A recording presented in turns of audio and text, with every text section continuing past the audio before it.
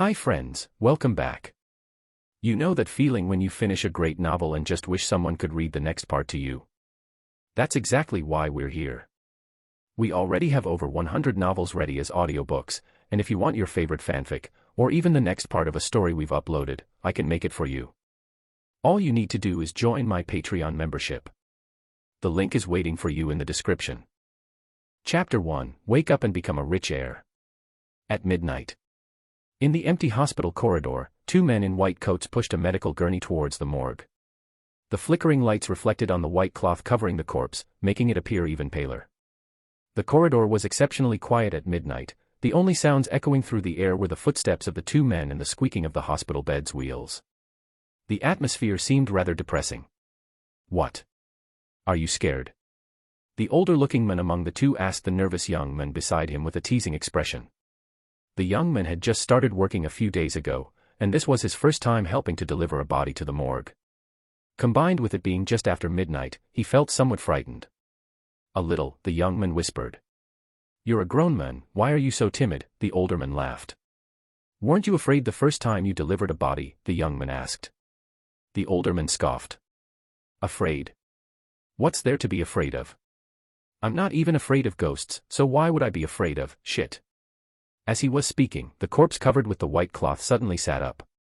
The older man screamed and nearly fell to the ground. Then he shouted, "Ghost," and turned around and ran away. Only the confused young man remained, staring in horror at the handsome young face revealed after the white cloth slipped off. "Hiss, my head hurts." Alex rubbed his temples and looked at the young doctor in the white coat with some confusion. He couldn't help but sigh. He really drank too much this time and ended up in the hospital. You're alive." After the initial shock, the young man said in surprise. "What?" It took Alex 2 days to finally accept the fact that he had traveled through time and space. He remembered having a graduation party with his college roommates, but he drank too much and blacked out. Unexpectedly, he had drunk himself into another world, and it had gone back 4 years into the past. It turns out that drinking really is harmful to your health. At first, Alex thought that he was still drunk, but the extra memories in his mind told him that he had truly traveled through time, and it was his soul that had crossed over. The original owner of this body looked exactly like him, had the same name, and even had the same parents. But the two people's backgrounds and past experiences were completely different. In his previous life, he was just an ordinary college student. His mother died of illness very early, and his father was stationed abroad for a long time due to work, unable to even return when his mother died. He had been living in school dormitory since middle school, and many times he felt that he was no different from an orphan. However, the owner of this body had a complete and happy family. He was a genuine rich second generation, well, to be precise, a rich third generation. His grandfather's generation had already been successful entrepreneurs in the country, and his father was currently one of the top 10 super wealthy people in the nation. His mother was not only in good health, but also an excellent business executive. He also had a sister who loved him very much. In fact, he should have had a sister in his previous life as well, but she died young due to various circumstances. The huge difference between them made Alex feel that life really was about changing one's destiny through different choices and circumstances. Based on the memories of the original owner of this body, Alex also confirmed that this was a parallel world similar to Earth, but with a distorted technology tree. Technology in many areas of this world was developing in leaps and bounds, and even the development trajectories were vastly different. For example, before personal computers became popular in this world, top scientific researchers had already developed supercomputers that could perform quadrillion calculations per second. Computer technology development was only halfway complete. VR technology, mobile battery technology, mobile internet technology, and others had made tremendous breakthroughs one after another, completely distorting the trajectory of scientific and technological development. Currently, the world's mobile network technology had already achieved 6G transmission technology, which was 100 times faster than 5G. The advancement of VR technology also meant that smartphones had almost never appeared in this world, having been replaced by smart devices such as portable VR glasses, smartwatches, and Bluetooth headsets. Especially portable VR glasses, which included almost all the functions of previous smartphones. When paired with a smart bracelet, you could even realize simple VR gaming pod functionality anytime and anywhere, allowing you to play large-scale online games. In addition, there were also differences in film and television entertainment. For example, many TV dramas, novels, and comics that were familiar to everyone in his previous life were not available in this world. The development trajectory of games was also very different.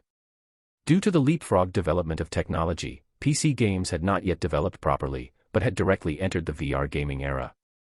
Various design concepts that emphasized sensory expression had become mainstream, but in terms of game mechanics and story settings, this world was far behind his previous Earth. However, driven by many factors, a fictional game world similar to his previous life's Ready Player One was born in this world, Infinite Realms. Infinite Realms was an immersive holographic game. It was also the first VR online game born in this world and the most popular game at present.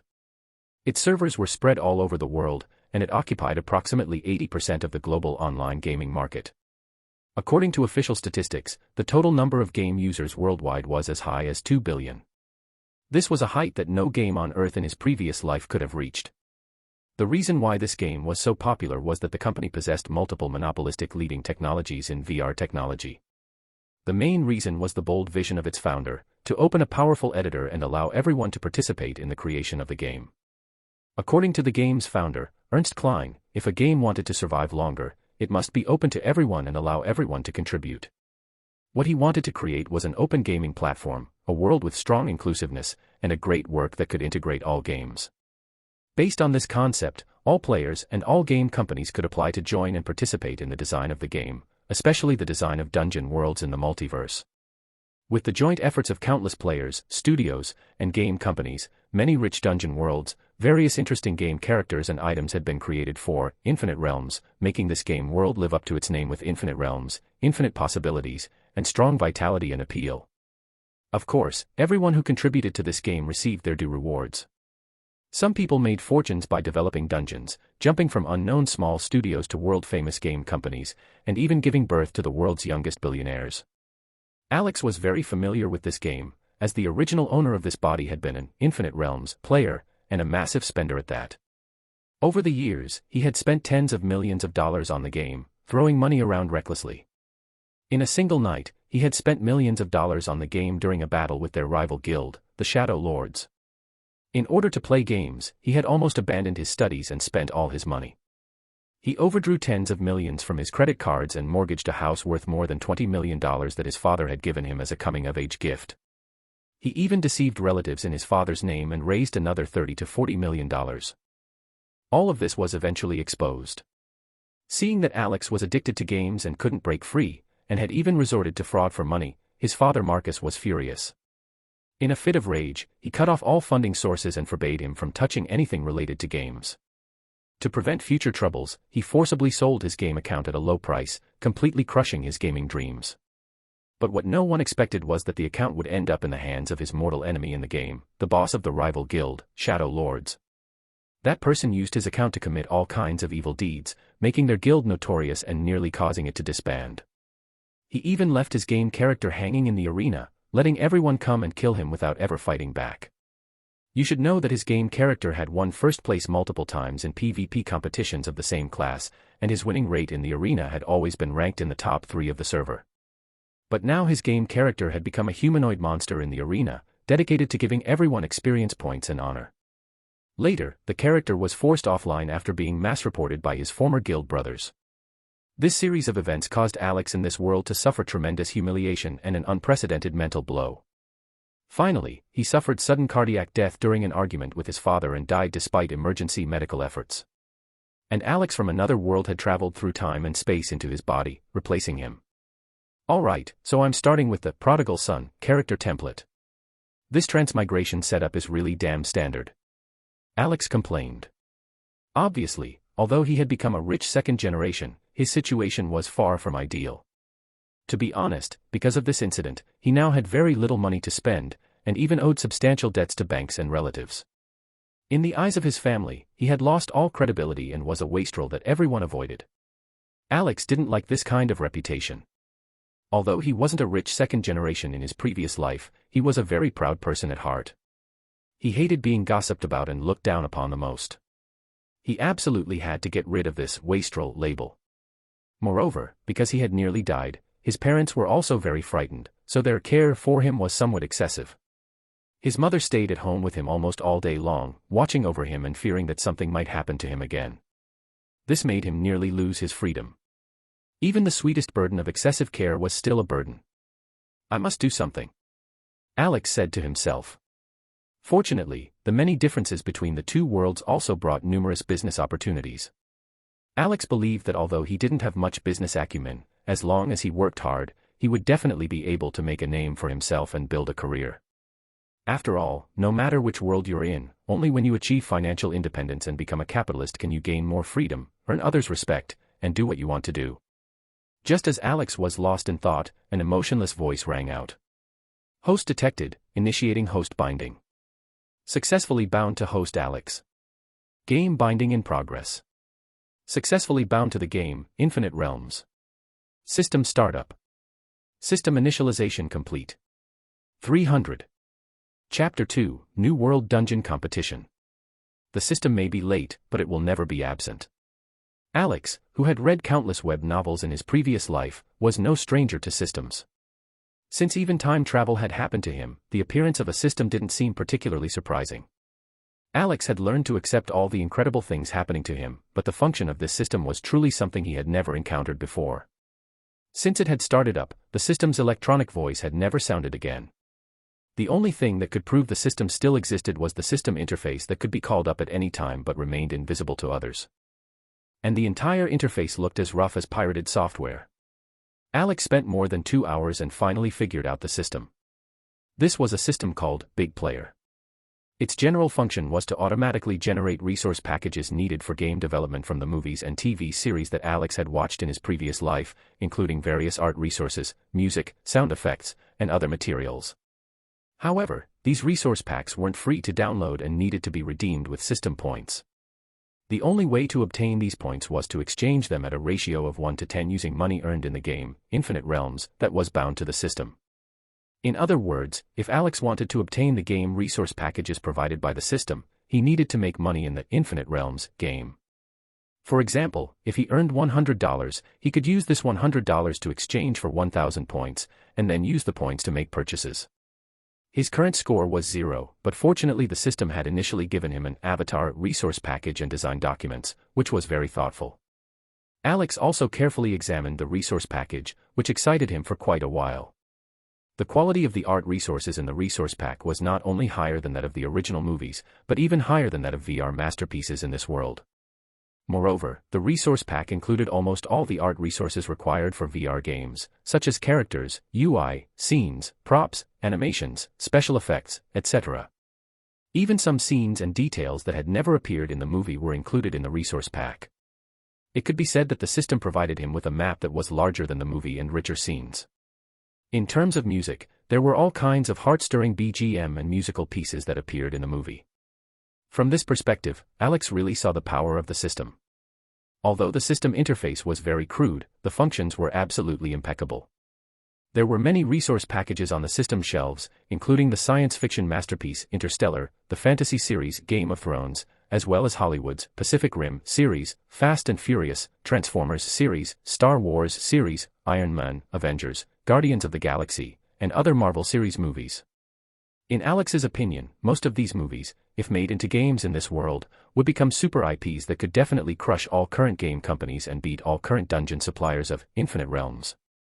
This is interesting. The emergence of the system allowed Alex to see a very clear direction, a development path that he was very interested in, making game dungeons. As a famous person on Earth in his previous life had said, "When you live, you must do what you like." What? Which celebrity, you ask? His surname was Alex and his name was, well, Alex. By the way, the Infinite Realms third New World theme creation competition seems to have not ended yet. I can use Avatar to create an experiential dungeon game and participate in this competition, Alex said excitedly. Based on the original memories of this body, Alex remembered the dungeon creation competition of Infinite Realms with the theme of New World. This was a highly anticipated event.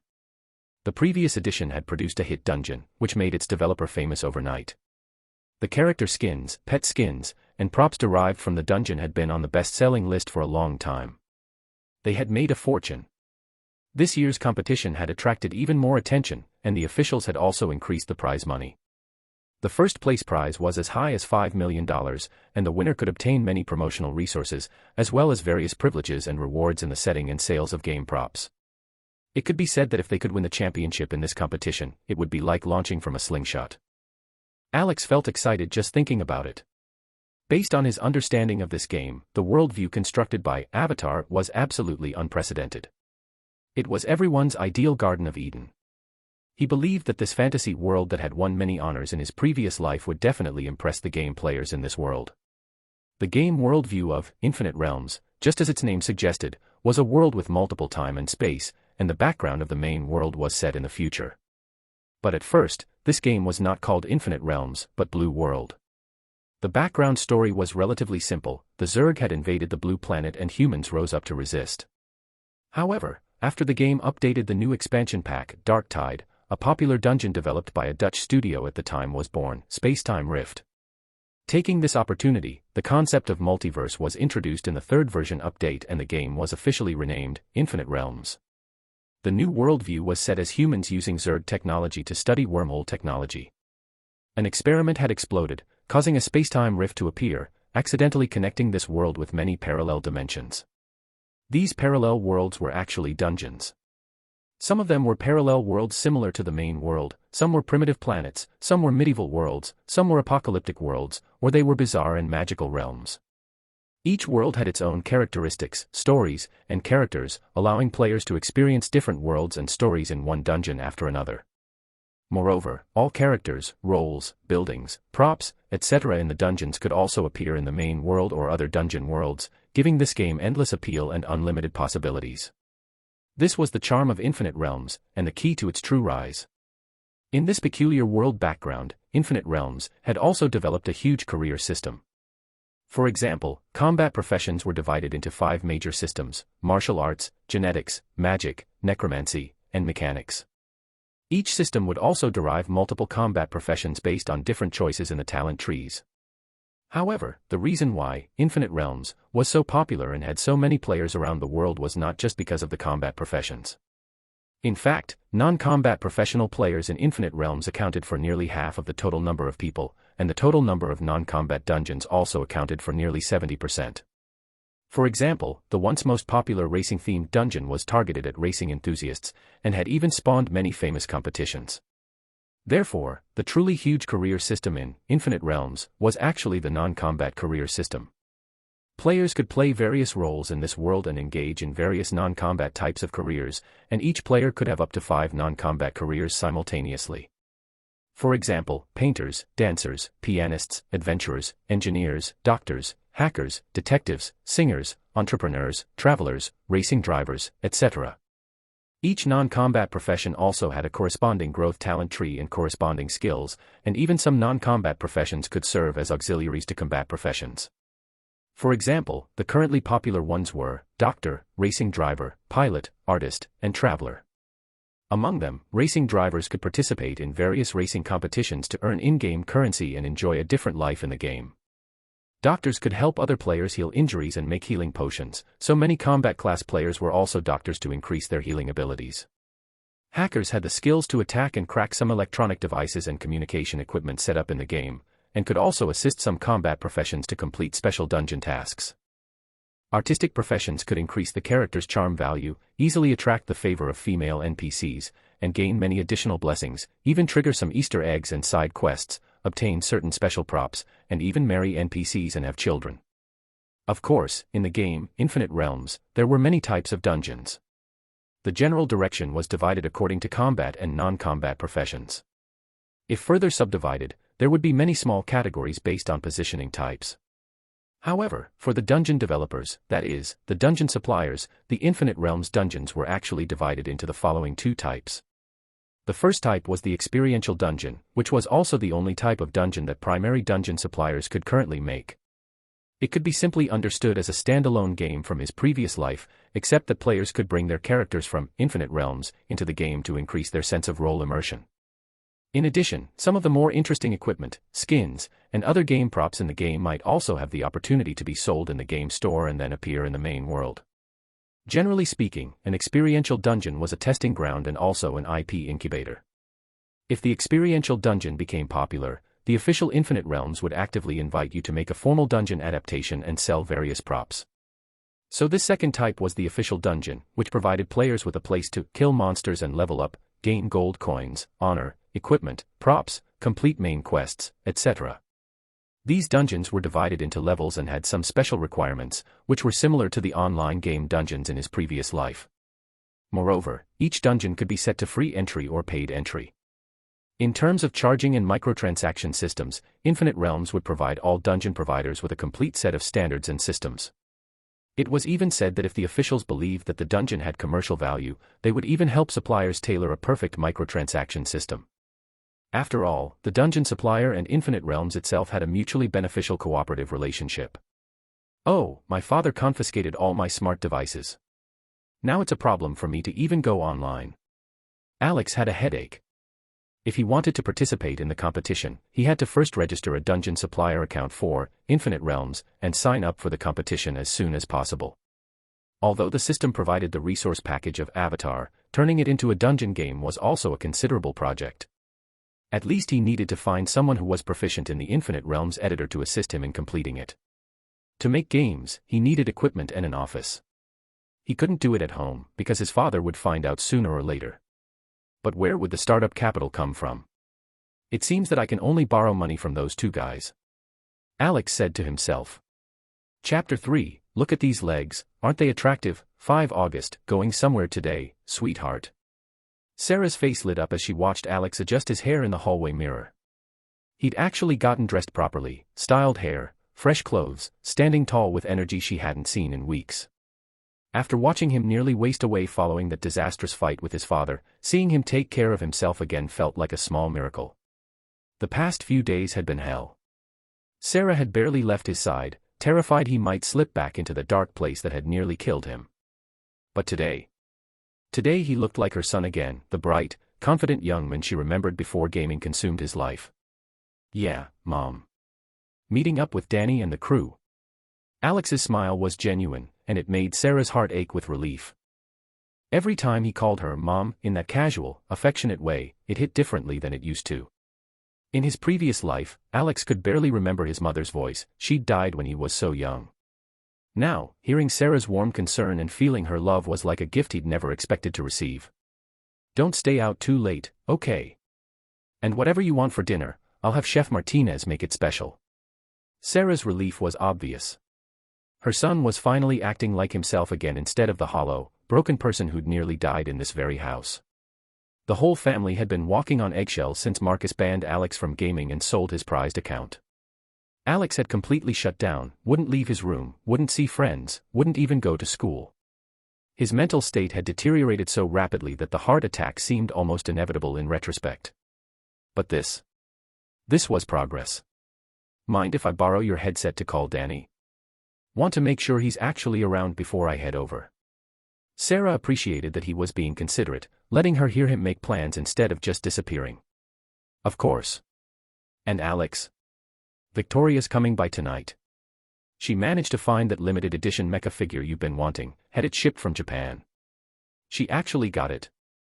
Alex's excitement was pure and instinctive, his body's muscle memory taking over. This version of him had always been obsessed with collecting figures from classic games. Victoria had always supported his hobbies, unlike their father. A third of his impressive collection came from gifts she'd brought back from business trips. More importantly, when everything went to hell, Victoria had quietly paid off his debts to relatives and covered the worst of his credit card damage. Their parents still didn't know the full extent of how much money he'd actually burned through. The Bluetooth headset was sleek, projecting a holographic interface when Alex raised his palm. The technology still amazed him. They'd completely skipped the smartphone era and jumped straight to seamless AR integration. Danny, you at the cafe? I'm heading your way. Holy shit, Alex. You're actually leaving the house. Danny's excitement was infectious, his voice crackling through the headset. He'd been worried sick about his best friend, especially after Alex had refused to see anyone for weeks. I'll be waiting at the usual spot. Danny's Maid Cafe was their regular hangout, 3 floors of elaborate cosplay and overpriced coffee that served as their unofficial headquarters. Give me 30 minutes. Sarah was already calling for their driver before Alex could ask. She wasn't ready to let him drive himself yet, not after everything that had happened. After Alex left, Sarah stood alone in their mansion's grand foyer, emotions churning. Yes, she was relieved to see him improving. But the fear lingered. What if he relapsed? What if this was just a temporary upswing before he crashed again? The whispers from their social circle hadn't stopped. Her son, the wastrel. The heir who'd thrown away every advantage. It broke her heart, but more than that, she worried about his future. When would he truly grow up and take responsibility? Alex settled into the luxury sedan, watching the city blur past through tinted windows. This world's version of the capital was even more impressive than he remembered from his previous life. The country had modernized rapidly, avoided many of the political upheavals that had plagued his original timeline, and emerged as a true superpower. His grandfather's story was completely different here too. Instead of being persecuted and losing everything during political purges, he'd built an empire that his father had expanded into one of the nation's largest conglomerates. They were riding in a gravity, top-of-the-line luxury from his family's automotive division. The irony wasn't lost on him that one of this world's premier sports car brands was called Husky, while there was apparently a dog breed named Trump. The butterfly effect had produced some truly bizarre changes. What really struck him was how completely electric vehicles had taken over. Internal combustion engines were essentially extinct except as expensive collector's items for the ultra-wealthy. The tax burden alone made owning a gas car cost more than most people's houses. The maid cafe was exactly as excessive as Alex remembered, 3 floors of elaborately costumed servers who treated regular customers like minor celebrities. The girls recognized him immediately, clustering around with practiced enthusiasm, guiding him toward the VIP area where Danny held court. There he is. Danny bounded up from a table where he'd been playing some complicated board game with half a dozen maids in frilly outfits. Looking good, man. Really good. I was starting to think we'd lost you for good. Danny was the definition of a trust fund playboy, devastatingly handsome, impossibly wealthy, and completely unable to commit to any woman for longer than a few weeks. His girlfriends all had that same Instagram influencer look, which made Alex wonder if Danny even noticed when he switched from one to another. Sit. Get him his usual, Danny commanded, wrapping Alex in an enthusiastic bear hug before pulling him onto the plush sofa. So what's the plan? Gaming marathon. Hit the clubs. I know this new place where. Actually, I need to talk business. Alex's serious tone cut through Danny's party planning. Business. Danny's party mood evaporated. Shit, how serious are we talking? I need startup capital. 500 grand to launch a gaming company. The words hung in the air like a confession. Danny's face went through several expressions: surprise, concern, and something that looked almost like fear. Alex, man, tell me you're not talking about going back to that game. Please tell me this isn't about Infinite Realms again. I'm talking about building games, not playing them. There's a difference. Is there? Danny was getting agitated now, his usual carefree demeanor cracking. Because from where I'm sitting, it sounds like you're diving right back into the same obsession that nearly killed you. Danny snapped his fingers, and one of the cafe's most attractive servers glided over, a petite brunette in a perfectly tailored maid outfit. Without ceremony, he guided Alex's hand to her exposed thigh above her black stockings. Feel that, Danny said urgently. Real skin. Real warmth. Real human connection. Isn't this better than pixels on a screen? Isn't this worth more than some virtual fantasy? Alex jerked his hand back, his face flushing with embarrassment and anger. Did my mother call you? What? No, of course not. But Danny's shifty expression gave him away immediately. You're a terrible liar, Danny. What exactly did she tell you? Danny's shoulders sagged in defeat. Okay, fine. She called right before you got here. She's terrified you're going to relapse, and honestly. So am I. You nearly died, Alex. Literally died. Over a game. This isn't about playing games. Look, even if I believe that, I'm completely tapped out right now. Danny gestured around the expensive cafe. This place bleeds money. The overhead on keeping this many girls employed is insane, and business has been slow. Even if I wanted to help, I don't have that kind of liquid cash right now. Alex stared at his best friend, seeing right through the excuse. Danny spent more than $500,000 on his lifestyle every month. The money wasn't the real issue, it was trust. Danny didn't believe Alex had really changed. Right. Thanks for nothing. Walking out of the cafe, Alex pulled out his mother's headset again. Danny was a bust, but he had one more option. Jake might be more understanding, assuming he was even in town. Chapter 4, Men's Romance. The racetrack on the outskirts of the city was a car enthusiast's paradise. More than a dozen supercars sat parked in neat rows, their vibrant paint jobs reflecting the sunlight in dazzling displays of color. In front of the sports cars, an athletic young man in racing gear spoke enthusiastically to a camera. "Hello everyone, welcome to watch my vlog. Let me introduce myself first. My last name is Harrison. When my father proposed to my mother, he sang her a song, and she was so moved by it. So my mom named me Jake Harrison." Puffed. The blonde boy helping with the filming burst out laughing. "Bro, your self-introduction is hilarious. When did you change your name to Jake Speedway?" "This is to make a lasting impression, understand? Jake Speedway is my online username." Jake said. "Look at you, you're totally ruining my rhythm." Sorry, I'll edit it out for you later." "Please continue," the blonde boy said with a grin. "Ahem, today I'm going to introduce to you a top-of-the-line internal combustion engine sports car of which there are fewer than 10 left in the world. First up is this collector's edition supercar, the Husky Mark II, or Mark II for short. This Mark II was definitely the pinnacle of Husky's era, with only 5 remaining in the world. Equipped with a W12 quad-turbocharged engine and all-wheel drive system, its performance was unmatched at the time, practically ready to sprout wings and fly. As he was talking, his Bluetooth headset suddenly rang. Jake looked annoyed and raised his hand to signal the cameraman to pause. But when he saw the caller ID, he quickly answered with a smile. "Hello, Aunt Sarah, Alex, it's you. Damn, you finally came back to life. Oh. I'm at the racetrack. Alright, come over, I'll wait for you here." Just after hanging up the phone with Alex, Jake received another call from Danny, who told him about Alex's situation.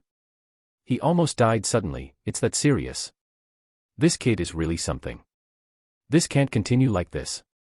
We absolutely cannot let him get addicted to games again. We have to find a way to pull him out of the gaming world," Danny said with concern after hearing that Alex had nearly died from sudden cardiac arrest 2 days ago. "Yeah, so we have to find a way to distract him. I just came up with a good idea. I plan to arrange a beautiful woman for him to have a romantic encounter. Women can cure all diseases. That's your solution for everything. Alex isn't a player like you. I think he should try racing with me. Racing is the true romance of men," Jake said. "Why don't we take a two-pronged approach? No matter who succeeds, it'll be good for him," Danny suggested. "Okay, it's settled then." Alex had no idea that his 2 good friends were worrying about his situation as he made his way over, his mind still focused on the dungeon development project. He had just used the car's computer to check the specific rules for the New World-themed creation competition in Infinite Realms. There were only about 2 months left before the submission deadline. In other words, he had to create the game within 2 months, upload it to the Infinite Realms gaming platform, and participate in the competition. Time could be said to be extremely tight. "I must hurry up." Alex felt anxious. If he missed this New World competition, even if Avatar could become popular, it would definitely lack the initial momentum. What's more, Avatar was perfectly suited for this New World-themed competition. The prize money was also very attractive. If he could get the prize money, he would have enough funds to develop other dungeons and run his company. "I absolutely must borrow money from Jake today no matter what," Alex said to himself. He had 3 particularly good friends. One was Danny, nicknamed Dan. The other was Jake Harrison, nicknamed Speed, and the third was a girl named Emma. The 4 good friends had a very famous group name, the Elite Four. The girl named Emma was currently studying abroad and probably wouldn't be back until the end of the year. This girl had 2 older brothers named Michael and David, her father was Robert, and her uncle was William. Their family names were all chosen by their grandfather, a distinguished veteran. The family could be said to be very patriotic and well-established. When Alex arrived at the racetrack, Jake was driving his beloved Husky sports car, drifting in the open area. The roaring sound of the engine echoed through the air like a wild beast roaring, making people's blood boil with excitement. However, this was a sound that most people in this world could no longer hear. Sports cars were a man's romance. The roar of internal combustion engines always made people's blood pump and adrenaline surge. Without that sound, sports cars seemed to lose half their appeal. This is what a car should sound like, Alex thought. But the sound of internal combustion engines could no longer be heard on regular roads. This might be one of the reasons why racing dungeons in Infinite Realms had once been so popular. After all, only there could you drive an internal combustion engine car without so many restrictions and regulations. Seeing Alex arrive, Jake executed a stylish tail swing and stopped the car precisely in front of Alex, then pushed open the door and motioned for him to get in. Alex sat in the passenger seat, and Jake took him on a wild lap around the track. How about it? Want to drive a few laps yourself? Jake asked with a grin. My driving skills aren't as good as yours, aren't you afraid I'll crash your car? Alex said with a smile. Hey, of course I'm not letting you drive this one. There's a special training car over there. I knew you weren't that generous. Okay, let's get down to business. Do you have money? Alex went straight to the point and started asking to borrow money. He also explained that he wanted to start a business making games. No problem, I'll support you, but you have to promise me one thing. Jake said without hesitation. What's that? Come here with me once a week to practice driving and learn drifting. Jake knew he had no choice but to lend money to Alex. Moreover, he felt that even if he didn't lend the money, Alex would definitely be able to find someone else to borrow from. Rather than disappointing Alex, it was better to take this opportunity to pull him into his own racing circle, slowly make him fall in love with racing, and perhaps reduce his dependence on online games. No problem. Even if you don't teach me, I might still come to you to learn racing after a while. Alex said with a smile. Right there on the racetrack, Alex decided to bring the Fast and Furious series to this world. He believed that combining the plot of Fast and Furious with racing games could definitely save the racing dungeon genre of Infinite Realms, which had fallen into a slump. However, to make an excellent racing game, he first had to understand racing himself, so he really wanted to learn racing, drifting, modification, and other skills from Jake, and gain a deeper understanding of the culture of this circle. Jake was very straightforward and handed one of his bank cards to Alex. There's over $300,000 on it.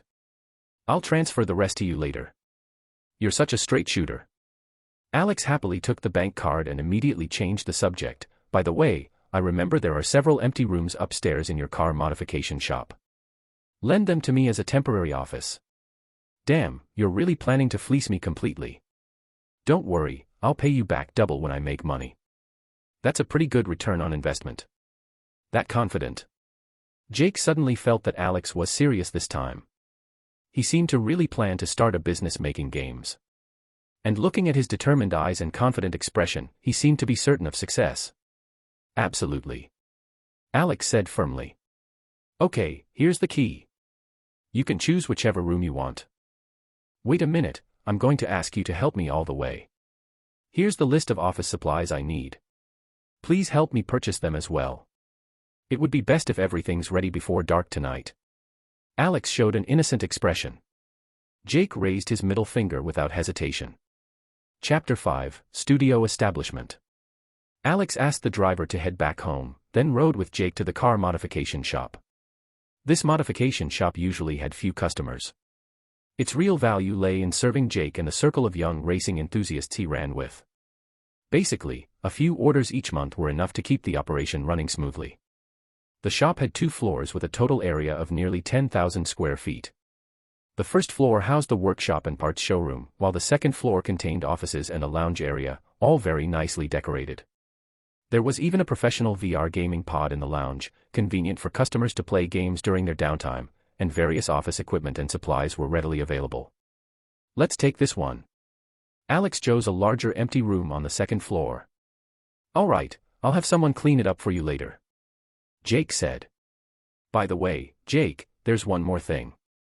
Can you ask around if anyone you know has programmers who are familiar with the Infinite Realms engine and can use the editor proficiently? It would be best if they have experience developing Infinite Realms dungeons. Please introduce them to me. Salary and benefits are negotiable. Also, for game artists, they must have experience. Alex said. In order to complete the game development work in the shortest time possible, he needed at least 2 or 3 people who were proficient in the Infinite Realms engine and editor with relevant dungeon development experience. He also needed at least one artist to facilitate the work and adjustment of art resources. But time was tight and recruitment was a lengthy process. If he posted job listings, it might take at least 3 or 4 days, or even more than 10 days to find suitable candidates, but the competition wouldn't wait for anyone. Alex himself had no experience in game development. If it weren't for the information age, where many things could be researched online, he wouldn't even know who to recruit. No problem, I'll ask around later. By the way, don't tell anyone that you're helping me find people, and don't mention my entrepreneurial venture to anyone. I can't let my parents know about this, otherwise my dad will definitely ship me off to military school immediately. Alex said seriously. Don't worry, I know what's at stake. Jake patted Alex's shoulder. He naturally understood that this matter had to be kept secret. Afterward, Alex used the VR equipment in the shop to log into his social accounts. He remembered that there were programmers among his guild brothers. If he mobilized his friends in the guild, he might be able to find the right candidates more quickly. The core members of their guild also had a private chat group. Although they had never met in person and didn't even know what each other looked like or did for work, this didn't prevent them from forming friendships through the game.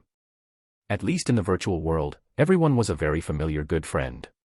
However, ever since Alex's gaming account was sold and he was restricted from internet access, he hadn't appeared in the group again. Now when he opened the group chat, there were countless messages inside. Most of them were about his whereabouts, various bad news about the guild, and reminders for inactive members to quit the group. Seeing these, perhaps influenced by the emotions of the original owner of this body, Alex felt a mixture of complex feelings. Guys, I'm back. Alex sent a message in the group, and the chat immediately exploded. Boss, you finally showed up. What happened? Yeah, President, why did you suddenly disappear? Why did you sell your account? Everyone had a lot of questions. Alex immediately explained to everyone what had happened to him during this period. Of course, he only told half the story and left out the other half. Oh, so that's how it is. I understand, my dad is like that too. Okay, I'm glad you're all right. We were really worried that something might have happened to you. Don't be too sad, you can always start over if you lose your account. Damn it, those Shadow Lords bastards are so despicable, they even bought your account specifically to humiliate people. How wicked. Yeah, we couldn't figure out why you sold the account to that guy. President, will you still play games in the future? We're all waiting for you. Yes, there are fewer than 100 people left in the guild now, and the guild headquarters has been occupied by the Shadow Lords and their cronies. If you don't come back, the guild might be completely disbanded. Everyone, don't worry. It won't be long before I return to Infinite Realms. At that time, I will definitely lead everyone back to the top and crush those Shadow Lords bastards without leaving a single piece of armor. Alex said passionately. Since he had traveled through time and space to become Alex in this world, then they were the same person. Although Alex didn't agree with what the original owner had done before, he was still moved by the words of these people in the group, and it even triggered the original owner's emotions and memories, making him unable to help wanting to do something. He also believed that in the future when he made money and achieved financial freedom, he could decide whether to spend money on games or not. At that time, he would rebuild the Immortal Guild and make it the strongest guild in the region. Oh right, getting back to the point, I'm planning to start my own dungeon development business, and I'm in urgent need of some programmers. I remember there's someone in the group who's a dungeon development programmer. I'm here, President, said a person with the online name Aries123. Boss, you want to be a dungeon supplier? Awesome, we support you. We must support you. I want to work with you, but I don't know how to program, said several other guild members. President, where is your company? Asked Aries123. The city. Really? Oh my god, what a coincidence.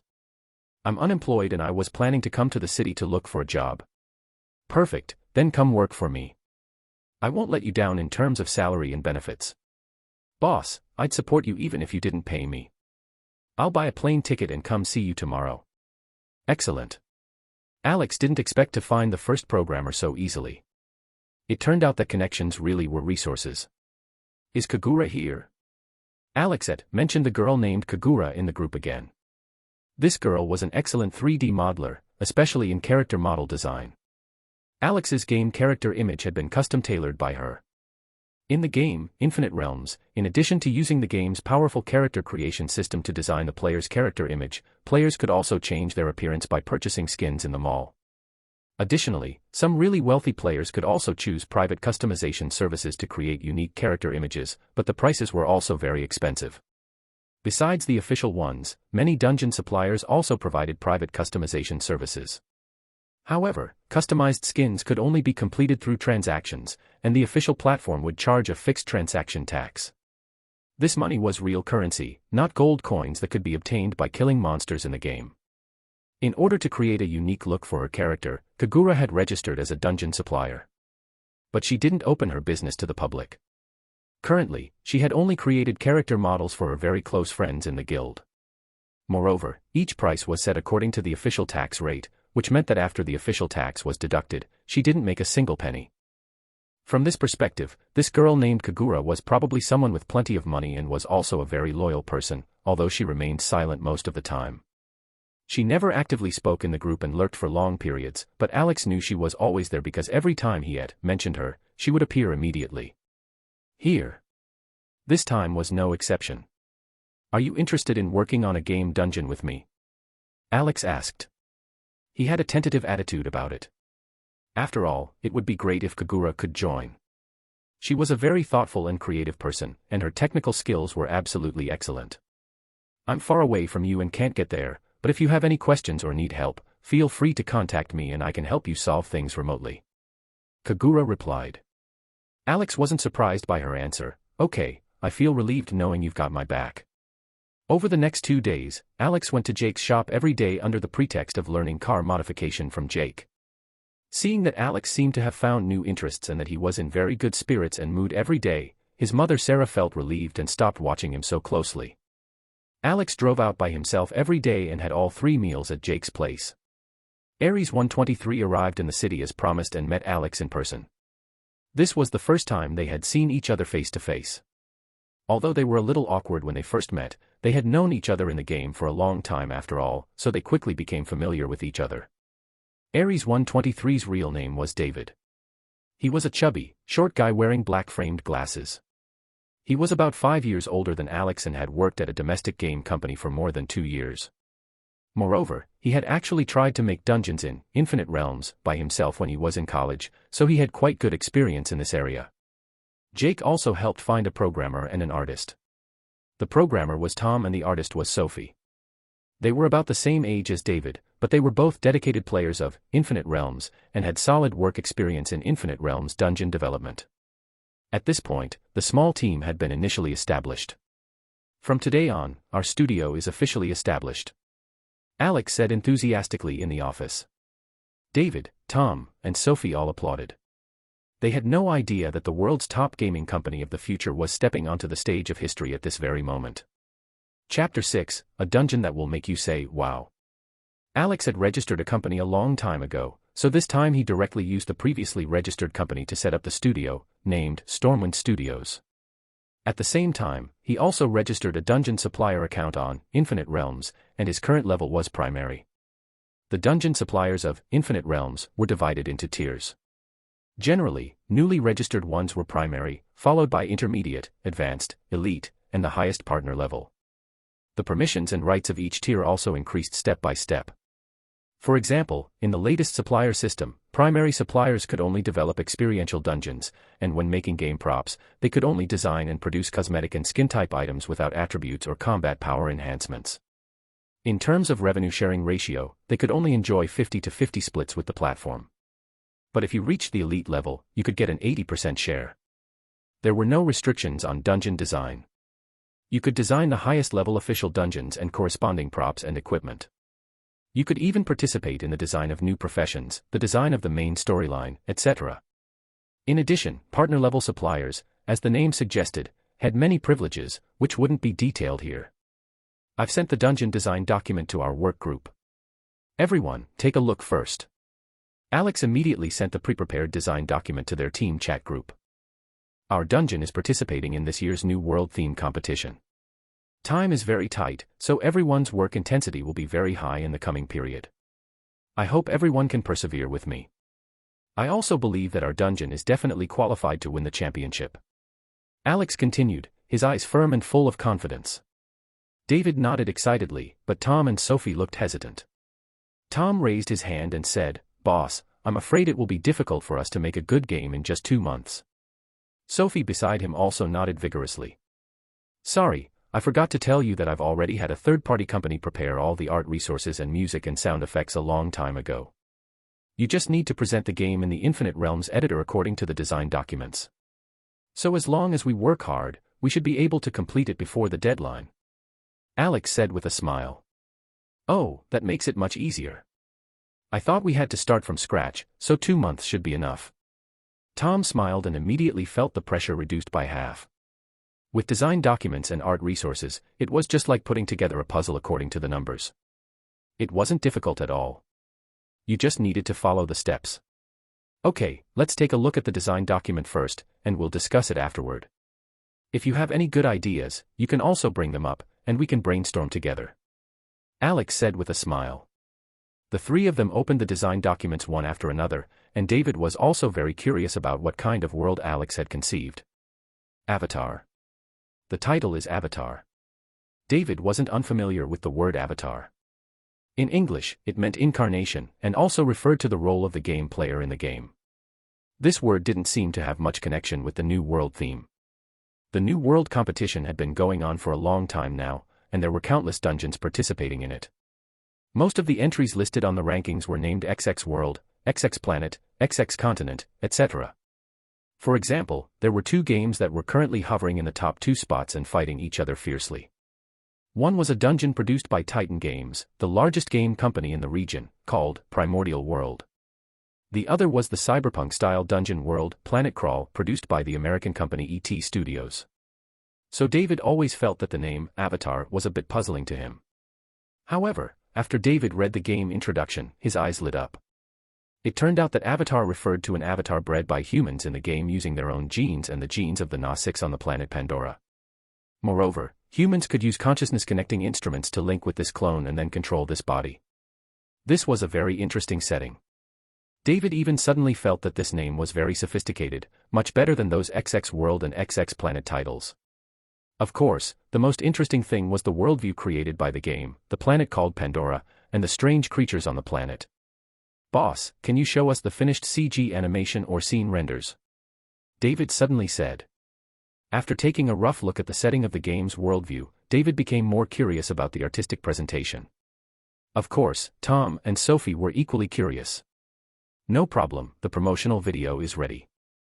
Let me show you the trailer first." Alex retrieved the VR promotional video from the resource package. Everyone put on VR headsets. Accompanied by a melodious and ethereal melody, a huge light blue planet appeared in their field of vision. It was a massive gas giant with clearly visible storm cyclones similar to Jupiter on it, like a giant eye, watching the planets around it. The view quickly narrowed, and a spaceship was heading toward an Earth-like planet beside it. "Narrator, are you Jake Sully? I want to talk to you about a fresh start in a new world where you'll be different." The spacecraft passed through the atmosphere, and below it appeared a primeval jungle with lush vegetation and towering trees. The scene shifted, and a man in a wheelchair appeared in a military base, surrounded by various armed aircraft and powered armor. The narration also changed to a human officer giving a speech to new soldiers, new recruits. At the same time, huge floating mountains appeared in the picture, suspended in the air. They were covered with dense vegetation, crisscrossing vines, and even waterfalls cascading down. Clouds and mist lingered, making it look like a fairyland, which was spectacular. A helicopter passed by, looking so small in comparison. "You are no longer on Earth. This is Pandora. There is a humanoid race here called the Na-6." Accompanied by the officer's narration. A series of breathtaking scenes flashed by, spectacular geological formations, dreamlike primeval forests, luminous plants, strange creatures imbued with spirituality, blue-skinned Na-6 people standing over 3 meters tall. Countless seemingly unbelievable yet oh-so-real scenes assaulted everyone's senses. Every frame seemed to bring an unprecedented visual experience, making all 3 of them couldn't help but let out bursts of wow. The promotional video also conveyed the battle for resources between humans and the Na-6. When human machines ruthlessly trampled on the beautiful jungle, and when the towering trees where the Na-6 lived fell down under the bombardment of human missiles. When the Na-6 people watched their homes being engulfed by fire and grief, with countless lives tragically destroyed, David and the other two couldn't help but be moved and filled with anger. When the various Na-6 tribes united and shouted to fight for their homes, when countless dragons and beasts came out together to battle with human fighter planes and mechas, the shocking scenes, coupled with the epic and passionate background music, pushed the entire promotional video to a climax, and also made David, Tom, and the others' emotions reach a peak. The promotional video also came to an abrupt end, leaving people with endless imagination. That's incredible. David couldn't help but jump up, his face trembling with excitement. Boss, this is a masterpiece, an absolute masterpiece. It's so shocking. How did you conceive of such a fantastical world? Yes, the plot is also very fascinating. I feel that the setting of human neural connection to control Avatar is very interesting. I really want to know whether the battle between the Na-6 and humans will end in victory. I really hope that Jake can help the Na-6 tribe win and protect that beautiful planet. Sophie said excitedly. As a veteran player of Infinite Realms, she had played various dungeons, so she had a measuring stick in her heart. At least after seeing this promotional video, she was deeply attracted and wanted to explore that beautiful planet. From the perspective of a professional artist, the artistic expression of Avatar made her even more amazed. Mr. Alex, this dungeon is really amazing. I'm full of energy now and want to make this game as soon as possible. Tom said excitedly. In his opinion, this game would definitely be a hit once it was released. It might even be possible to win the new World Championship, as Alex had said, become famous instantly and popular all over the world. However, he himself was participating in the production of such an awesome work, and this was enough for him to brag about for the rest of his life. And if this game became popular, their studio would also become popular. It would definitely grow and become a well-known game company in the future. By then, he would no longer have to listen to his parents nagging. He had been getting a lot of grief from his parents these days because of his job change. His mother didn't understand why he had resigned from a big company and run to such a small startup, and he was getting tired of hearing about it. Chapter 7, I just want to focus on my work. The Avatar trailer had worked like a shot of pure adrenaline. David, Tom, and Sophie threw themselves into development with the kind of manic energy usually reserved for caffeine-fueled all-nighters and championship gaming tournaments. Watching them work, Alex felt something he hadn't experienced in either of his lives, the electric thrill of leading a team towards something extraordinary. When classes resumed at the university, Alex volunteered to return to campus, a move that had Sarah practically glowing with maternal pride. Her son was finally acting responsible again, engaging with the real world instead of retreating into virtual escapism. If only she knew he was using lecture halls as cover for dungeon development tutorials. Alex's course load was laughably light. Business administration at a mid-tier university meant plenty of skippable classes and professors who barely noticed absent students. Even when he did show up, he could discreetly study the Infinite Realms development tools or handle simple coding tasks while pretending to take notes on marketing theory. The editor was surprisingly intuitive. Infinite Realms had built their platform to be accessible, complete with an online academy full of tutorials and documentation. Within days, Alex was manipulating virtual environments with the confidence of someone who'd been doing it for years. He'd ended up at this particular university through a combination of mediocre grades and family circumstance. While wealthy families certainly valued education, the obsession with prestigious foreign schools that had defined his previous world seemed less intense here. More importantly, Sarah had been adamant about keeping her son close to home. His friends had taken different paths entirely. Danny and Jake had both been shipped off to European boarding schools during their teens, but their overseas adventures had ended in spectacular failure. Danny had managed to put a police officer in the hospital during a high-speed chase, while Jake had complained so relentlessly about the local women that his parents had finally given up and let him come home. Both had lasted less than 2 years abroad before reuniting with Alex in familiar territory. Danny's post-return trajectory had been predictably chaotic. He dropped out of university after one semester, burned through several startup ventures funded by his father's money, and now survived on the meager profits from 2 struggling restaurants and a maid cafe that hemorrhaged cash monthly. Jake, meanwhile, had grudgingly taken a position at the family corporation before discovering that corporate life was basically psychological torture for someone with his personality. His current dream involved becoming some kind of automotive influencer, though his business acumen remained questionable at best. "There's my target," Danny said, showing his passenger a photo on his phone. "Pretty decent looking, right?" The girl in the passenger seat, a petite brunette with the kind of perfectly symmetrical features that screamed professional headshots, nodded enthusiastically. definitely handsome. I can work with this. Here's the thing, though. Alex is completely hopeless with women. Like, catastrophically inexperienced. We're talking about a guy who's never had a serious girlfriend, barely ever been on dates, the whole deal. Danny's expression grew serious. So you need to play this smart. He's not going to respond to anything too aggressive or obvious. Think sweet, innocent, gradual. Jessica Young, theater arts major, aspiring actress, and currently Danny's hired solution to Alex's romantic drought, nodded with professional confidence. Trust me, Mr. Danny. I've got this. Subtle seduction is an art form, and I'm practically Picasso. Danny felt a surge of satisfaction. His intervention was going to save his best friend from a life of digital obsession and social isolation. Sure, Jessica was being paid for her services, but that didn't make the gesture any less meaningful. Alex needed human connection, and Danny was going to provide it. There he is, Danny said, spotting Alex emerging from the academic building. Showtime. Jessica checked her appearance one final time, stepped out of the car, and positioned herself along Alex's usual route to the parking area. She'd studied his schedule for days. The guy was nothing if not predictable. The first setup was textbook romantic comedy, fake phone conversation, convenient wallet drop, damsel in minor distress. Jessica had perfected this routine during her acting classes. No man could resist helping a beautiful woman in need. She timed the wallet drop perfectly, letting it tumble from her purse just as Alex approached from behind. Then she continued walking, phone pressed to her ear, completely oblivious to her mistake. Any second now, he'd call out to her. Or better yet, he'd catch up and tap her shoulder with that gentle chivalry that attracted women to decent guys. Instead, Alex walked past her like she was invisible. Jessica stood there for a moment, processing this unexpected development. She glanced back at her wallet, still lying pathetically on the sidewalk, then at Alex's retreating figure. Okay, she muttered. Phase 2. She retrieved the wallet and jogged to catch up, timing her approach for maximum impact. Just as she drew alongside Alex, she cried out in apparent pain and stumbled into him, grabbing his arm for support. Oh God, I'm so sorry, she gasped, immediately crouching down to clutch her ankle. I think I twisted something. Alex stopped and looked down at her with mild concern. You okay? I think I sprained my ankle, Jessica said, putting every ounce of her dramatic training into the performance. It really hurts. That sucks. You want me to call an ambulance? Jessica blinked. An ambulance? That wasn't how this was supposed to go.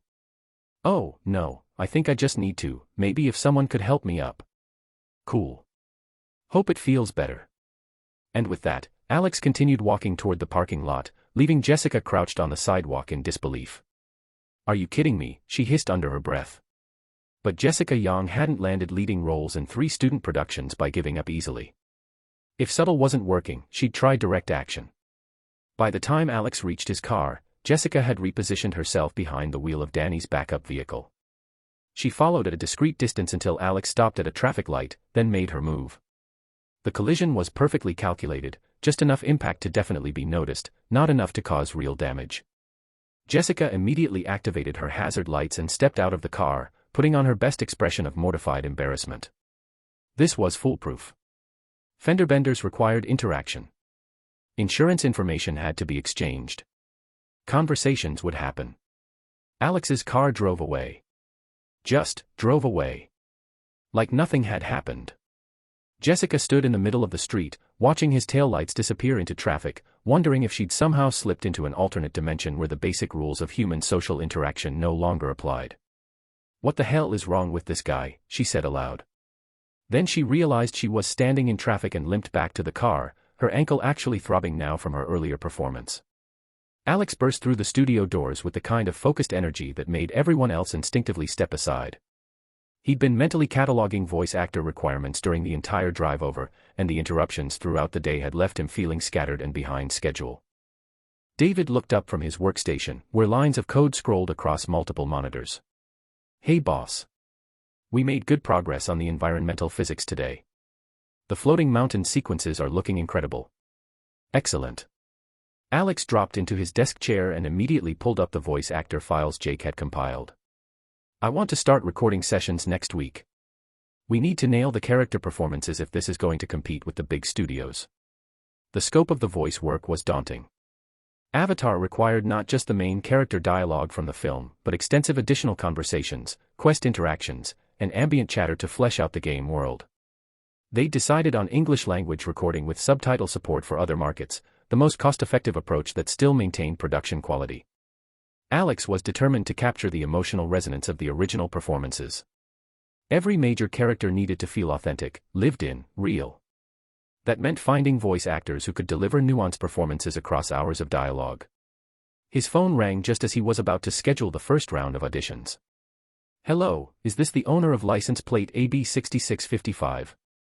The voice was young, female, nervous. "I'm so sorry, but I think I might have scratched your car while backing up. Could you maybe come take a look so we can figure out insurance or payment or whatever?" Alex glanced toward the window, where his car sat in its usual spot in front of Jake's shop. He really didn't have time for this. "Can you just text me some photos?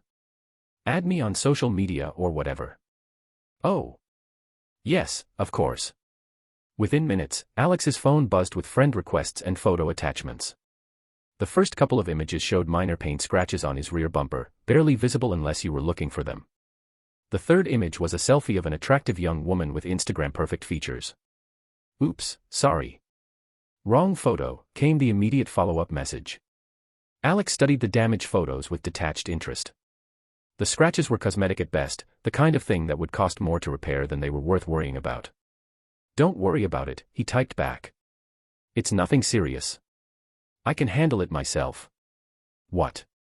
I can't just leave it like that." "Really, it's fine. This shop belongs to my friend, I can get it fixed anytime." "No big deal." The woman sent several more increasingly frantic messages, but Alex had already moved on to reviewing voice actor demo reels. He had work to do. As the afternoon progressed, though, he couldn't shake the feeling that something odd was happening. The dropped wallet incident outside the lecture hall. The fake ankle injury. The minor fender bender. Now this overly apologetic phone call about paint scratches. All from young women. All with remarkably similar features, that generic Instagram influencer look that seemed mass-produced by social media algorithms. Alex leaned back in his chair, thinking. In his previous life, he might have dismissed this as coincidence or wishful thinking. But he'd lived long enough in both worlds to recognize patterns. Someone was trying to set him up. The question was who, and why they thought he was stupid enough not to notice. Please throw power stones. Chapter 8, Game Launch. The afternoon sunlight filtered through the tall windows of the maid cafe, casting long shadows across the polished tables where Danny sat nursing his third espresso of the day. Across from him, Jake methodically stirred sugar into his coffee, his usually carefree expression weighted with an unfamiliar tension that had been building for weeks. "So Alex is really serious about this whole dungeon development thing?" Danny asked, his voice carrying the kind of forced casualness that betrayed deeper concerns. The question had been eating at him since their last conversation, when Alex had displayed that unsettling combination of manic confidence and genuine determination that usually preceded either spectacular success or catastrophic failure. Jake set down his spoon with deliberate precision, the small clink against porcelain somehow ominous in the cheerful atmosphere of costumed servers and ambient chatter. More than serious. He's completely consumed by it. I haven't seen him this focused on anything since he was obsessed with that damn game that nearly killed him. The irony wasn't lost on either of them. They'd staged interventions to pull Alex away from gaming addiction, only to watch him dive headfirst into game development with the same intensity that had originally destroyed his life. "But here's what's really keeping me awake at night," Jake continued, leaning forward and lowering his voice despite the privacy of their corner booth. "I've been doing research into the dungeon supplier industry, and Danny, it's absolutely brutal. We're not talking about some friendly competition between creative studios. This is a gladiatorial arena where small companies get systematically destroyed by larger ones." Jake's hands moved restlessly as he spoke, a nervous habit that surfaced whenever he was genuinely worried. "The statistics are horrifying. Most startup studios burn through their initial funding within 18 months. The successful ones either get bought out by major publishers or they cannibalize their competition until there's nothing left. The failure rate is something like 95%. Danny felt his stomach clench. "You think we made a mistake helping him?" "I think we might have just funded the most expensive suicide attempt in history," Jake said grimly. "The worst part is, I can see how passionate he is about this project. He believes in it completely. Which means when it fails, and the odds say it will fail, it's going to destroy him even more thoroughly than the gaming addiction did. The weight of unintended consequences settled over both of them like a suffocating blanket. They'd acted out of love and concern, but love without wisdom could be just as destructive as neglect. Speaking of our brilliant intervention strategies, Jake said, attempting to lighten the mood, how did your romantic rescue mission play out? You were pretty confident about that actress you hired. Danny's expression immediately shifted from worried to mortified, his face cycling through several shades of embarrassment before settling on a defeated gray. Please don't make me relive that disaster. It was like watching a master class in social obliviousness. Oh, come on, Jake said, his first genuine smile of the afternoon breaking through. I need something to distract me from my existential dread about enabling Alex's potential financial ruin. Give me the full story. Danny slumped in his chair like a deflated balloon. I hired this theater art student, right? Jessica Young, absolutely gorgeous, professionally trained in dramatic arts, basically the perfect combination of beauty and skill. I briefed her on Alex's personality, gave her his schedule, even provided props for the encounters. Jake was already grinning.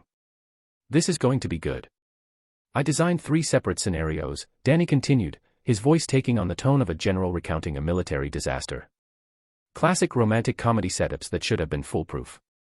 First, the dropped wallet gambit. She's walking in front of him, accidentally drops her wallet, and he's supposed to notice and return it. Basic human decency, right? Right. He walked past her like she was literally invisible. Didn't even glance down at the wallet lying on the sidewalk. Jessica stood there for 10 minutes thinking maybe he'd circle back, but no, Alex just continued to his car like nothing had happened.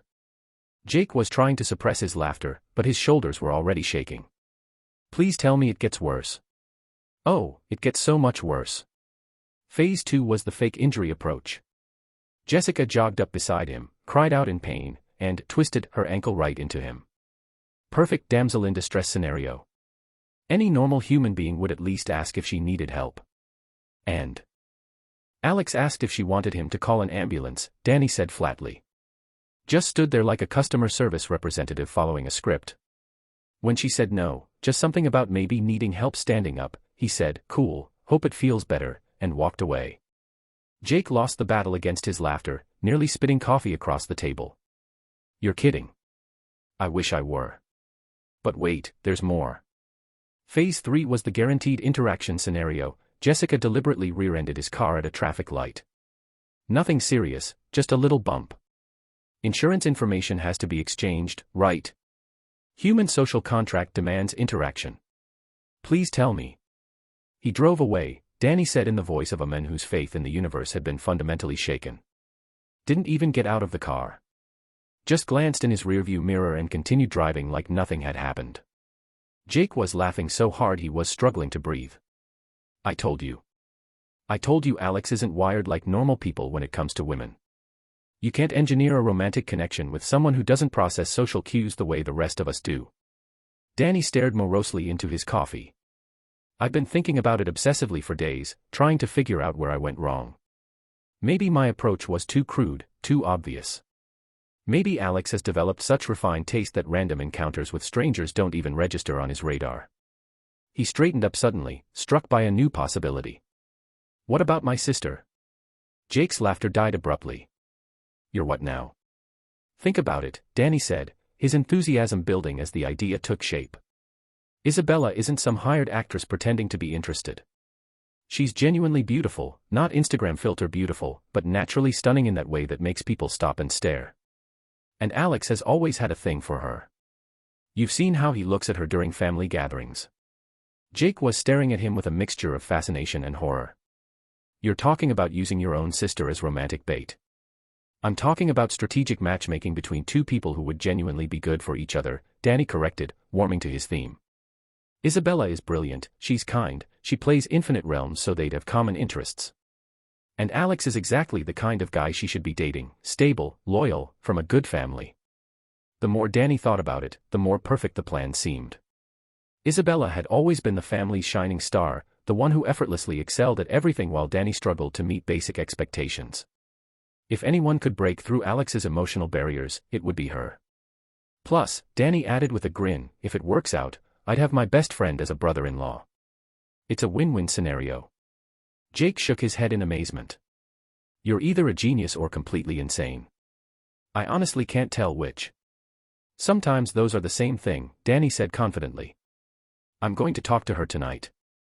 The Reeves family mansion occupied several acres of prime real estate, its neoclassical architecture and manicured grounds serving as a testament to generations of accumulated wealth and influence. Danny's footsteps echoed through marble hallways as he made his way home that evening, his confidence from the cafe conversation gradually giving way to the familiar anxiety that came with entering his father's domain. Richard Reeves was exactly where Danny expected to find him, ensconced in his mahogany-paneled study, surrounded by first-edition books and the subtle trappings of power that came with controlling a media empire. He didn't look up from his reading when Danny knocked and entered.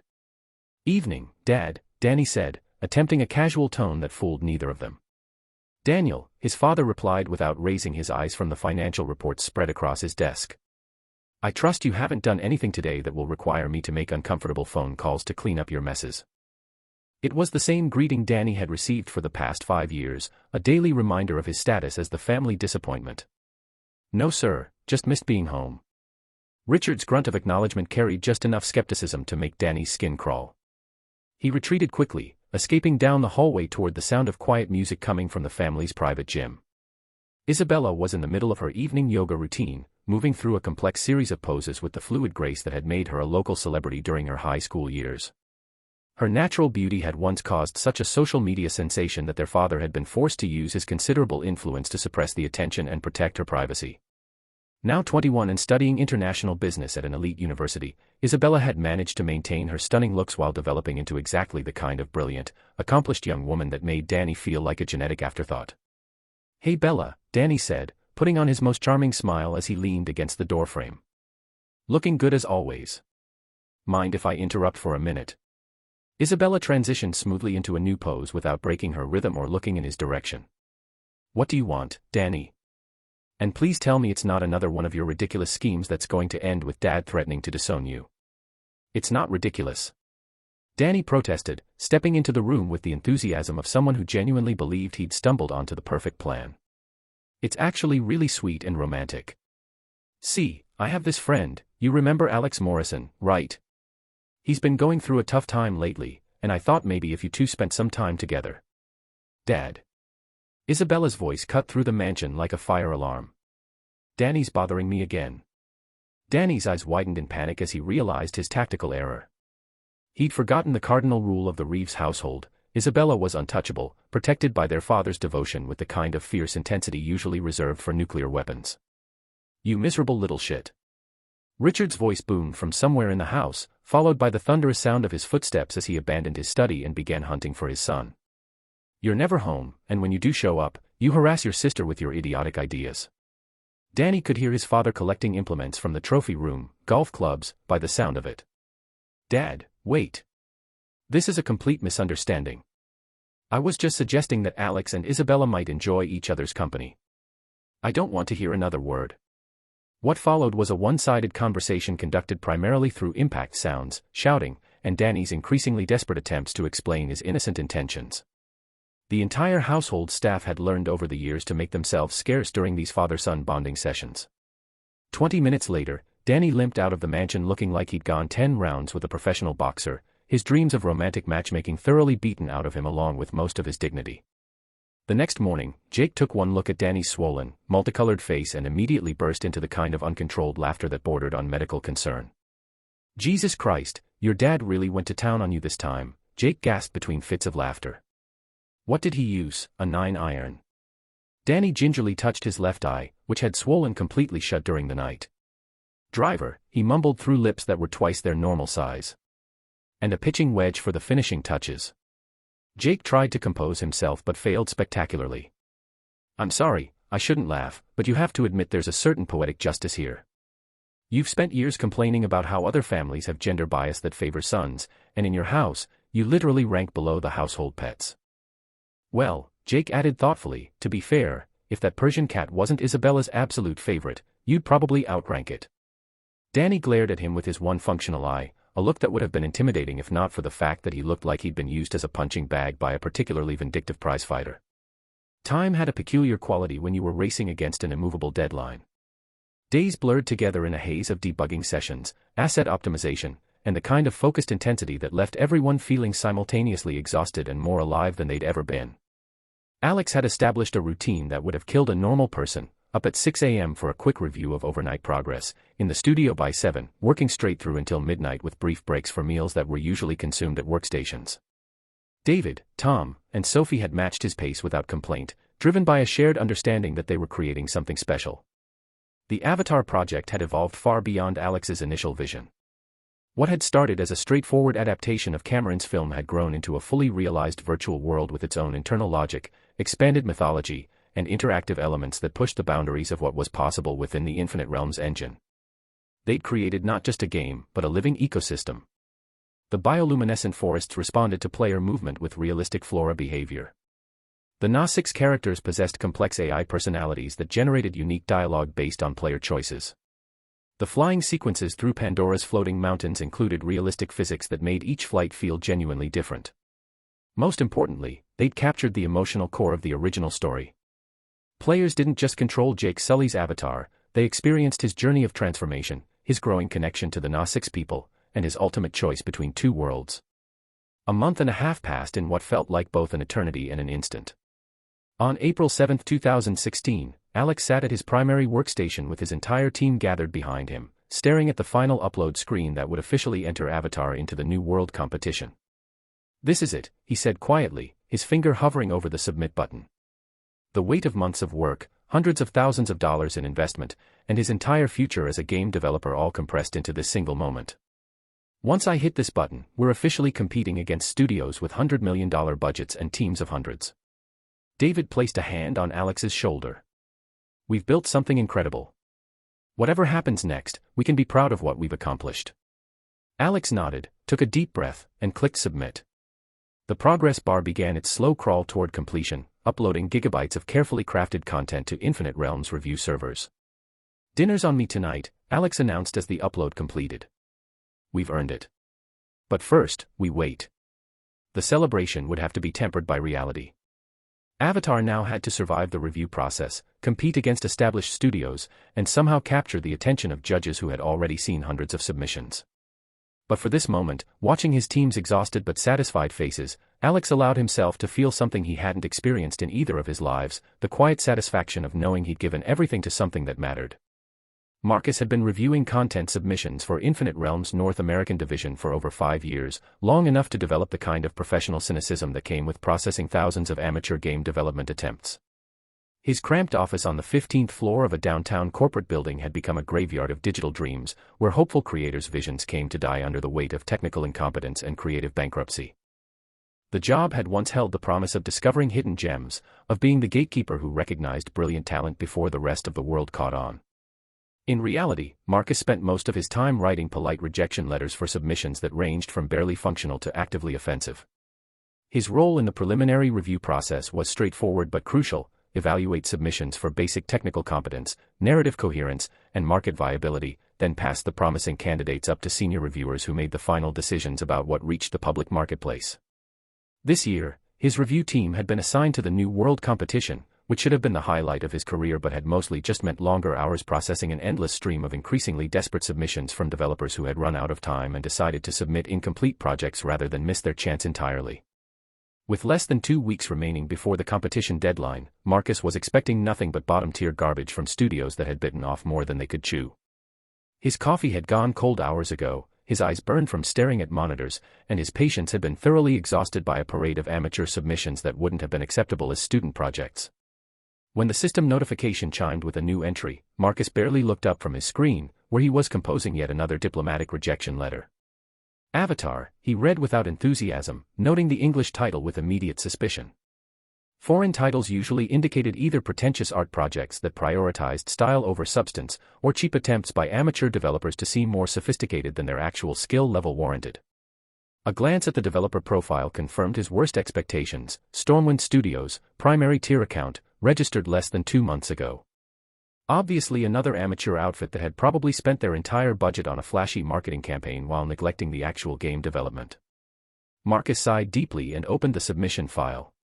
Company policy required him to at least watch the promotional video before writing his rejection, even though he was already mentally composing the gentle but firm letter explaining why Avatar didn't meet Infinite Realms' quality standards. The video began with an ethereal melody that was admittedly well-produced, and that massive blue gas giant filled his screen with genuinely impressive visual fidelity. Okay, Marcus thought grudgingly, decent production values on the trailer. Someone actually spent money on this.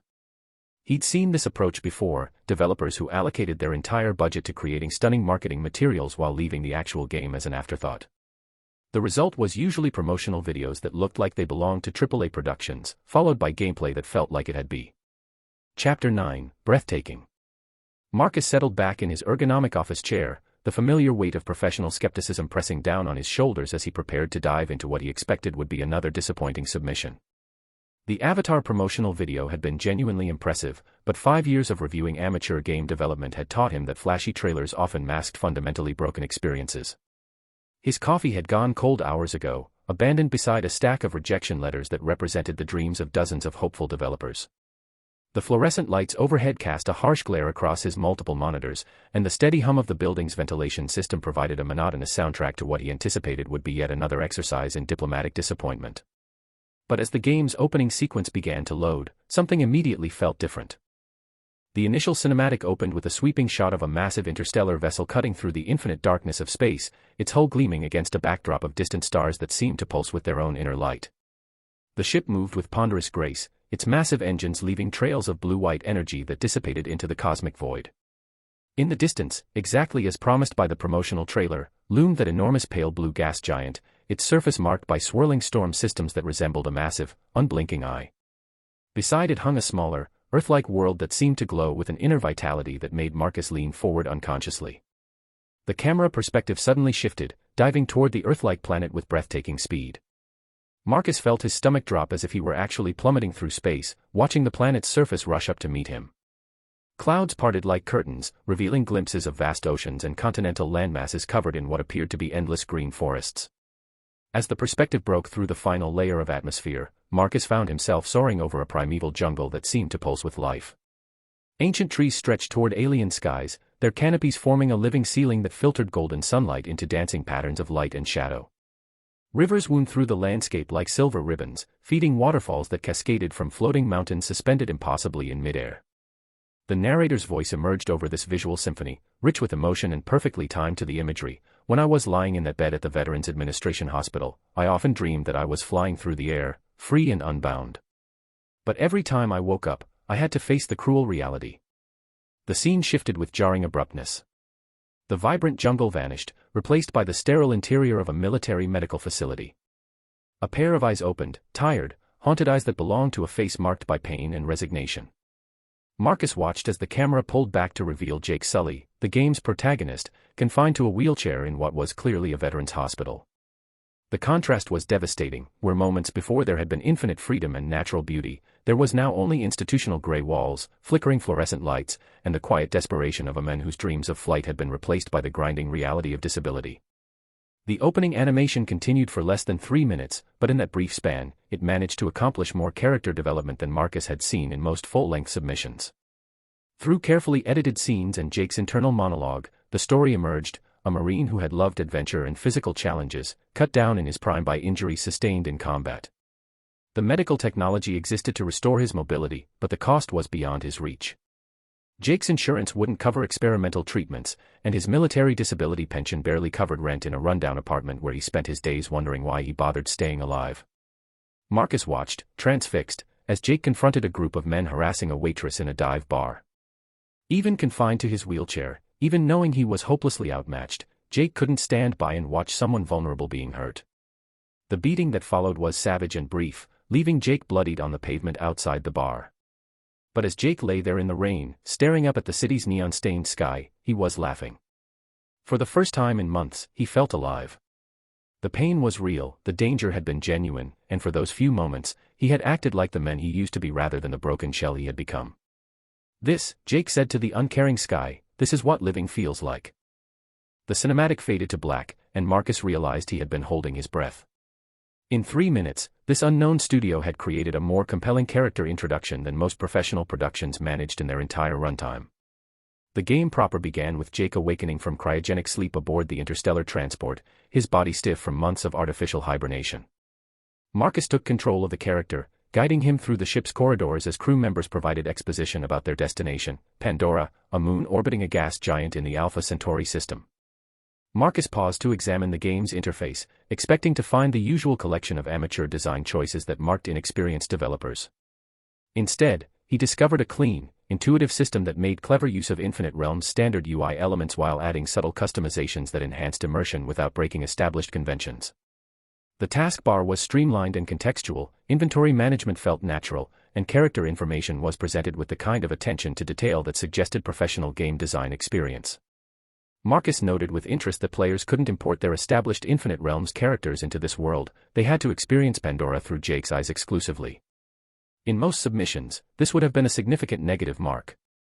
Players generally expected the freedom to use their carefully customized avatars in new content. But somehow, in the context of Avatar's narrative, the restriction felt appropriate rather than limiting. This was Jake's story, and diluting that focus would have undermined the emotional connection the opening cinematic had worked so hard to establish. Marcus continued playing, following the mission markers that guided Jake through his arrival at Hell's Gate, the human mining operation that served as humanity's foothold on Pandora. What he found was a sprawling industrial complex that felt more like a military occupation than a scientific outpost. Massive excavation equipment scarred the landscape, their diesel engines belching black smoke into Pandora's pristine atmosphere. Armed aircraft patrolled the perimeter while mechanized infantry units, massive humanoid robots piloted by human operators, stood guard at strategic points. In the distance, smokestacks rose like monuments to human hubris, their emissions creating a brown haze that hung over the compound like a guilty conscience. The environmental storytelling was subtle but powerful. Without a single word of exposition, Marcus understood that humanity's presence on Pandora was fundamentally destructive, motivated by resource extraction rather than exploration or scientific curiosity. The contrast with the vibrant jungle glimpsed in the opening sequence couldn't have been more stark. Following the mission objectives, Marcus guided Jake through a series of orientation meetings that served as both character development and world-building exposition. Colonel Miles Quaritch, the security chief, was immediately recognizable as a career military officer who viewed Pandora's indigenous population as obstacles to be removed rather than people to be understood. His briefing was a masterclass in casual dehumanization, referring to the Gnostics as hostiles and their sacred sites as targets of opportunity. Marcus found himself genuinely disliking the character, which spoke to the quality of both the writing and the voice acting. The visit to Dr. Grace Augustine's laboratory provided a more nuanced perspective on humanity's presence on Pandora. Grace was clearly a scientist first and a corporate employee second, more interested in understanding Pandora's ecosystem than exploiting it. Her chain-smoking habit and barely concealed contempt for the mining operation's environmental impact made her immediately sympathetic. But it was the Avatar program itself that truly captured Marcus's imagination. The sight of Jake's avatar body floating in its growth chamber, a perfect hybrid of human and Gnostics genetics, was both beautiful and unsettling. The creature was clearly alien, with blue skin, feline features, and proportions that suggested both grace and strength. But the human elements were unmistakable, creating something that was neither fully human nor fully Gnostics. When Jake first connected to his avatar body, Marcus felt a genuine emotional response that caught him completely off guard. After watching Jake struggle with the limitations of his wheelchair, seeing him suddenly able to run, jump, and move with perfect coordination was genuinely moving. Marcus found himself smiling as Jake sprinted across the laboratory, reveling in sensations he hadn't experienced since before his injury. "I can feel my legs," Jake said in wonder, and Marcus realized he was emotionally invested in a way that rarely happened during professional reviews. The real magic began when the missions took Jake outside Hell's Gate and into Pandora's wilderness.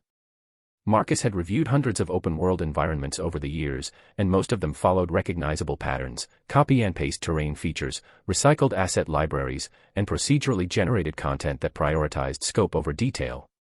Pandora was different. Every vista felt handcrafted, every ecosystem seemed to follow its own internal logic. As Jake moved deeper into the jungle, Marcus found himself constantly stopping to examine details that most games would have treated as background filler. Bioluminescent plants pulsed with gentle rhythms that seemed to respond to Jake's presence. Insects that looked like flying jewels darted between trees whose bark patterns were unique to their specific location and growing conditions. The floating Hallelujah Mountains were perhaps the most spectacular example of the world's attention to detail. These massive stone formations defied gravity, suspended in midair by magnetic fields and connected by cascading waterfalls that fell thousands of feet to the jungle floor below. Mist and clouds drifted between them, creating a constantly shifting landscape that looked different from every angle. Marcus guided Jake through his first jungle survival mission with growing amazement. The game's ecology wasn't just window dressing, it functioned as a genuine ecosystem where different species interacted according to recognizable biological principles. Herbivores grazed in clearings where specific plants grew, while predators lurked in areas that provided natural ambush points. When Jake accidentally disturbed a herd of hammerhead titanothers, massive, six-legged creatures that looked like prehistoric rhinos crossed with bulldozers, Marcus felt his pulse quicken as the enraged animals charged through the forest, toppling trees and crushing everything in their path. The chase sequence that followed was a masterpiece of interactive storytelling. Marcus had to guide Jake through a desperate flight that required split-second timing, environmental awareness, and pure survival instinct. Ducking under fallen logs, leaping across ravines, and using the jungle's three-dimensional structure to evade the massive predators that had been attracted by the commotion. When a pack of viper wolves, sleek, black-skinned predators with intelligence that seemed almost human, picked up Jake's trail, Marcus realized he was holding his breath. The creatures moved with pack coordination, trying to cut off escape routes and force Jake toward areas where they could bring down their prey. The first time Jake died, torn apart by viper wolf claws in a clearing where he'd made a tactical error, Marcus felt a genuine sense of loss.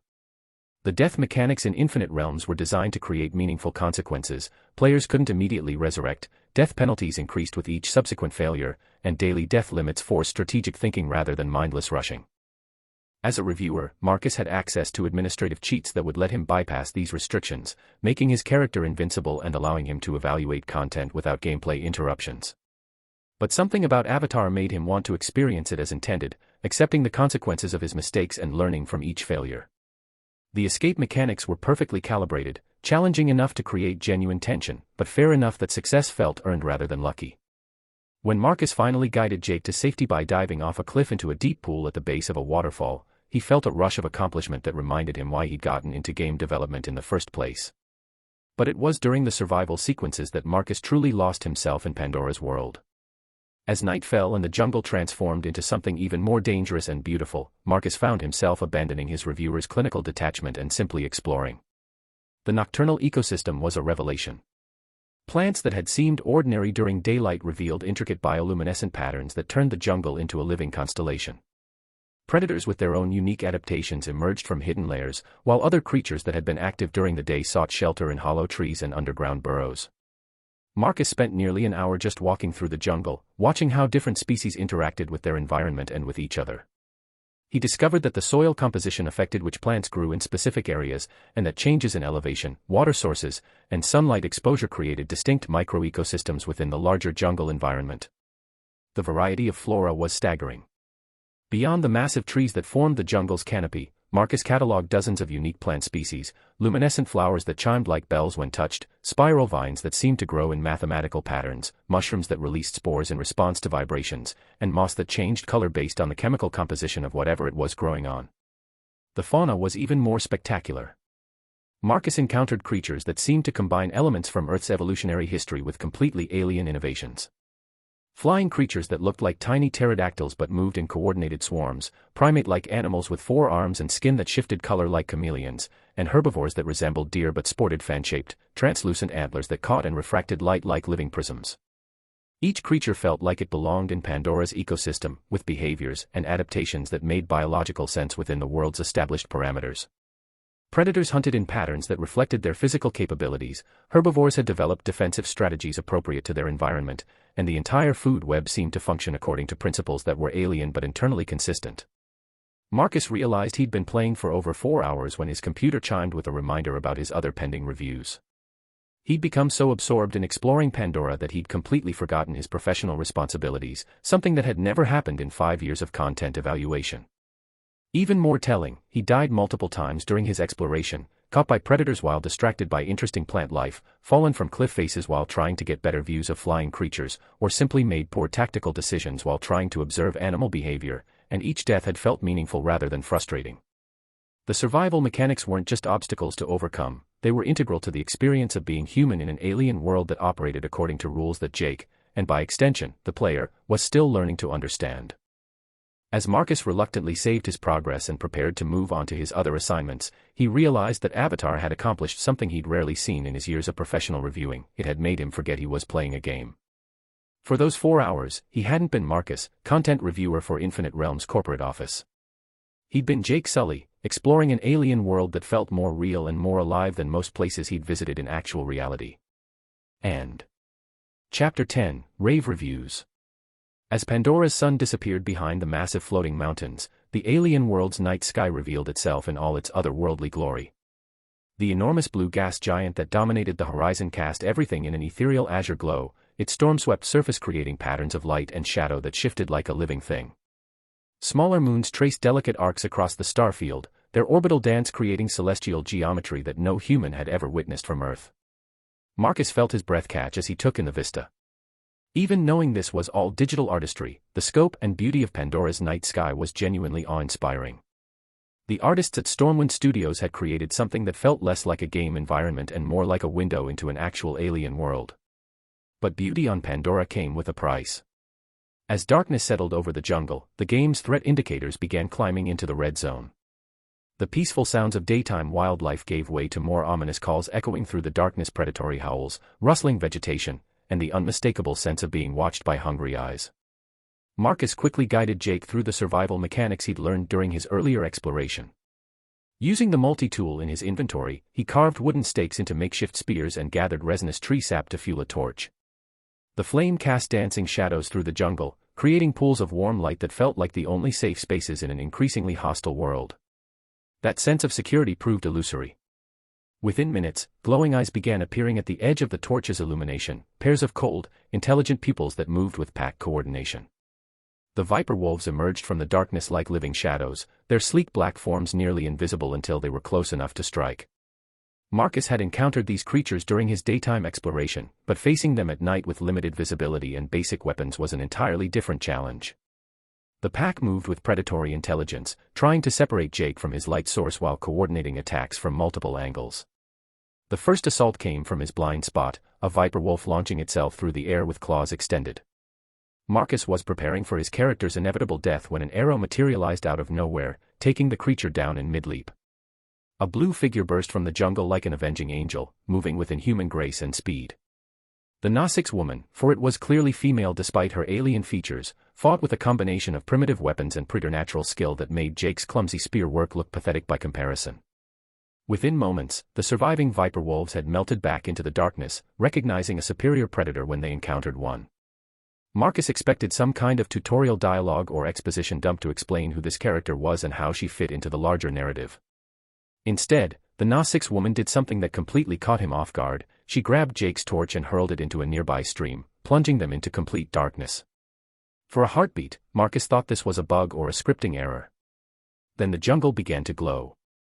What started as tiny pinpricks of light gradually revealed itself as one of the most breathtaking visual spectacles Marcus had ever seen in a video game. Every plant in the surrounding forest possessed its own bioluminescent signature, flowers that pulsed like heartbeats, vines that traced spirals of blue-green fire up massive tree trunks, mushrooms that cast pools of purple radiance across the forest floor.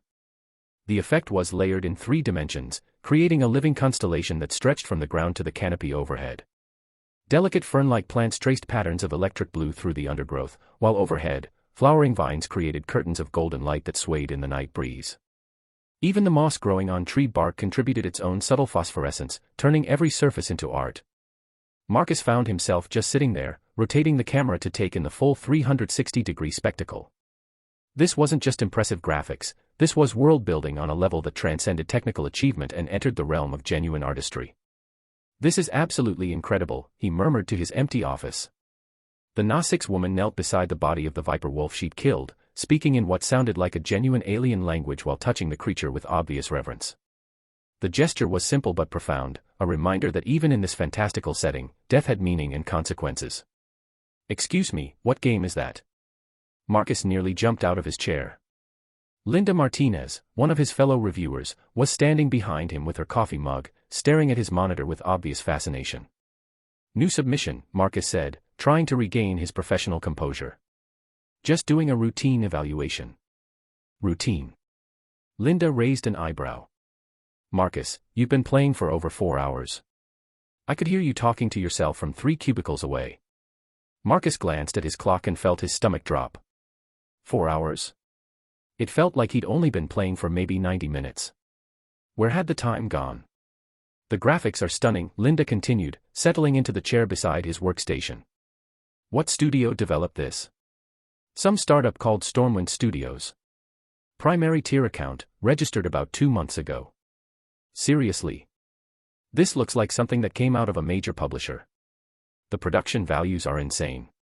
Other reviewers had begun drifting over, drawn by Linda's enthusiasm and the increasingly spectacular visuals on Marcus's secondary monitor. Within minutes, Marcus found himself at the center of an impromptu department gathering, with half a dozen colleagues commenting on everything from the environmental design to the character animation. Look at the way that creature moves, said James Park, one of their senior technical reviewers. The animation is completely naturalistic. Most amateur studios can't afford motion capture this sophisticated. It's not just the animation, added Sarah Kim from the art evaluation team. The world design is incredibly cohesive.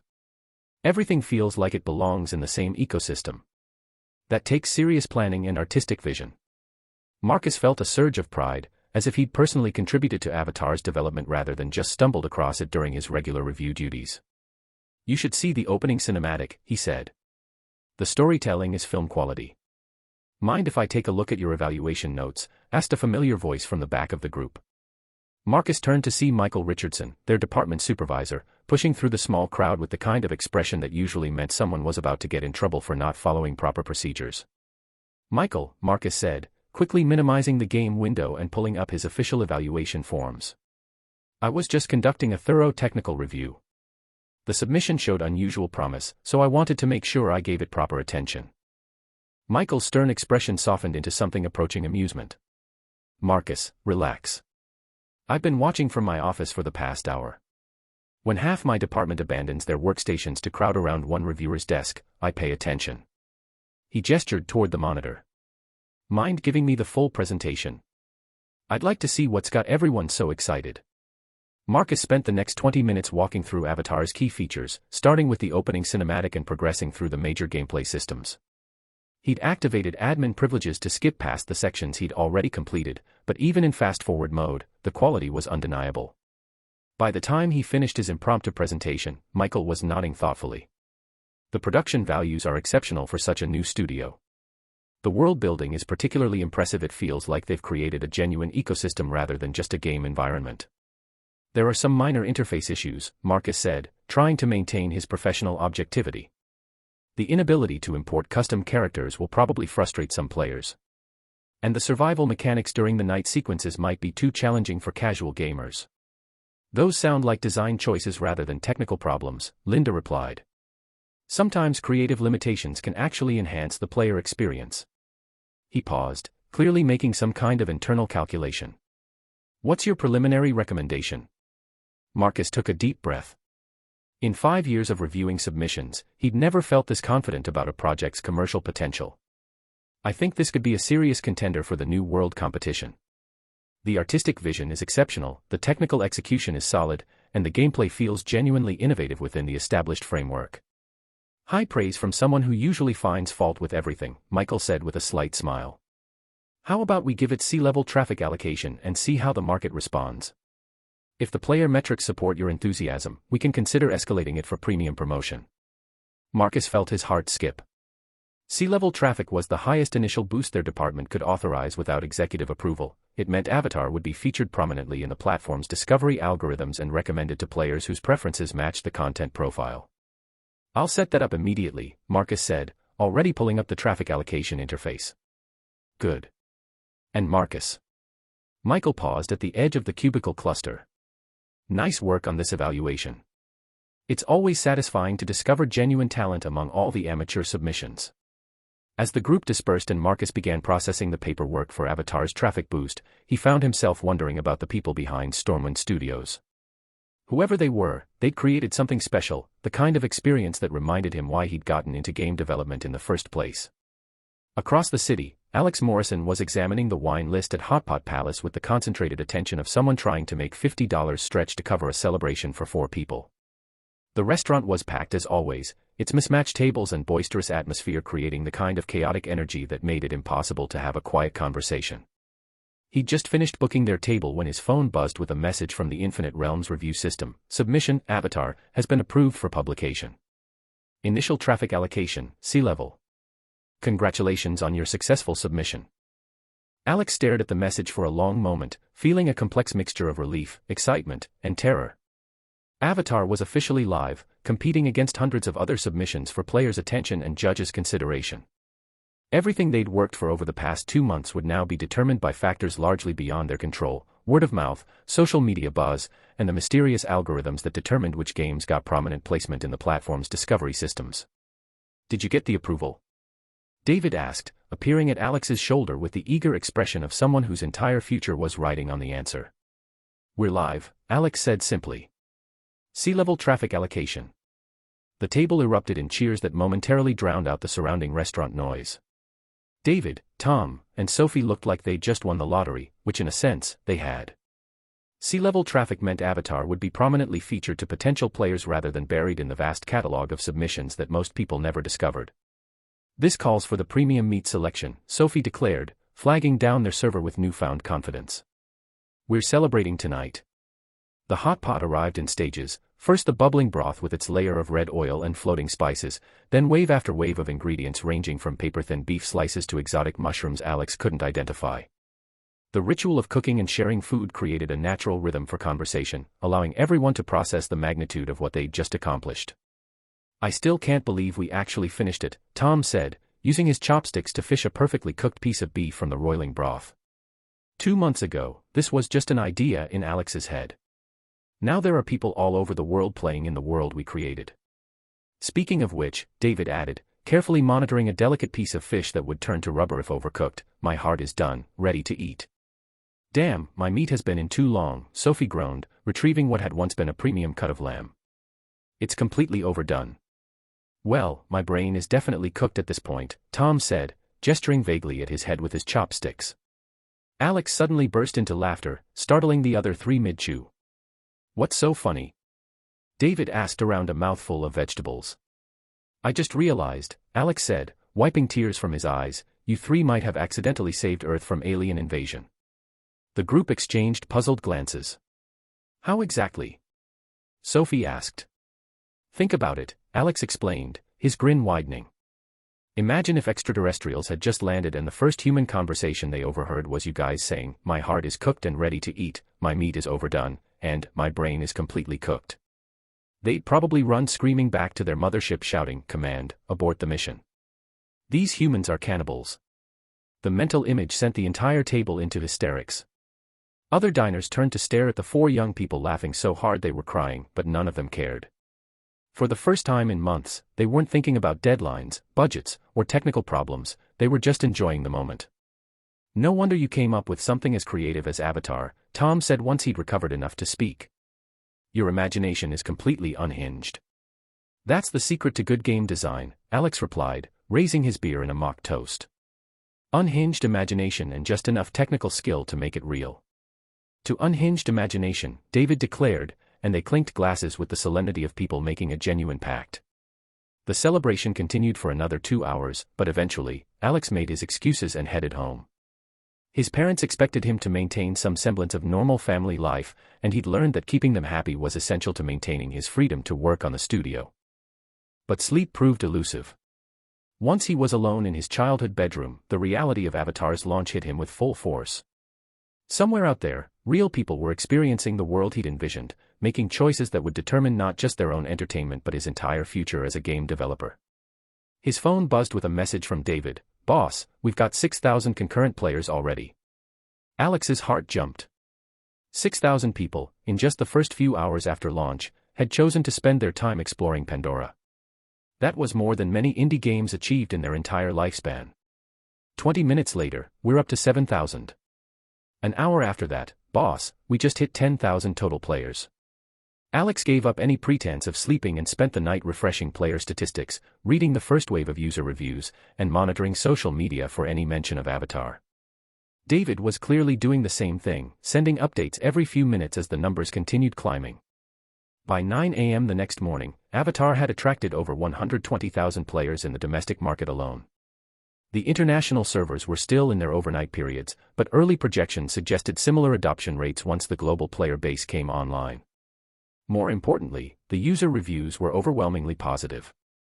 Avatar's current rating sat at 9.5 out of 10, a score that put it in rarefied company among Infinite Realms' most successful content. Alex scrolled through the community forums, reading comment after comment that validated every decision they'd made during development. Finally, something that deserves to be called a masterpiece. The world building is incredible, and the story actually made me emotional. This is what gaming should be. I've been playing Infinite Realms for 3 years, and Avatar is the first dungeon that made me forget I was in a game. The attention to detail is insane, every plant and animal feels like it belongs in this world.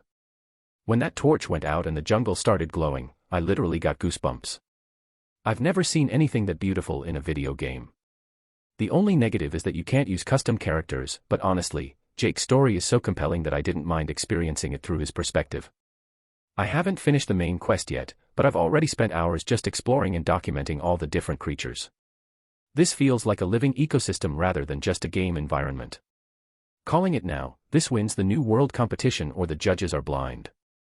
I'll livestream myself eating my VR headset if Avatar doesn't take first place. When the home tree fell, I was genuinely angry.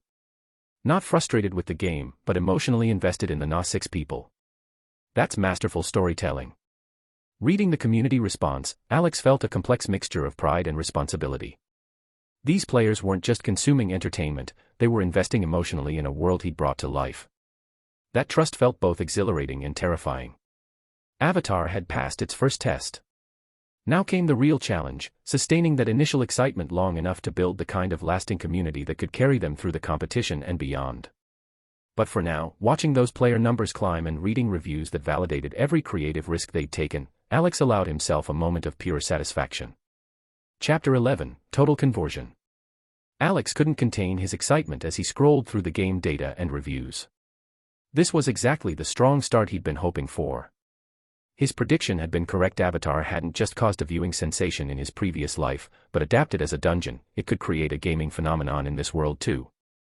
Boss, Avatar just hit the trending topics. David shouted excitedly. Alex perked up and quickly looked at the screenshot David sent. Sure enough, there was Avatar sitting at number 32 on the trending list. The Infinite Realms gaming community had functioned similar to Twitter from his previous life, providing players with a platform for social interaction and communication. It also attracted many game streamers, content creators, and influencers. The community's trending list was similar to Twitter's trending topics from his previous life, and it carried serious weight in the Infinite Realms gaming circle, with considerable exposure potential. Making it onto the trending list indirectly proved that Avatar had captured players' enthusiasm. Just as he was secretly celebrating, a message notification from the dungeon supplier backend suddenly popped up on Alex's computer. When he looked closer, Alex nearly jumped for joy. Congratulations on receiving official Infinite Realms recommendation, exceptional new content spotlight. If you have any questions, please contact us immediately. Holy shit, we got an official recommendation. Alex jumped up from his chair excitedly. David immediately rushed over and asked excitedly, "Boss, what kind of recommendation?" "Exceptional new content," Alex said. "Oh my god, boss, this thing is really taking off. This is the first time I've seen this recommendation spot given out for free. This recommendation is incredible. My previous company had to pay money to get this kind of placement, $30,000 to $80,000 per day," David said excitedly. "It really is the exceptional new content recommendation. My previous company never received any free recommendations from the platform. Our manager said that companies that get free recommendations are basically recognized by the platform as masterpieces or exceptional works," Tom said in surprise. "Haha, our game is definitely recognized as a masterpiece. Getting high-quality new content status right from the start, that's amazing." David was even happier than Alex. Although Alex hadn't known the value of this recommendation spot before, when he used to play games, every time he entered the game, this exceptional new content recommendation would appear on the main interface. He'd habitually check it every day to see if there were any new and interesting dungeons. So the exposure from this recommended position was absolutely incredible. From this perspective, his dungeon had indeed been officially recognized. It had been a long time since Isabella had been so eager to enter Infinite Realms. Bored last night, she'd entered the Infinite Realms world that she hadn't played in ages to see if there were any new and interesting dungeons to entertain herself. She'd accidentally noticed the official recommendation for Avatar. The name seemed strange at the time, so she clicked on the promotional video out of curiosity. She was instantly attracted by the novel worldview in it. She was a traveler and adventurer in the game herself. She loved all kinds of bizarre dungeon worlds, and also liked to collect and buy various strange plant props to decorate the garden in her home. The world constructed in Avatar directly touched her heart, especially when she entered the dungeon and played the scene where Jake went out on missions and saw the dreamlike Pandoran jungle. Isabella was completely captivated. It's worth mentioning that Infinite Realms players could spend money to buy land and islands in the game to build private territories and call them homes. Then they could obtain construction materials, decorative items, etc. through game tasks or by purchasing them in the mall to decorate their own territories. Players could build houses, castles, or even cities in their own territories, and they could also create their own forest parks there. As long as the player was willing, they could build almost anything in it, and could also gather creatures, plants, and buildings from different realms and different dungeons to their own territory. For example, Isabella had built a fairy tale world on her own territory, where there was a beautiful castle, a garden full of exotic flowers and plants, green landscapes, and many strange little animals. She called her home Alice's Wonderland. It was a fairy tale she'd heard when she was very young, and it was also her favorite fairy tale, so she kept collecting and buying exotic flowers and plants in the game to decorate her fairy tale dream. Many of the plants she grew in her garden were limited edition decorative flora, and she'd spent a lot of money to buy them. Isabella had originally thought she'd created the Alice in Wonderland from the fairy tale, but when she saw the planet Pandora and the jungle scene at night, she realized that that was the Alice in Wonderland of her dreams. She fell deeply in love with this beautiful planet and was impressed by its creator. What kind of person could create such a beautiful world? It was a shame that those beautiful flower and plant decorations weren't available for purchase in the mall yet, otherwise she would definitely move Pandora's dream forest to her own garden. She logged into her game account, and accompanied by familiar music, a character who looked very cool and distinctive appeared in a garden full of exotic flowers and plants. At the end of the green path ahead was a castle, and the sound of birdsong and floral fragrances floated all around. This was Isabella's home in the game. After logging into the character, Isabella opened her dungeon collection bar and clicked on the avatar dungeon at the top. Time travel activated, the game's notification sounded. Your character will be replaced with the game's avatar character Jake Sully. Do you agree? I agree.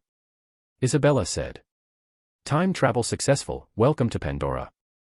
As the system sound disappeared, Isabella's game character appeared under the Na6 people's home tree. Last night, Isabella had been shocked to see this towering tree that was taller and more magnificent than a skyscraper. But thinking that such a beautiful tree was going to be destroyed was really heartbreaking. At the car modification shop. Holy shit, you actually made a game. Jake said in surprise. Is it real? Danny also looked skeptical. Of course it's real. Do you want to try it? It's fun. Alex said. Forget it, you know I hate playing online games. Just show me the gameplay. Yeah, I don't even have an account. You can only experience the true essence and fun by playing it yourself. Alex continued, and it's easy to register an account now. My dungeon has no level restrictions. I really don't like playing. Danny and Jake shook their heads and refused. No, you absolutely have to support me today. Alex forcibly pushed Danny and Jake into the game pods, then instructed them both on how to operate the system. An hour later. Holy shit, this planet is so beautiful. Alex, how do I get through here? Tell me how to get through quickly. I've died so many times. Damn, why did I die again? Do I need to pay to resurrect on the spot? Haha, Danny, I've learned how to fly the banshees. This is awesome.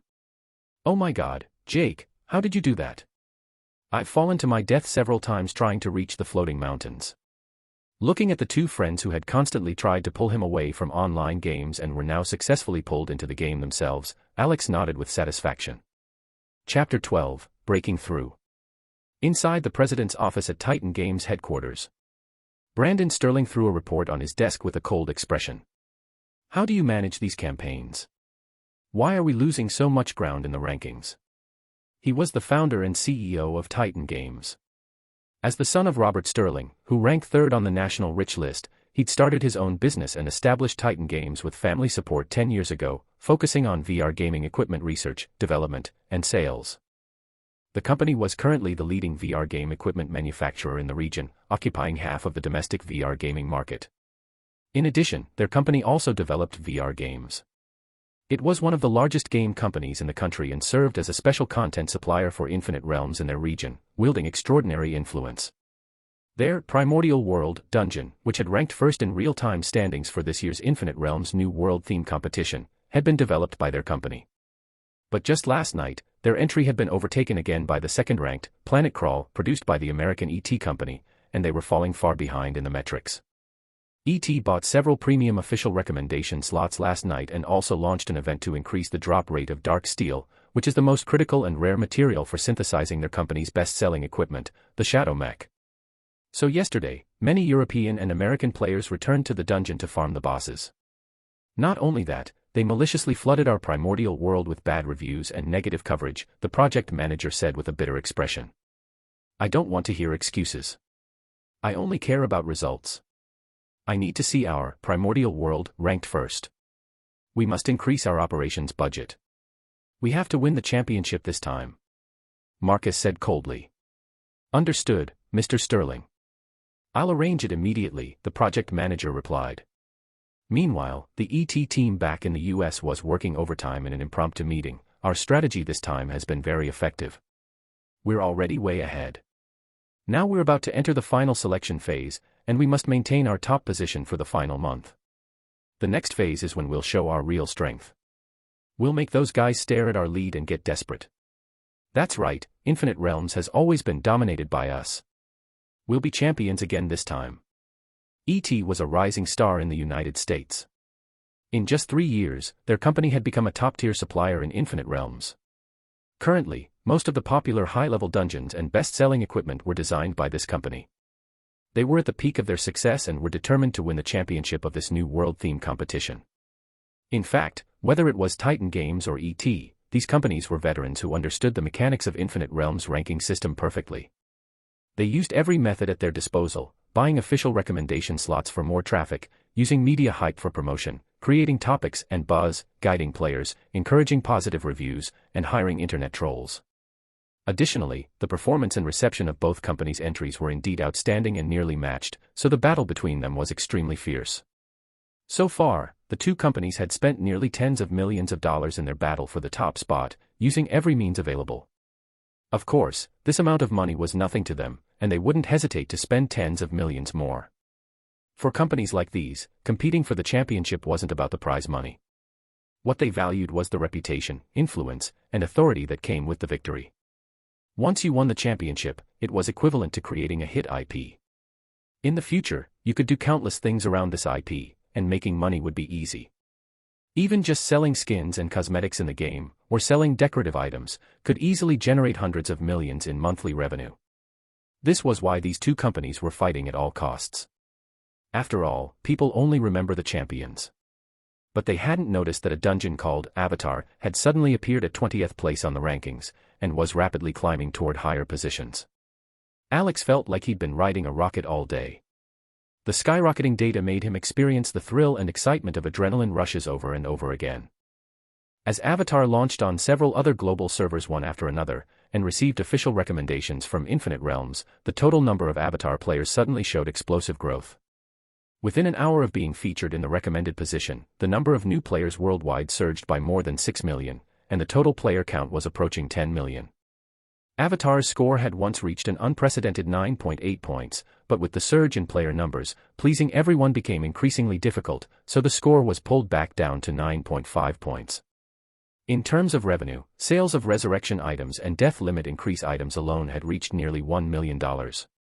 It's worth mentioning that primary dungeon suppliers could set up to 5 custom microtransaction items of their own design and 20 existing platform microtransaction items in experiential dungeons. For example, items that allowed instant resurrection and increased daily death limits were examples of the platform's existing microtransaction options. The primary dungeon supplier could get a 50% share of the profits generated by all players purchasing and consuming microtransaction items in their dungeon. In other words, Alex could get $500,000 of the current $1 million in revenue. However, Alex hadn't set up too many microtransaction items in the game this time. Apart from the death mechanics required by the platform, the rest were just consumable items like healing supplies and ammunition.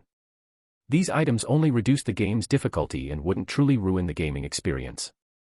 Alex had longer-term plans, so he didn't want to destroy the game's playability and lose players for the sake of immediate profits. The death mechanics were the platform's requirement, and players were already familiar with them and wouldn't complain about the Avatar game because of it. Not only that, after less than 2 days of organic growth, Avatar's topic had successfully entered the top 10 trending list of the Infinite Realms player community, and had also appeared on the trending lists of European and American communities, receiving continuous praise.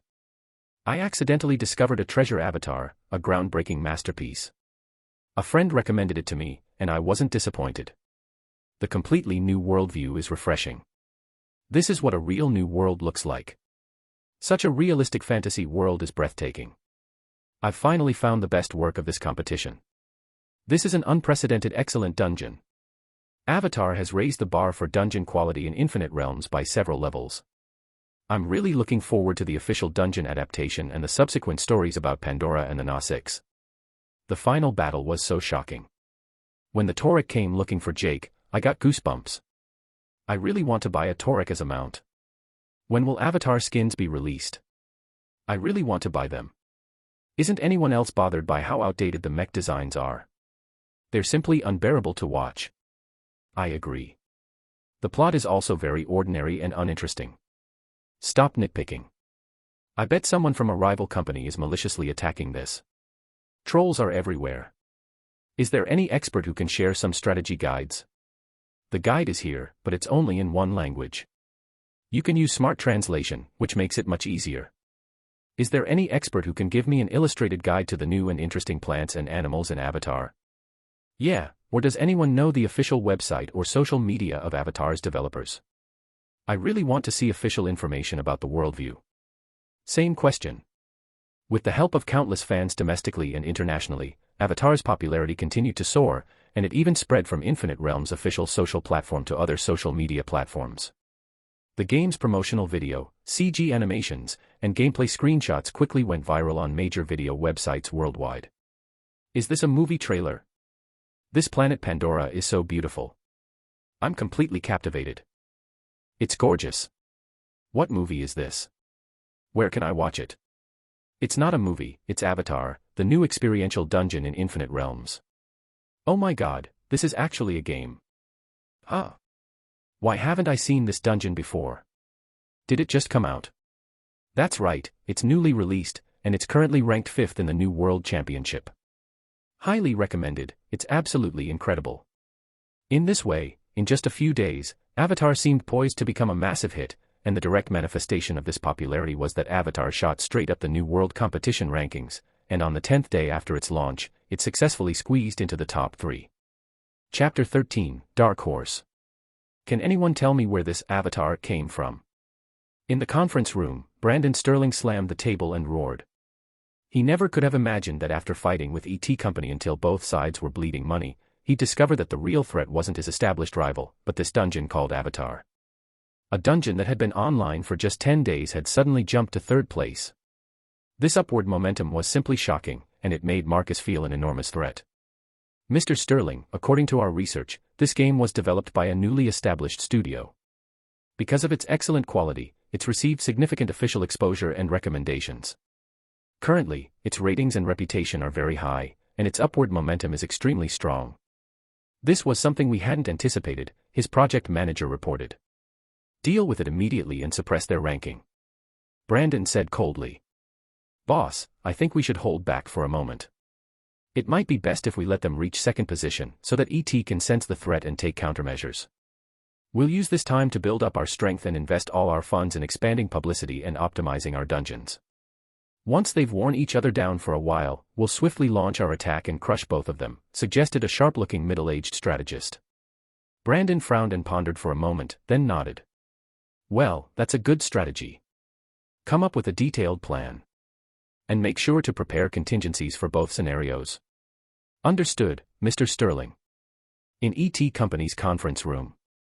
It's undeniable that Avatar's worldview and artistic expression are truly amazing, very creative and subversive.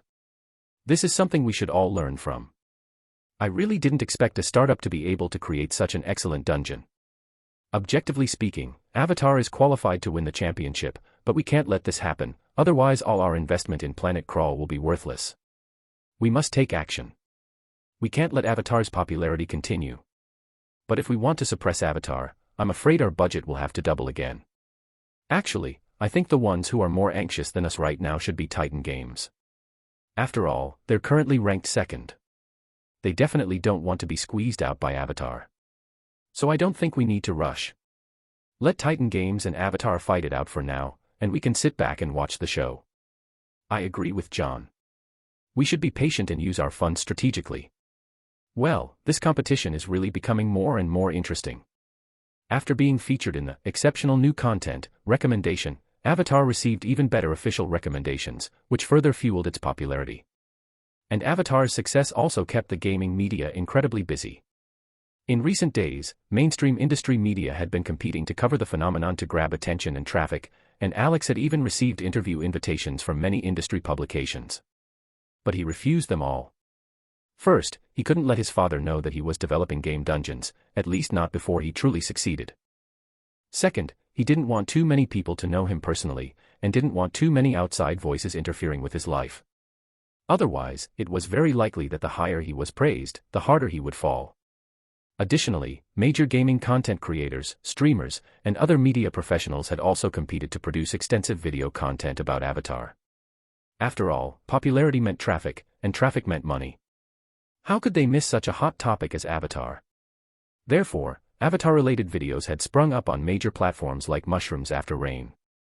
But most of the content focused on gameplay guides, with only a small portion being creative interpretations of the game and analysis of Pandora's worldview.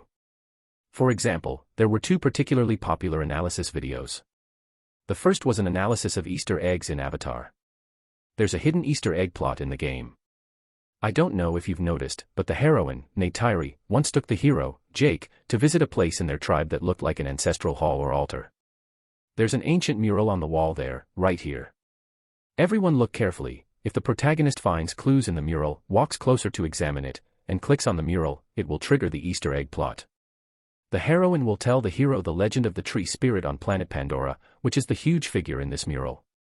At first we all thought that the tree spirit referred to those trees that could spread beautiful seeds like jellyfish, but actually, the legend says that the tree spirit is a massive creature with infinite magical powers, capable of moving mountains and seas.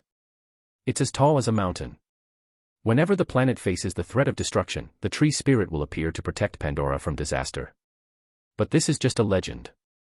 No one has actually seen it, at least not in recent years. However, this also shows that Pandora hasn't faced existential threats. I suspect this so-called tree spirit is most likely the incarnation of Iwa. I've analyzed before that Pandora itself is an independent living organism with consciousness. Some of you may ask why humans destroyed the Na-6 home tree and the tree spirit didn't appear. The answer is simple, because the few humans on Pandora can't pose a threat of complete destruction to Pandora, so the planetary consciousness simply dispatched the planet's animal army to resolve this threat. As for why the designer added such an Easter egg here, I suspect this is probably laying groundwork for subsequent plot developments. If I'm not mistaken, Pandora will definitely face a devastating threat, and then the tree spirit will definitely appear. Alex watched the video with a smile on his lips. Sure enough, someone had discovered the Easter egg he'd designed, and analyzed it very clearly. Alex had indeed left foreshadowing here, which wasn't in the game development documents provided by the system. Alex had designed it this way for subsequent Avatar development, especially the official dungeon. He needed more exciting plots and thrills to stimulate players' desire to fight, and he also hoped that Avatar's worldview could interact and connect with other dungeons he envisioned.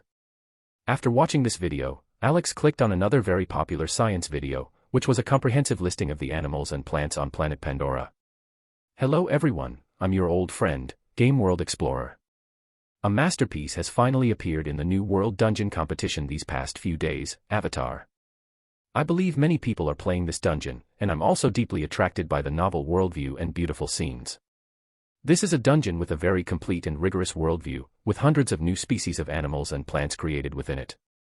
In this video, I'll give you a comprehensive overview of the strange animals on planet Pandora. I'll make this into a series and update it continuously. Everyone remember to like, comment, and subscribe. Quick reminder, the names of some animals and plants aren't specifically mentioned in the game, and the developers haven't provided official descriptions yet, so I've named them myself for now. Well, let's begin. First, I'd like to introduce the dire horse. Along with the narrator's voice, screenshots of dire horses and gameplay footage appeared in the video. It's the Na-6 land mount, equivalent to a human horse, but much larger than earthly horses, with 6 legs, about 4 meters tall and 4.5 meters long, comparable to an elephant on Earth. They have long necks, small heads, 2 antennae, and zebra-like stripes on their bodies, but no fur. They're omnivores with elongated mouths and long tongues that allow them to reach into tree holes and extract insects for protein. But they seem to prefer a plant similar to a pitcher plant. The second animal, and the one that appears most frequently in the game, is the banshee. The Na-6 call it ikran. It's the Na-6 flying mount. It has brightly colored skin like a lizard, and its mouth can suddenly expand like a pelican. Its obsidian-like teeth can protrude outward like a great white shark. Its wingspan reaches 12 meters. Alex watched the entire video. The video introduced most of the animals that appeared in the game, and the introduction was very detailed, almost transcribing some of the settings from the game development documents. However, there were still inaccuracies in some of the data and details. David, contact this content creator and tell him we can provide official information. Let him reproduce this video series, and we'll allow him to use our official materials on his platform. Alex said. Over the past few days, they had responded to players' requests by opening official accounts on major social platforms, and were also working hard to create an official website, along with images and text about the setting and background of the Avatar worldview. This was a massive amount of work. Although they had the game development documents, and producing graphic materials wasn't difficult, people nowadays were lazy and preferred video formats. The workload of producing videos was much greater than that of images and text, and they currently didn't have that much energy. So Alex felt that instead of spending time and effort producing content themselves, it would be better to cooperate with this content creator, which would be mutually beneficial and win-win for everyone. Okay, boss, I'll send him a direct message right away. David said. Marcus Thompson never expected that he would receive a direct message from Avatar's developers asking to cooperate with him. Being able to obtain official setting information for a game was like seizing the ultimate advantage for him, so he readily agreed without hesitation and promised to correct the inaccurate content in his previous video. Chapter 14, Number 1. For 30+ advanced/early chapters, patreon.com/ritesh_jot of 0869. At a charity auction dinner. Margaret, I heard your son Dale got into Harvard. Congratulations. Oh yes, we're so thrilled. You must be so proud. I keep hoping my Jennifer will follow in his footsteps. Several elegantly dressed women surrounded Margaret Sterling at the exclusive charity gala, their conversation flowing over champagne and canapés. Though everyone knew the Sterling family had made substantial donations to Harvard's endowment fund over the years, and leveraged every social connection to secure Dale's admission. Well, we've always believed in giving our children every advantage, Margaret said with practiced modesty. Education is such an investment in their future. Absolutely. Look at how well Brandon turned out after Wharton. Building Titan Games into such a success, you must be so proud. The company's doing wonderfully. We're seeing tremendous growth in the VR gaming sector, Margaret replied, her tone carrying just the right note of understated pride that marked old money confidence. Oh, look who's here, someone murmured, glancing toward the entrance. Sarah Morrison. Doesn't she usually skip these events? Well, she can hardly refuse Victoria's invitation, Margaret said with a slight edge to her voice, referring to their hostess, one of the city's most prominent philanthropists. Margaret moved closer as Sarah approached their circle, champagne flute in hand. Sarah, darling, how lovely to see you. Margaret's smile was perfectly calibrated, warm enough to seem genuine, cool enough to maintain social distance. Sarah returned the greeting politely but without enthusiasm. These weren't her people, and everyone knew it. So tell us, what have you been up to lately? One of the women asked with the kind of bright interest that masked pure gossip hunger. Oh, you know, the usual. Volunteer work, some reading, spending time in the garden, Sarah replied diplomatically. We were just discussing college plans for our children, another woman chimed in. It's never too early to start thinking about applications and preparation, don't you think? Though I suppose Alex is already in university, isn't he? Sarah nodded. Yes, he's doing well. Margaret's smile sharpened slightly. How wonderful. Though I have to say, we've always found that keeping young people busy with productive activities is so important. Idle time can lead to unfortunate habits. The implication hung in the air. Everyone in their social circle knew about Alex's gaming problems, the financial troubles, the family drama. In their world, such scandals spread faster than stock tips. Sarah's expression remained composed, but her grip on her champagne flute tightened. Every family has their challenges, Margaret. I'm sure you understand that better than most. The temperature in their little circle seemed to drop several degrees. Margaret's own family had its share of problems: Brandon's rumored inappropriate relationships with employees, Dale's increasingly violent outbursts that had required expensive legal interventions to suppress. Of course, Margaret replied smoothly. Though I do think structure and discipline are so important for young people. Perhaps that's why we've always been grateful for the character-building aspects of competitive academics and athletics.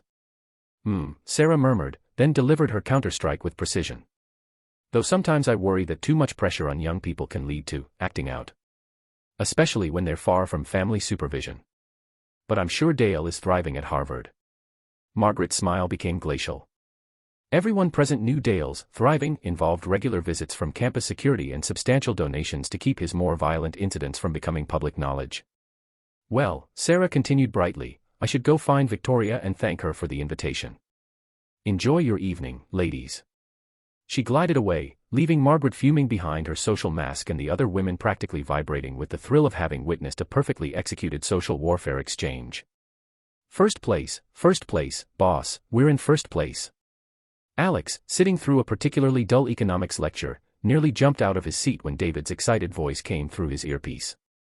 The professor droned on about market equilibrium while Alex's heart raced with adrenaline. He'd known Avatar was climbing the rankings, but actually hitting number 1 felt surreal. I'm in class but I'll be there as soon as I can, Alex whispered, trying not to attract attention from the professor who happened to be one of his father's old colleagues. He discreetly checked his smartwatch, and there it was, Avatar sitting proudly at the top of the new world competition leaderboard. The moment class ended, Alex sprinted for the parking garage. 20 minutes later, he burst through the studio doors to find his entire team celebrating with cheap champagne and pizza. We actually did it. Sophie shouted, throwing confetti that she'd apparently made from shredded printouts. Look at these numbers, Tom said, pulling up the analytics dashboard. We're not just first, we're dominating. Our engagement metrics are through the roof. Jake appeared from the garage below, motor oil still on his hands. Holy shit, you guys actually beat the big corporations. Not just beat them, David said gleefully. We absolutely destroyed them. ET Company is probably having emergency board meetings right now. Alex felt a strange mix of emotions. Part of him was thrilled to have beaten ET, he'd been a fan of their games for years and never imagined competing with them, let alone winning. But another part of him was terrified. Being number 1 meant being a target. His phone buzzed with a video call from Danny, who appeared on screen surrounded by what looked like a party in full swing at his maid cafe. Alex. You magnificent bastard. Danny shouted over the noise. Jake and I have been telling everyone we know about your game. We basically did all your marketing for you. Sure you did, Alex laughed. But seriously, thanks for the support. When I get the prize money, dinner's on me. Anywhere you want. I'm holding you to that, Danny grinned. Jake's already picking out the most expensive steakhouse in the city. While Alex celebrated with his team, crisis meetings were erupting in corporate boardrooms across 2 continents. At Titan Games, Brandon Sterling was pacing his office like a caged animal. How did some nobody startup with a 2-month-old account beat us? We've spent millions on this campaign. His project managers exchanged nervous glances. Nobody wanted to be the one to explain that sometimes, authentic creative vision trumped corporate marketing budgets. Sir, one brave soul ventured, their content quality is genuinely exceptional. The user reviews are. I don't want to hear about their fucking reviews. Brandon exploded. I want solutions. Mobilize everything we have. Buy every available ad slot, hire every available influencer, do whatever it takes to get back on top. Meanwhile, at ET Company's headquarters, a similar scene was playing out in their glass-walled conference room. Gentlemen, the CEO said quietly, his calm tone somehow more ominous than shouting, we have a problem. A startup has just made us look like amateurs in front of the entire industry. The silence stretched until someone finally spoke. What are your orders, sir? Total war. No holds barred. Avatar dies, or we all look for new jobs. Chapter 15, There is no absolute fairness. For 30+ advanced/early chapters, patreon.com/ritesh_jot of 0869. Avatar's rise to number 1 triggered a massive celebration across gaming forums and social media. The game's passionate fanbase erupted in triumph, flooding every platform with victory posts and memes. Pandora number 1. Suck it, corporate shills. Finally, a game that deserves the top spot instead of those recycled cash grabs. Get fucked, Titan Games and ET. Quality wins. Avatar just made every other new world look like a painted cardboard box. This is what happens when developers actually give a damn about their art. Best underdog story in gaming history. Indie studio beats the megacore. But the celebration was short-lived. Within hours, Titan Games and ET Company had mobilized their full arsenal of dirty tricks. Purchase bot networks flooded review aggregators with 1-star ratings. Paid influencers suddenly discovered serious flaws they'd somehow missed before. Anonymous blogs appeared overnight with detailed takedowns of Avatar's obvious shortcomings. The coordinated assault was surgical in its precision and devastating in its impact. Avatar's score plummeted from 9.5 to 8.9 overnight, and the momentum seemed to be accelerating downward.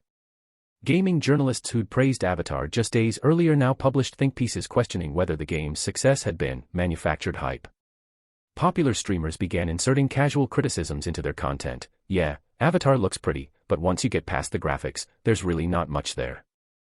The most insidious part was how legitimate some of the criticism sounded. Professional trolls crafted arguments that resonated with real player concerns.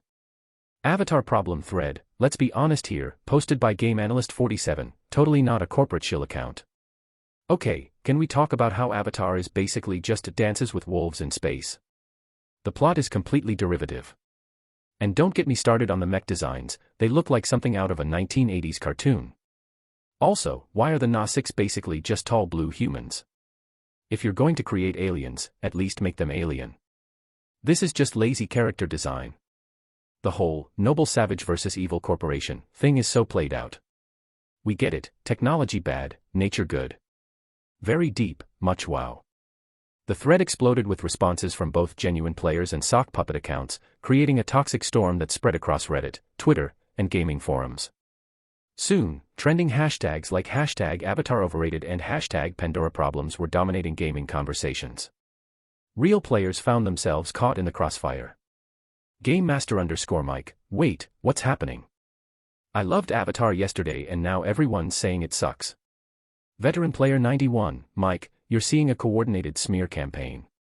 Avatar threatened some very expensive corporate investments, so they're burning it down with fake grassroots criticism. Casual Gamer 2024, how can you tell what's real criticism versus corporate manipulation? Veteran player 91, look at the patterns. Sudden score drops, identical talking points across different reviewers, accounts that were dormant for months suddenly becoming active just to hate on Avatar. It's textbook astroturfing. Indie game lover, this is so fucked. Avatar is genuinely innovative and these corporate assholes are destroying it because it makes their recycled garbage look bad. Business realist, welcome to capitalism, kids. Infinite Realms makes money from the bidding wars between big studios. They have zero incentive to stop this kind of manipulation because it drives up advertising spending. Retro gamer, exactly. Why do you think no indie game has cracked a 9.0 rating in the past 3 years? It's not because the games got worse, it's because the manipulation got more sophisticated. Casual Gamer 2024, so Avatar is screwed. Some startup can't compete with corporate war chests. Veteran player 91, pretty much. Unless Stormwind Studios has millions lying around for counter-campaigns, they're about to get steamrolled by the machine. GameMaster_Mike, this makes me sick. We finally get something original and creative, and it gets murdered by spreadsheet warriors who've never had an artistic thought in their lives. The atmosphere in Stormwind Studios felt like a funeral home. The team sat around their makeshift conference table, watching their dream project get systematically destroyed by forces they had no power to fight. This is such bullshit, Tom muttered, scrolling through the latest wave of coordinated attacks. Look at this, same exact phrasing across 12 different user reviews posted within minutes of each other. Sophie was tracking their falling metrics with the grim fascination of someone watching a car accident. We're down to number 3 and still dropping. At this rate, we'll be out of the top 10 by tomorrow. David looked like he'd aged 5 years in the past 24 hours. Boss, we need to do something. We can't just sit here and watch them destroy everything we built. Alex stared at the data, feeling a familiar rage building in his chest. It was the same feeling he'd had in his previous life when corporate politics had crushed genuinely talented people under their wheels. But this time, it was personal. Before he could respond, the studio door burst open.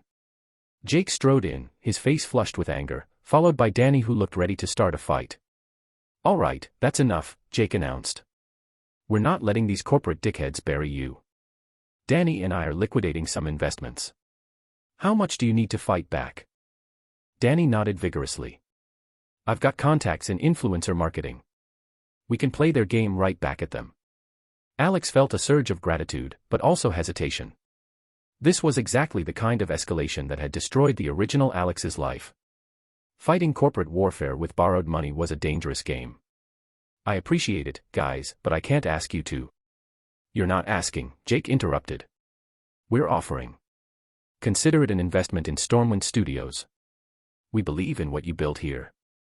After Jake and Danny left to arrange funding, Alex found himself alone with a decision that could determine his future. He put on his Bluetooth headset and stared at Victoria's contact information floating in the holographic interface. Victoria Morrison was everything Alex wasn't: successful, confident, and politically savvy. As the newly appointed head of Morrison Entertainment, she was making waves in Hollywood by backing innovative filmmakers over safe commercial bets. She had the resources and connections to fight Titan Games and ET on their own terms. But she was also the sister who'd bailed him out of his gaming addiction disaster, who'd quietly paid his debts and covered for him with their parents. She'd supported him unconditionally, and asking for help now felt like admitting he was still the same irresponsible screw-up who couldn't handle his own problems. The call connected after 2 rings. "Morrison Entertainment, this is Janet." "Hi, it's Alex Morrison. Is Victoria available?" "Oh, hi Alex. Let me check, she's between meetings." "Hold on." Victoria's warm voice came through the headset. "Hey little brother. Shouldn't you be in class?" "Actually, I'm between classes. Just wanted to hear how you're doing." "Busy but good. Working on a movie." Alex felt his resolve wavering. Victoria would understand the situation immediately. She'd probably find the whole corporate warfare angle fascinating from a business strategy perspective. And she'd definitely have ideas about how to fight back. But she'd also worry. She'd throw herself into fixing his problems the way she always did, dropping her own projects to rescue him from consequences of his choices. "That sounds really cool," Alex said instead. "Maybe you can show me the rough cuts when they're ready." "Definitely." "Hey, is everything okay? You sound a little stressed." For a moment, Alex almost told her everything. About Avatar's success, about the corporate attacks, about needing help to fight back. Instead, he forced a smile into his voice. "Just the usual college stuff. Midterms coming up, you know how it is. Well, if you need anything, you know I'm always here, right? Whatever it is, we can handle it together." After hanging up, Alex sat in the empty studio for a long time, watching the sun set through the grimy windows. His entire life, other people had solved his problems for him. Parents, sister, friends, there had always been someone with more resources and experience to step in when things got difficult. But this was his company, his creation, his fight. If he was going to succeed or fail, it had to be on his own terms. "Time to see what I'm actually made of," Alex said to himself, and began planning his counterattack. Chapter 16, Danny's Gambit. For 30+ advanced/early chapters, patreon.com/Ritesh_Jot of 0869. 3 days later, Danny walked into the executive suite of Meridian Corp with an expression of humble determination that would have shocked anyone who knew him well. "Dad, got a minute?" he asked, knocking on the open door of the corner office. Richard Reeves looked up from his quarterly reports with genuine surprise. "Well, I'll be damned. Did hell freeze over, or are you actually visiting me during business hours?" "Very funny," Danny said, though he was smiling. "Actually, I wanted to talk to you about business strategy. I've been thinking about my restaurants, and I realize I might have been overly confident about knowing everything." Richard's eyebrows shot up. In 25 years of fatherhood, he'd never heard Danny admit ignorance about anything, let alone ask for business advice. "You feeling all right, son? Should I call a doctor?" "I'm serious, Dad. Look, I know we haven't always seen eye to eye on business philosophy, but you built this company from nothing. Maybe I could learn something from your experience." Richard leaned back in his leather chair, studying his son with new interest. Meridian Corp was indeed his life's work, starting with a single grocery store and growing into a nationwide chain of supermarkets, restaurants, and food processing facilities. Nearly 80,000 employees across the country. "All right," Richard said, gesturing to the sitting area. "Tell me about your current situation. What specific challenges are you facing?" For the next hour, Danny played the role of eager student perfectly. He discussed his restaurant's profit margins, staffing challenges, and customer retention strategies. Richard found himself genuinely enjoying the conversation. His son was actually sharp when he focused. "The key insight you're missing," Richard explained, "is that successful businesses aren't just about good products. They're about systems, scalability, and understanding your customer acquisition costs versus lifetime value." A knock interrupted them. "Mr. Reeves. The marketing team is here for the quarterly review." "Right, I'll be there in 5 minutes," Richard stood up. "Danny, I hate to cut this short, but duty calls. If you're not in a rush, stick around and we'll grab lunch." "Haven't done that in, well, too long." "Sounds great, Dad. Take your time with your meeting." After Richard left, Danny waited exactly 30 seconds before moving to his father's computer. The company's internal messaging system was still logged in, exactly what he'd been hoping for. "Alex, buddy, I really hope this works," Danny muttered as he accessed the executive communications portal. He crafted a message in his father's typical corporate tone. "TO, all department heads from Richard Reeves, CEO Market Research Initiative, immediate action required. Team. We need comprehensive market intelligence on the gaming industry for a potential expansion opportunity. All employees should immediately create accounts on Infinite Realms platform and evaluate the content called Avatar, provide detailed user reviews from a consumer perspective. This is a high-priority competitive analysis. All department heads confirm completion within 24 hours. Employees without VR access should use company-provided facilities or expense cafe rentals. Execute immediately. RR." The responses came back within minutes. "Understood, Mr. Reeves. Will implement immediately. Confirming receipt, rolling out to all staff. Marketing team mobilizing now." Danny grinned as he watched the cascade of confirmations. Meridian Corp's corporate culture was built on rapid execution of executive directives. By tomorrow morning, tens of thousands of employees would be logging into Infinite Realms and reviewing Avatar. He quickly deleted the sent message from the system logs, cleared the browser history, and slipped out of the office just as his father was returning from his meeting. "Ready for lunch?" Richard asked. "Absolutely. And Dad? Thanks for the business advice. Really helpful." "Anytime, son. Maybe we should do this more often." Danny smiled, knowing he'd probably be grounded for the rest of the year when his father discovered what had just happened. 24 hours later. The Pandora Defense Force Discord server was buzzing with activity. What had started as a small group of frustrated Avatar fans had exploded into a grassroots movement with over 5,000 members across multiple platforms. Moderator Mike, Avatar's back up to 9.2 stars and climbing. We're at number 2 on the leaderboard. Pandora Warrior, holy shit, we're actually doing it. Power to the people. Avatar Supporter 91, everyone in my dorm has reviewed it now. Even got my professor to try it, she's obsessed with the environmental themes. Game Fight Club, my whole family is playing now. Mom keeps asking me how to tame banshees lol. Corporate whistle, guys, something weird is happening at my work. Management suddenly required everyone to play Avatar and write reviews. They're treating it like a KPI. Never seen anything like it. Moderator Mike, what company? Corporate whistle, Meridian Corp, the grocery chain. My manager said it came directly from the CEO's office. Pandora Warrior, wait, Meridian Corp. That's like 80,000 employees nationwide.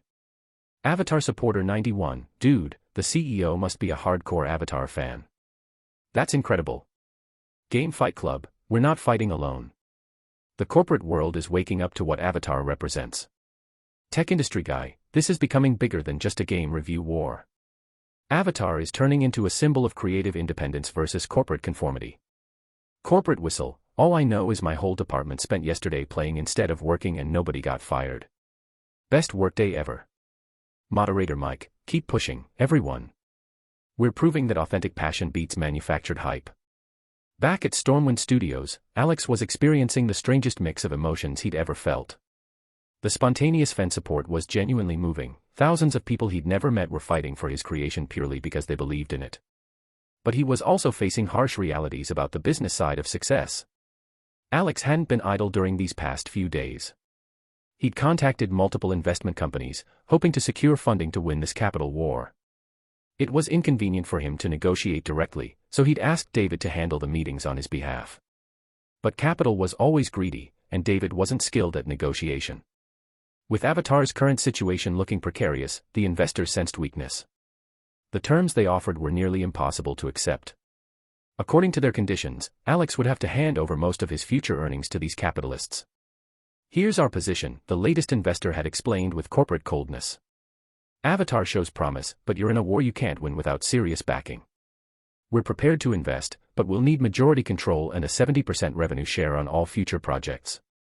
Alex felt trapped between impossible choices: accept predatory terms that would essentially make him an employee of his own company, or watch Avatar get destroyed by corporate warfare he couldn't afford to fight.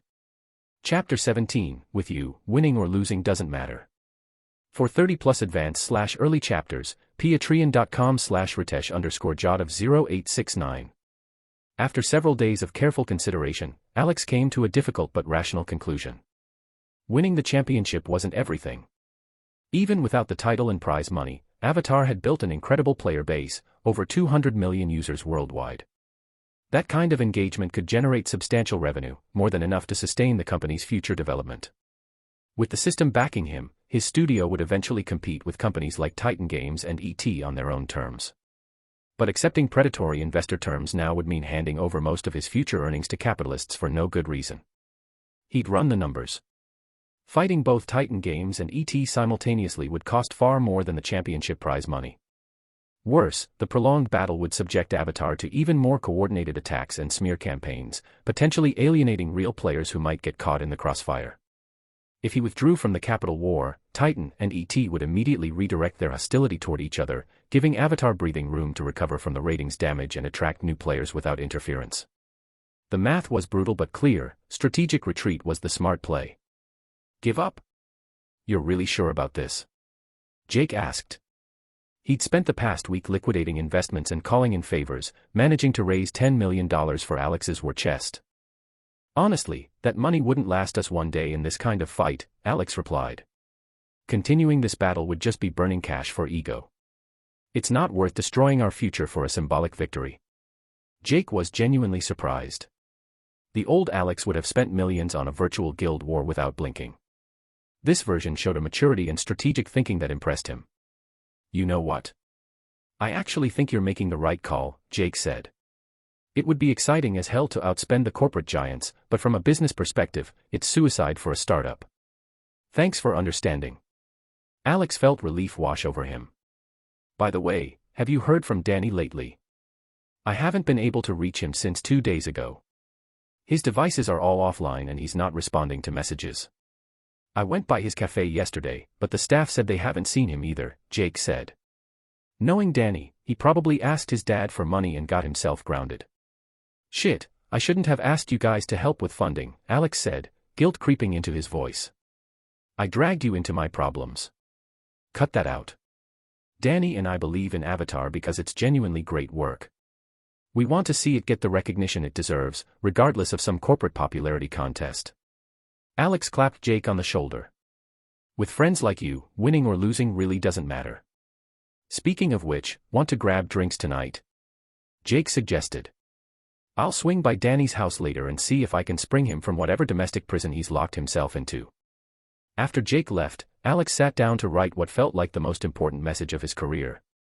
He crafted a long post for Avatar's official social media accounts, describing the ups and downs of recent weeks, his decision-making process, and most importantly, his gratitude to the fans who had fought alongside them. He concluded with words that felt true in his bones: whatever the outcome, I accept it gladly. With you all supporting us, winning or losing doesn't matter. The response was immediate and overwhelming. Instead of disappointment, fans rallied even harder. The message seemed to inspire rather than deflate them, drawing even more players into the grassroots campaign to support Avatar. Alex spent the afternoon driving to every location where Danny might be hiding: his apartment, his restaurants, the racing tracks he frequented, even the gym he claimed to attend but probably never visited. Finally, with nowhere else to look, he drove to the Reeves family estate. The mansion's housekeeper, Mrs. Patterson, greeted him at the door with obvious relief. "Oh, Alex. Thank goodness. Have you seen Danny recently? That boy has gotten himself into some kind of trouble and vanished into thin air. His mother is beside herself with worry. I've been looking for him too, Mrs. Patterson. Is he really not here? Alex." A bright voice called from the grand staircase.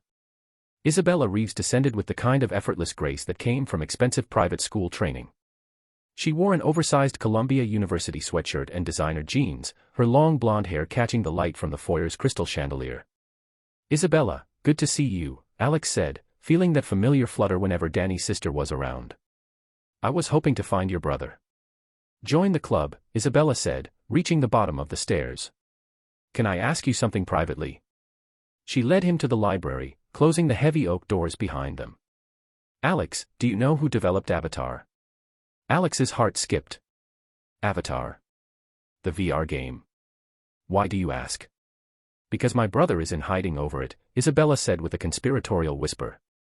"He used Dad's executive messaging system to send a company-wide directive. Told all 80,000 Meridian Corp employees to play Avatar and write positive reviews. Dad nearly had a stroke when he found out."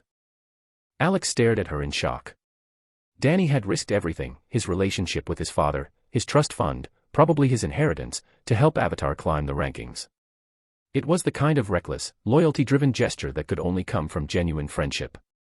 That's incredible," Alex managed. "And incredibly stupid."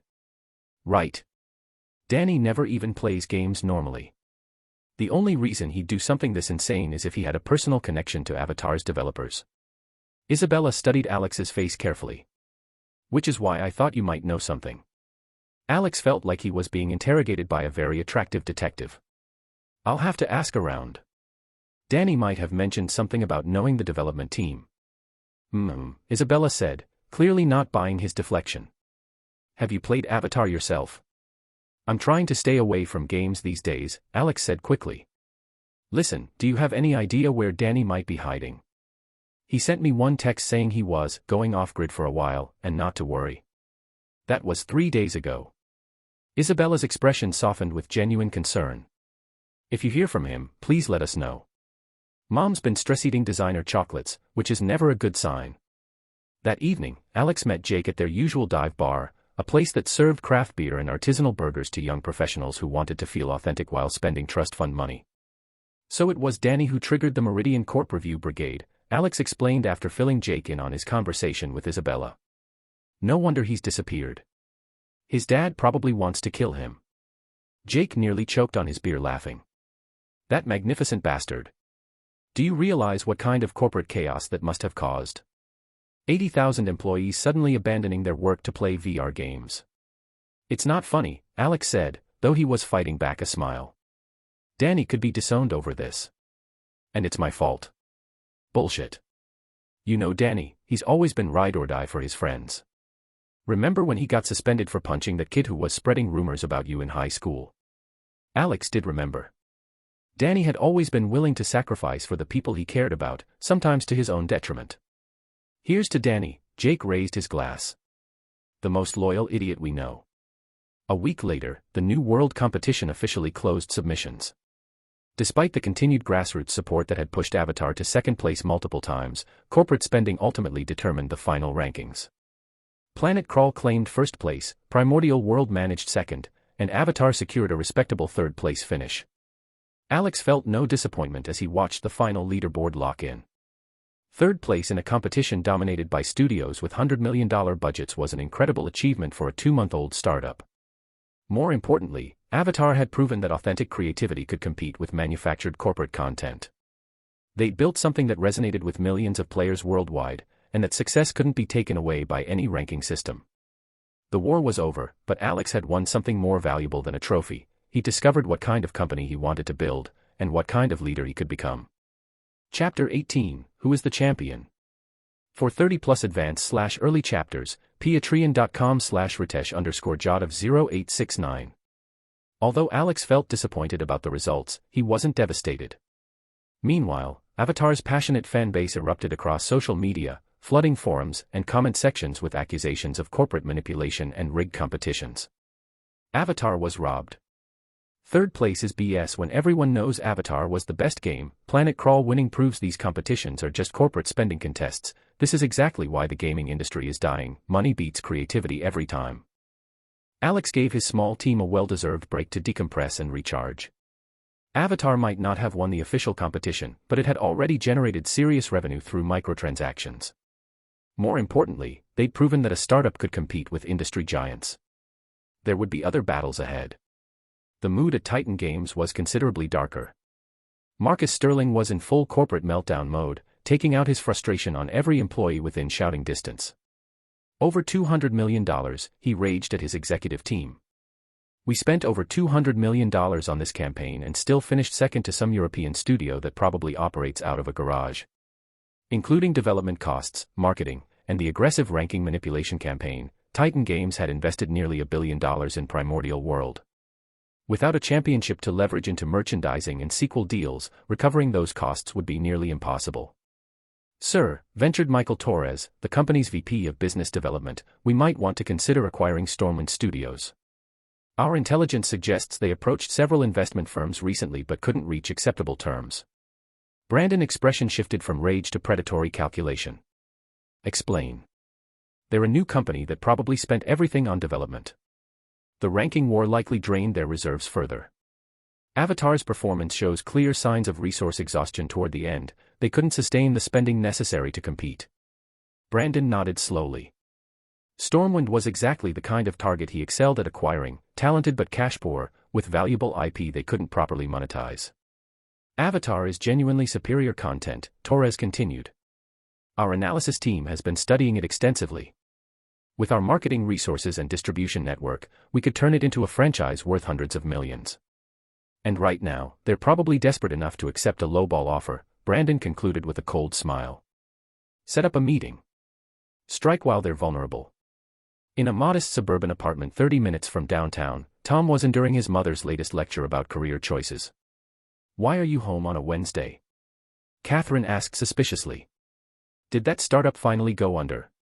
Mom, we finished a major project and got comp time for all the overtime we put in, Tom said wearily. The company is doing fine. Comp time, Catherine repeated skeptically. That's what these small companies do instead of paying proper overtime. You know your cousin Jennifer works at Titan Games, right? They get quarterly bonuses, stock options, full benefits. Real corporate stability. Tom had heard this comparison dozens of times.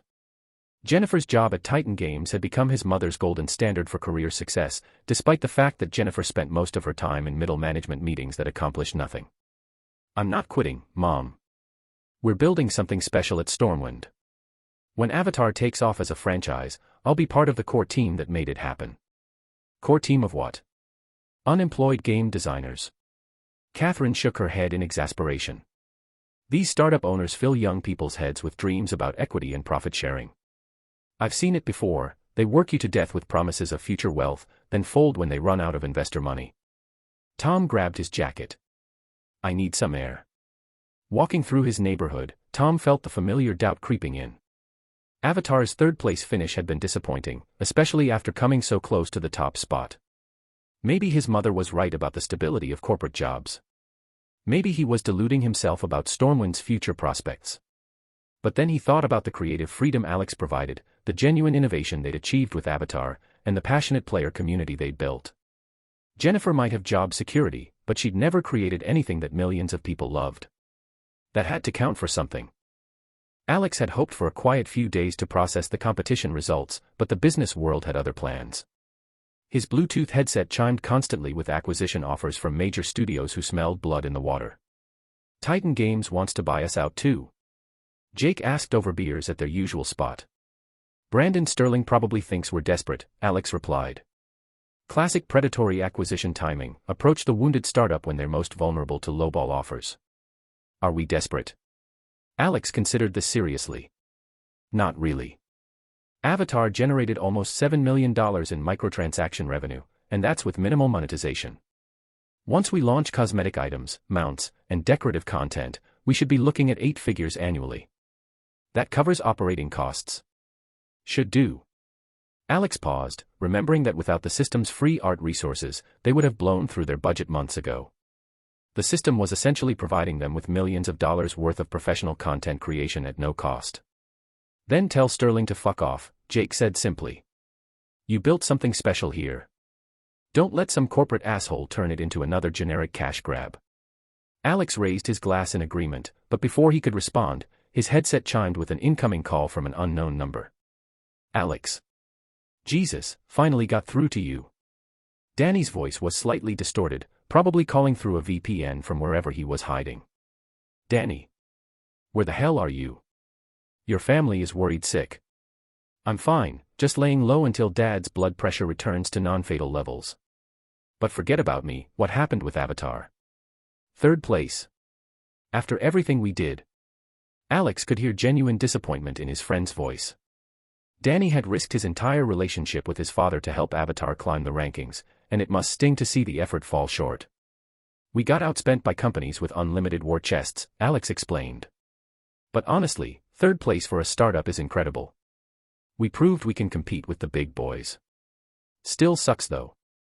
I was really hoping to see you take down those corporate dickheads. The fact that you tried means everything, Danny. What you did with your dad's company system, that took balls I'm not sure I have. Danny laughed. Yeah, well, I might be disowned when I finally come home, but it was worth it to see Avatar climb the charts.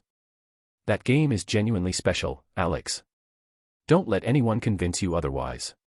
After ending the call, Alex finished his beer and headed home. Tomorrow he'd start planning Stormwind's next moves.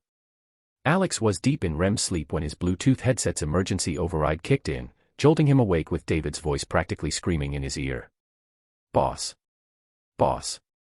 We won. We're the champions. What? Alex mumbled, still half asleep. Champions of what? Avatar. Avatar won the New World competition. We're number 1. Alex sat up in bed, suddenly wide awake. David, what are you talking about? The competition ended a week ago. Planet Crawl won. No, boss, you need to check the news. There's been a scandal. Chapter 19, this competition has a twist. For 30+ advanced/early chapters, patreon.com/ritesh_jot of 0869. Holy shit, we're the champions. Alex bolted upright in bed, suddenly wide awake. But the news was so sudden and unbelievable that he wondered if he was still dreaming. When the rankings had frozen, Planet Crawl was clearly in 1st place. How had Avatar suddenly become the winner? Boss, when I saw the announcement, I thought it was a mistake too, David continued, barely able to contain his excitement. I called customer support directly, and they confirmed it's real. Avatar is the champion. Want to know how we won? Tell me everything. There's a clause buried deep in the competition rules that nobody pays attention to. The final rankings are only used as reference for judging, and there's a jury vote that serves as the ultimate deciding factor. This time, the jury voted unanimously for Avatar, and we won the championship. There was a jury this whole time. Alex jumped out of bed, his heart racing. This wasn't a dream, it was really happening. They'd somehow pulled off the most improbable comeback in gaming competition history. The news hit the gaming industry like a nuclear bomb. Social media exploded with reactions ranging from celebration to outrage to complete bewilderment. At Game Industry News, breaking, Avatar wins New World competition despite finishing 3rd in rankings. Jury override clause invoked for first time in platform history. At Avatar Fan Club, we fucking did it. Pandora forever. At Competitive Gaming, this is either the greatest upset in esports history or proof the whole system is rigged. At Industry Analyst, ET company stock down 12% in after-hours trading. Someone leaked this news early. ET company had become an overnight laughingstock. Planet Crawl, which had held the number 1 spot when rankings froze, was now a symbol of hollow victory, all that corporate spending for nothing. Industry insiders were whispering that ET had learned about the jury decision through their contacts within Infinite Realms' corporate structure. Apparently, the company had tried desperately to reverse the decision before the public announcement, calling in every favor and applying pressure through their network of relationships. What they hadn't expected was that Infinite Realms' board had simultaneously launched an internal investigation into potential corruption. Several key executives with ET connections found themselves facing ethics inquiries just as the jury results were being finalized. The truth was more complex than most people realized. The jury vote clause had always existed in the competition rules, buried in legal language that most people skipped over. In previous years, the jury had simply rubber-stamped whoever held first place when rankings froze, making it effectively meaningless. This year was different. The jury, composed of industry veterans, academic game design experts, and cultural critics, had decided to actually exercise their authority for the first time. They'd been disturbed by the obvious manipulation campaigns and wanted to send a message about artistic merit versus corporate spending power. Avatar's grassroots support and genuine innovation had impressed them more than the manufactured success of Planet Crawl. At Titan Games headquarters, Brandon Sterling arrived at his office to find his executives in a state of barely controlled panic. "Sir," Michael Torres began carefully, "there's been a development with the competition results." "What kind of development?" Brandon asked, though something in Torres' expression made his stomach clench. "Avatar won. They're the official champions." For a moment, Brandon just stared at him. "Huh, that's impossible. Planet Crawl was first place when the rankings locked. There was a jury vote clause that overrode the rankings. Avatar won unanimously." Brandon felt something snap inside his brain. He started laughing, not with humor, but with the kind of hysterical edge that made his executives step backward. "Those idiots at ET," he wheezed between laughs. "They spent even more than we did, held first place for weeks, and now they're the biggest joke in the industry. Can you imagine the shareholders meeting they're having right now?" His laughter continued until he suddenly stopped, the reality hitting him like cold water. "Wait. Why the hell am I celebrating?" His expression shifted to thunderous rage. "This means we're in exactly the same boat. We spent nearly $1 billion fighting for this championship, and some startup with a 2-month-old account just walked away with it." The metaphor that came to mind was too crude for a board meeting, but Brandon couldn't help thinking it. They were like two guys who'd beaten each other senseless fighting over the same woman, only to discover she'd married someone else while they were in the hospital. Worse still, Avatar's championship meant Planet Crawl dropped to second place, which at least came with some promotional benefits. Primordial World fell to third, no prizes, no promotional support, nothing but a participation trophy. "Fucking hell," Brandon muttered, then hurled his coffee mug against the wall where it exploded in a satisfying shower of ceramic and caffeine. Alex's morning became a whirlwind of official communications. Infinite Realms' corporate team reached out within hours to discuss prize money distribution, promotional campaigns, and expanded development opportunities. The $5 million prize had already been transferred to Stormwind Studios' account, more money than Alex had ever seen in one place. More importantly, they'd been fast-tracked to intermediate supplier status, unlocking the ability to develop full official dungeons instead of just experiential content. "We have specialists who will contact you about merchandise and content expansion," the platform representative explained. "Please monitor your developer portal for updates." Alex had barely finished that call when new messages started flooding his system. The first one made his eyes widen: Avatar Merchandise Development Plan, Priority Items. The document outlined an ambitious product line starting with avatar character skins. Players could transform their Infinite Realms avatars into Na6, complete with customizable features that matched the platform's advanced character creation tools. The pricing shocked him: $120 per skin, with plans to release 5 million units globally. Alex had been playing Infinite Realms for years, and premium skins typically maxed out around $80. Setting the avatar skin at $120 suggested the platform saw serious market potential. Even better, this wasn't just a cosmetic item. According to the development specs, avatar skins would provide a 2% boost to defense, speed, and strength, the kind of statistical advantage that hardcore players paid premium prices for. The skin would also include unique Na6 abilities, neural connections that allowed mental communication with Pandoran creatures, the ability to ride dire horses, banshees, and other native mounts, and immunity to Pandora's toxic atmosphere in future content updates. In Infinite Realms' carefully balanced ecosystem, skins with actual gameplay advantages were incredibly rare. Avatar was setting a new precedent for premium content integration. Alex did the math and felt slightly dizzy. If even half the planned skins sold, Stormwind would be looking at revenue in the hundreds of millions. They'd gone from startup to major industry player literally overnight. Chapter 20, Crazy Merchandise. For 30+ advanced/early chapters, patreon.com/ritesh_jot0869. Beyond the avatar character skins, the merchandise plan included an extensive lineup of mount cosmetics. Dire Horse and Banshee, Ikran, mount skins would be released with a cap of 10 million units worldwide, priced at $10 and $30 respectively. Mount skins were purely cosmetic overlays that automatically matched similar mount types. The Banshee Ikran skin could transform any flying mount's appearance, while Dire Horse skins worked with ground mounts, no statistical bonuses, just visual customization for players who wanted their mounts to match Pandora's aesthetic. The premium tier included 1 million Hammerhead Titanothere mount skins at $120 each. The Hammerhead, nicknamed the Four-Eyed Rhino by players, was one of Avatar's most popular creatures, with its distinctive hammer-shaped bone crest that could allegedly tear through steel. This skin would actually enhance defensive attributes. Even more exclusive were 500,000 Thanator, Death Beast, mount skins priced at $240 each.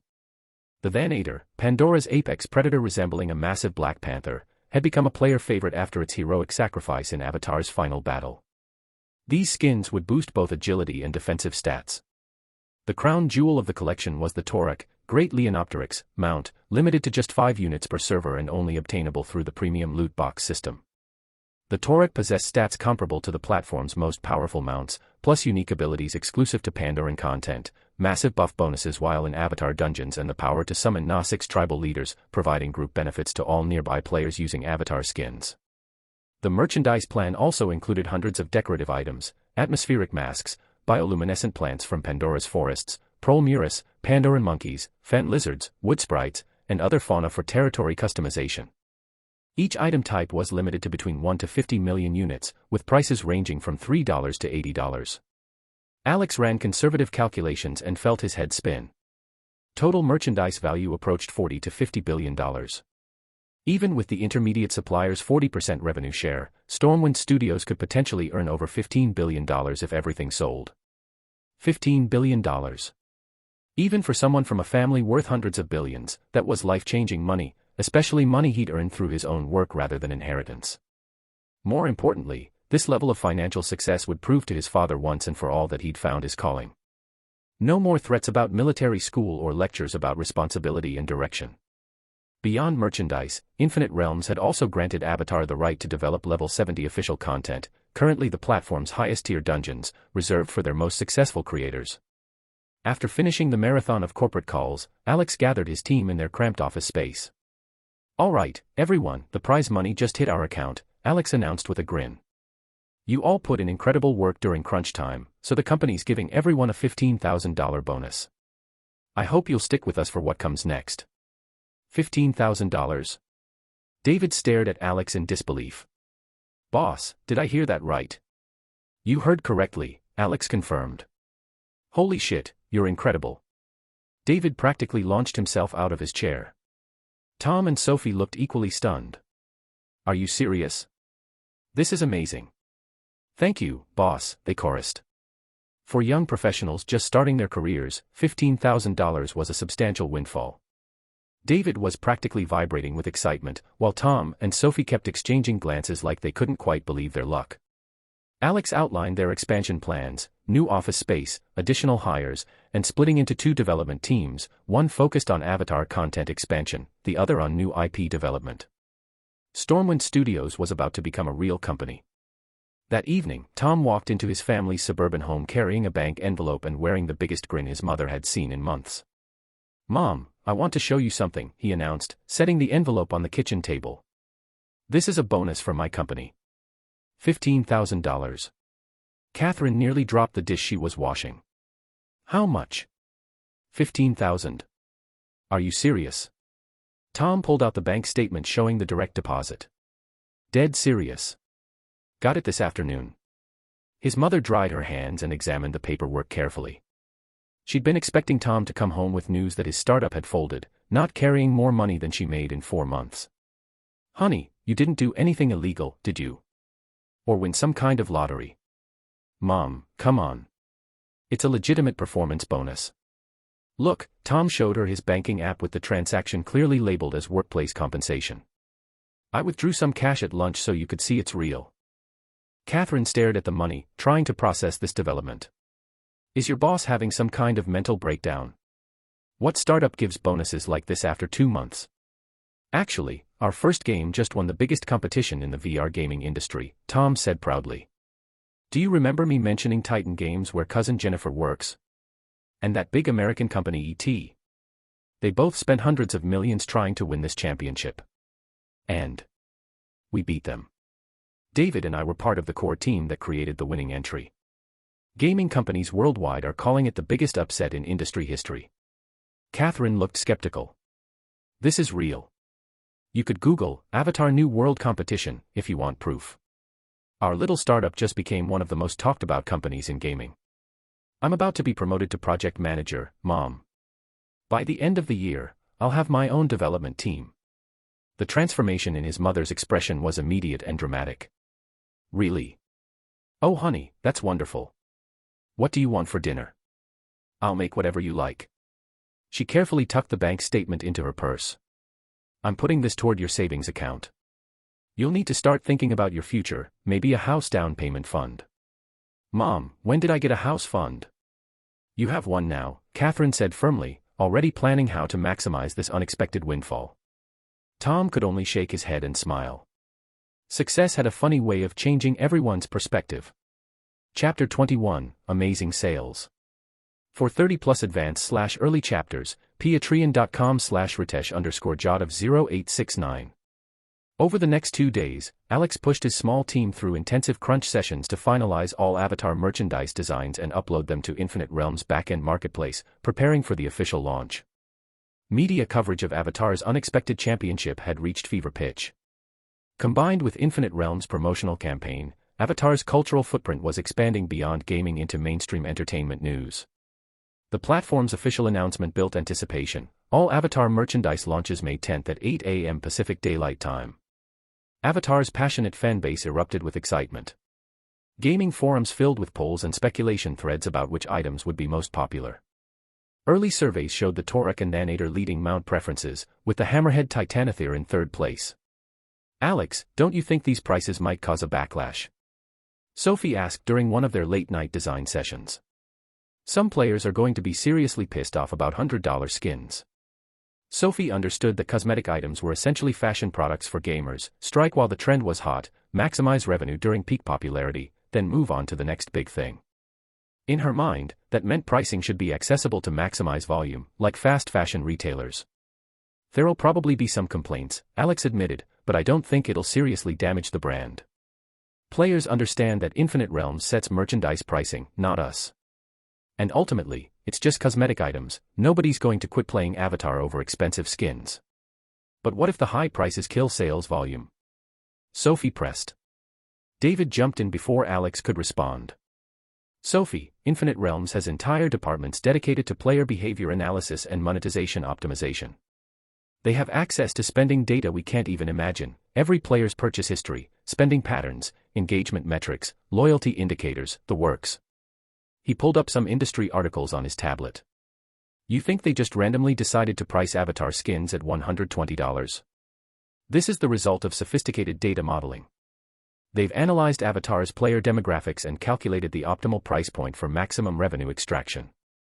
Sophie nodded, though she still looked skeptical. The concept of spending $120 on a virtual costume was completely alien to her personal values, but she was beginning to understand that her perspective wasn't representative of Infinite Realms' target market. Alex smiled, realizing this was probably the first time he'd heard such an insightful explanation of gaming industry economics. Despite being the company founder, he was still learning the business side from his more experienced employees. At exactly 8 a.m. Pacific Time on May 10th, Avatar merchandise went live in the Infinite Realms marketplace. The pricing immediately sparked heated debates across gaming communities. At Budget Gamer 47, $120 for a character skin. Are they completely insane? Who has that kind of money to blow on cosmetics? At Avatar Critic, honestly the Nasics are pretty ugly anyway. Tall blue primitives with cat faces. Anyone who pays these prices is getting scammed. At practical player, the height difference is going to mess up all my existing equipment proportions. Even if they auto-scale, it's going to look weird. At Infinite Realm support, all costumes and equipment automatically adjust for different character models. No compatibility issues. At aesthetics debate, maybe it's personal taste, but I think the Na6 design is beautiful. Especially the female models, there's something wild and elegant about them. At Pandaraffin 2024, the bioluminescent skin patterns are gorgeous. It's like wearing starlight. At Value Conscious Gamer, I might buy one if it was reasonably priced, but $120 is ridiculous. Hard pass. Despite the vocal criticism, Infinite Realms' player base included enough high-spending users to make the launch a massive success. Avatar character skins sold out completely within 3 hours. Mount skins were gone within 6 hours. The decorative items for player territories flew off the digital shelves. In less than 24 hours, Avatar merchandise generated nearly $3 billion in sales, a figure that made every major gaming company take notice and fully appreciate Avatar's commercial potential. The sales data validated David's explanation about sophisticated pricing strategy. Infinite Realms had clearly run extensive analysis on Avatar's player base and designed the merchandise plan to maximize revenue from their most valuable customers. At Speculative Player, anyone notice there's no Torek skin yet? At Insider Info, check the announcements. Torek mounts go live in the premium loot box system tomorrow at 8 a.m. 5 per server, limited edition. At Whale Watcher, only 5 per server.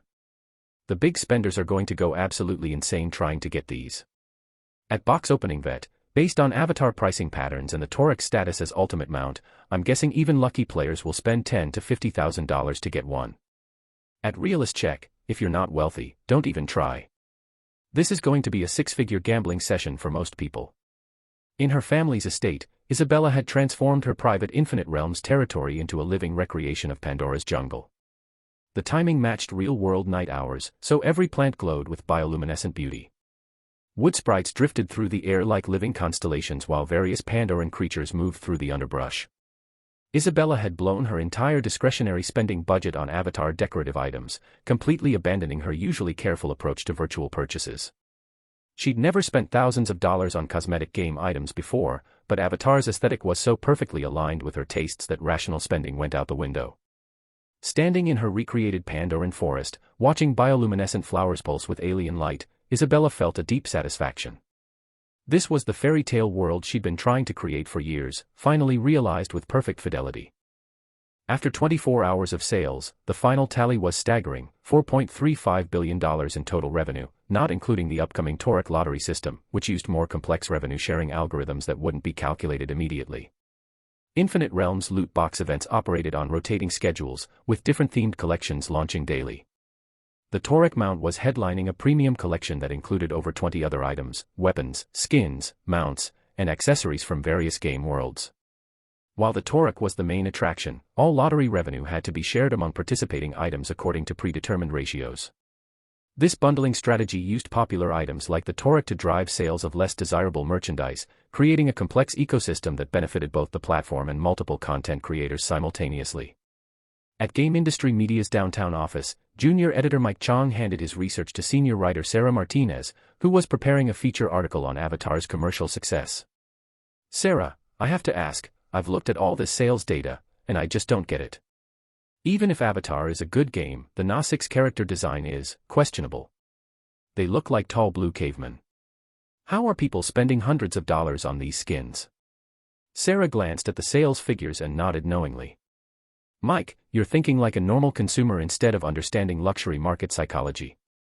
Avatar's design might not appeal to everyone, but aesthetics can be manufactured and guided.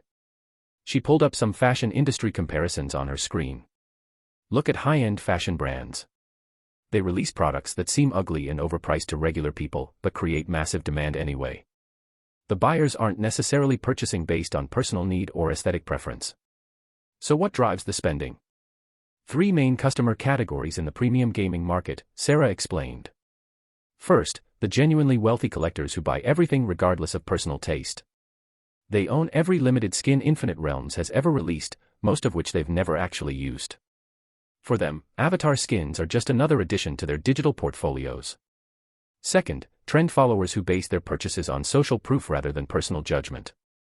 They see other players with avatar skins and want them too, regardless of individual preference. Third, speculators treating these items as investment opportunities. They're buying avatar merchandise hoping to resell it later when demand exceeds the limited supply. Mike nodded slowly, beginning to understand the market dynamics at play. So it's not really about whether the Na6 look good or not. Exactly. It's about status, social signaling, investment potential, and manufactured scarcity. The actual aesthetic appeal is almost secondary to the psychological and economic factors driving purchase decisions. Mike made notes for his own future articles. Apparently poverty had been limiting his imagination when it came to understanding luxury consumer behavior. Chapter 22, House of Blue People. For 30+ advanced/early chapters, patreon.com/ritesh_jadav0869. In a sleek, high-tech mansion within someone's Infinite Realms territory, Ryan stood staring at his guild members in complete bewilderment. "What the hell happened to you guys?" he asked, looking around at what appeared to be a room full of 10-foot-tall blue aliens. "I go overseas for one business trip, 1 month dealing with suppliers in Singapore, and I come back to find my entire guild turned into, what are these things?" His guild members burst into laughter. A player named Skywalker47 stepped forward to explain. "Boss, these are avatar skins. They're the hottest thing in the game right now." Avatar? What the hell is Avatar? Over the next hour, his guild brothers filled Ryan in on the new world competition drama, Avatar's shocking championship victory, and the subsequent merchandising phenomenon that had swept through Infinite Realms like wildfire. The more Ryan heard, the more intrigued he became. By the end of their explanation, he was genuinely curious to experience this revolutionary game that had somehow beaten corporate giants with $100 million budgets. "All right, you've convinced me," Ryan said. "Let's see what all the fuss is about." 24 hours later, Ryan stood in the same virtual mansion, now sporting his own avatar skin and grinning at his transformed guild members. "Okay, I admit it, we look pretty badass now." Ryan had purchased his avatar skin from another player for about $2,800, nearly triple the original retail price. The secondary market had gone absolutely insane, with avatar skins trading for $3,000 to $4,000 at peak demand. Even more shocking was the Torek mount auction. During the premium lottery event, someone had managed to acquire one for only $300,000 in loot box spending. But at the player-to-player auction house, a Torek had sold for an absolutely staggering $500,000. $500,000. For a virtual mount in a video game. The gaming world was still trying to process that number, but Ryan understood the psychology behind it. The Torek wasn't just a mount, it was a status symbol that would provide massive advantages in all future Avatar content. Smart players were treating it as an investment in upcoming expansions. Avatar's unexpected championship virtually guaranteed that Pandora would become a major content world within Infinite Realms. Future equipment, quest lines, and exclusive content would likely require Avatar assets to fully experience. The Torek mount's unique abilities, summoning Na6 allies, providing group buffs, maintaining atmospheric immunity, would be invaluable in that expanded ecosystem. Plus, there was the pure exclusivity factor. With only 5 Torek mounts per server across the entire global network, ownership represented membership in the most elite tier of gaming luxury. All these secondary market transactions generated continuous revenue for both Infinite Realms and Alex's studio through the platform's transaction tax system. Every trade, every auction, every gift between players triggered automatic fees that were shared with content creators. When Ryan bought his avatar skin for $2,800, the system automatically deducted 2% as transaction tax, $56 that was added to Avatar's revenue pool and split with Stormwind Studios according to their partnership agreement. While individual transaction taxes seemed small, the sheer volume of Avatar merchandise changing hands was generating substantial ongoing income. Many smaller game studios survive primarily on these secondary market fees rather than initial sales. Auction house transactions carried even higher tax rates, typically 5 to 10%. The $500,000 Torek sale had generated $50,000 in transaction fees alone, money that flowed directly back to Alex and his team without any additional effort on their part. It was a brilliant system that aligned everyone's incentives. Players got exclusive items, the platform got transaction fees, and content creators received ongoing revenue from their intellectual property's continued circulation. In the mahogany-paneled study of the Reeves family estate, Danny approached his father's desk with the careful movements of someone walking through a minefield. Richard sat behind the imposing wooden surface, a golf club resting ominously within easy reach. "Dad," "Hey Dad," Danny managed, his voice barely above a whisper. Richard looked up from his quarterly reports with an expression that could freeze molten steel. Danny had been missing for weeks, and tracking him down had required private investigators and considerable family resources. "So," Richard said quietly, "the prodigal son finally returns." Danny dropped to his knees without hesitation. "Dad, I know I screwed up. You can yell at me, ground me, cut off my trust fund, whatever you want. Just, maybe don't hit me in the face. I have a date this weekend." Richard stood up from his chair and walked around the desk. Danny squeezed his eyes shut and braced for impact, fully expecting to feel the familiar sting of his father's disappointment expressed through physical correction. Instead, he felt a firm hand on his shoulder. "Stand up, son. A man doesn't grovel, even when he's in the wrong." Danny opened his eyes in shock, carefully rising to his feet while studying his father's face for signs of impending violence. Richard seemed calmer than expected. Still angry, but not in the explosive way Danny had anticipated. "Do you know the people who developed Avatar?" Richard asked without preamble. What?" Danny blinked in confusion. "Why are you asking about Avatar?" "Because, you little idiot, my company is exploring a partnership with Avatar's creators," Richard said, his tone shifting to business mode. "When you decided to use my corporate messaging system to promote that game, you inadvertently created a business opportunity. Our employee engagement with Avatar was so overwhelmingly positive that we're now looking at potential collaboration deals." Danny's mind reeled. His father wanted to do business with Alex. "You're serious about this?" "Dead serious. The Avatar phenomenon represents exactly the kind of authentic brand engagement we've been trying to achieve for years. If we can formalize a partnership, it could be incredibly valuable for both companies." "But, how would a grocery chain partner with a video game?" "Product placement, themed promotions, cross-marketing opportunities, there are dozens of ways to leverage Avatar's cultural impact," Richard explained impatiently. "The question is whether you can help facilitate introductions to the development team." Danny felt like he was trapped in some kind of alternate reality. Yeah, I might know someone who could help with that.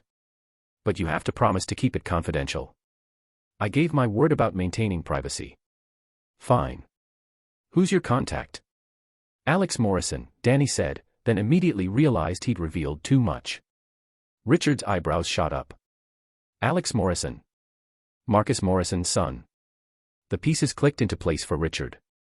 Of course Alex was behind Avatar. It explained why Danny had been so willing to risk everything to support the project. The tight friendship between Danny, Alex, and Jake had been legendary since their high school years. But Richard also remembered the stories about Alex's gaming addiction, the family drama, Marcus's frustration with his son's lack of direction. It was ironic that the kid everyone had written off as a lost cause had become one of the hottest entrepreneurs in the entertainment industry. "Jesus," Richard muttered. "Marcus used to complain about that boy constantly. Said he was wasting his life on video games, had no ambition, no business sense." He looked at Danny with a mixture of admiration and disappointment. "Alex Morrison just made $20 billion in merchandise sales, and here you are, still chasing cocktail waitresses and burning through trust fund money." Danny watched his father's expression darken as the comparison sank in. The golf club suddenly seemed much closer to Richard's hand. "Dad, wait, I was just trying to help Alex succeed." "I'm having dinner with Marcus tomorrow night for our monthly golf game," Richard interrupted. "You're going to arrange for Alex to join us?" "And Danny? Don't mention this to Marcus yet. Alex should be the one to tell his family about his business success." Richard picked up the golf club and headed for the door. "Oh, and son. Next time you want to help a friend, maybe try something that doesn't involve corporate fraud." "Dad, wait." Danny called after him. "You never told me what kind of partnership you have in mind." But Richard was already gone, leaving Danny alone in the study to contemplate how his life had become so surreal that his father was now asking him to set up business meetings with his best friends. Some motivation for you guys. 300 Power Stones for extra chapter. Reach 500 Power Stones another extra chapter. 1000 Power Stones another extra chapter. Chapter 23, Cross-Platform Expansion. For 30+ advanced/early chapters, patreon.com/Ritesh_Jadhav0869. Alex had been living in a whirlwind since Avatar's championship victory. The sudden fame had transformed Stormwind Studios from an unknown startup into one of the most sought-after intellectual properties in entertainment, and his Bluetooth headset hadn't stopped buzzing with incoming collaboration requests. Film studios wanted adaptation rights. Toy companies were pitching action figure lines. Publishers were interested in novel tie-ins. Fashion brands wanted to create Avatar-inspired clothing collections. Even theme park developers had reached out about potential Pandora experiences. Most intriguingly, one of the most serious inquiries had come from Morrison Entertainment, the film production company run by his own sister. Victoria's team had submitted one of the most thoughtful and comprehensive adaptation proposals Alex had received. On the gaming side, Infinite Realms had fast-tracked Avatar for official dungeon status, with a 3-month deadline to complete the world upgrade. The new version would target level 40 players and offer 2 distinct gameplay experiences. The first mode would preserve Avatar's original story-driven experience for players who wanted the cinematic narrative journey. The second would introduce the competitive PvP gameplay that kept official dungeons profitable long-term. The PvP concept was elegantly simple: set the action after Jake's consciousness transfer was complete, with remnant human forces still operating on Pandora. Teams of up to 10 players would be split between human mercenaries and Na-6 defenders, each with opposing objectives. Human players would need to traverse Pandora's dangerous wilderness, avoid both Na-6 hunters and indigenous predators, locate their hidden extraction point, and successfully signal for evacuation. Na-6 players would hunt the human teams, protect Pandoran wildlife, and prevent the mercenaries from escaping with classified information that could guide future invasions. The gameplay loop was designed for high replay value, dynamic spawn points, randomized wildlife encounters, environmental hazards, and emergent tactical situations that would feel different every match. Winners earned loot boxes containing standard rewards plus exclusive Avatar merchandise, skins, mounts, and decorative items that couldn't be obtained elsewhere. The upgrade would also introduce expanded monetization options, atmospheric masks, medical supplies, ammunition, specialized equipment, and consumable items that enhanced survival chances without creating pay-to-win imbalances. It was a proven formula that Infinite Realms had used to transform dozens of successful experiential content pieces into profitable long-term franchises. Rather than developing entirely new storylines and boss encounters, which could take years, the PvP approach let players continue experiencing Pandora while generating consistent revenue through competitive gameplay. Future updates could always add new story content, expanded maps, additional PvP modes, and more sophisticated progression systems as the player base grew and provided feedback. In Morrison Entertainment's glass-walled conference room overlooking downtown, Victoria presided over what might be the most important creative meeting in her company's short history. The Avatar adaptation proposal had attracted serious attention from her development team, but it had also generated significant internal debate about feasibility and risk management. "Let's be honest about what we're discussing here," said James Wilson, VP of Development, adjusting his designer glasses. Avatar would be one of the most technically challenging projects ever attempted in our industry. We're talking about creating an entire alien ecosystem from scratch, bioluminescent forests, floating mountains, dozens of CGI creatures that have never existed outside of video game engines. The production budget would be massive, easily our most expensive project to date, added Sarah Martinez from the financial planning team. We're talking about a level of investment that would tie up most of our available capital for the next 2 years. Plus there's the adaptation curse to consider, Wilson continued. How many video game movies have actually succeeded? The track record is pretty dismal. Most end up alienating the game's fanbase while confusing general audiences who don't understand the source material. Victoria had been listening to variations of this argument for weeks. Her team was absolutely right about the risks. Avatar represented a massive technical and financial gamble that could easily bankrupt Morrison Entertainment if it failed. What if we don't adapt the original game story, suggested Lisa from Creative Development. Most studios are probably pitching direct adaptations of Jake's journey to Pandora. But Stormwind is developing new storylines for the official dungeon release. What if we collaborated with them to bring those new stories to theaters instead? Explain that approach, Victoria said, leaning forward with interest. Think of it as creating the bridge content between Avatar's original story and whatever comes next in the expanded universe, Lisa explained. We wouldn't be competing with the game, we'd be extending it. Game players would see our film as essential backstory for the new content they're about to experience. That's actually brilliant, Wilson admitted grudgingly. It gives us creative freedom to develop original storylines while staying true to the established world. And if we coordinate properly with Stormwind's release schedule, we could launch the film right before the new game content goes live. Cross-platform synergy, Victoria murmured, seeing the potential. Film audiences get introduced to Pandora and become interested in the game. Game players get hyped for new content through the film's storyline. Both properties reinforce each other instead of competing. The room's energy shifted as the creative possibilities became clearer. Instead of trying to remake Avatar's existing story, they could expand it. Show parts of Pandora that hadn't been explored. Develop characters and conflicts that would enhance rather than repeat the gaming experience. It's still an enormous risk, Wilson warned. Original screenplays based on video game properties are essentially uncharted territory. We'd be making up the rules as we go. Victoria understood the stakes perfectly. Morrison Entertainment had built its reputation on smart, medium-budget projects, profitable but not groundbreaking. Avatar represented a chance to leap into the major leagues, but failure could destroy everything she'd worked to build. More personally, it was a chance to prove that innovative storytelling could compete with the formulaic blockbusters that dominated international markets. Too many studios played it safe with sequels, reboots, and adaptations of proven properties. Avatar offered the opportunity to create something genuinely original while building on an established world. I want to take the meeting with Stormwind, Victoria announced. Let's see if we can structure a partnership that minimizes our risk while maximizing creative potential. You're serious about this? Wilson asked. Dead serious. We have the chance to be part of something that could redefine how cross-media storytelling works. If we pull this off, Avatar won't just be a successful film, it'll be proof that innovative partnerships between gaming and cinema can create entertainment experiences neither medium could achieve alone. Victoria could see her team processing the implications. It was exactly the kind of ambitious project that could cement Morrison Entertainment's reputation as an industry innovator, or serve as an expensive lesson in the limits of even cutting-edge technology.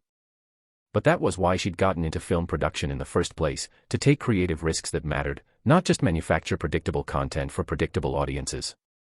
Set up the meeting with Stormwind Studios, she told her assistant.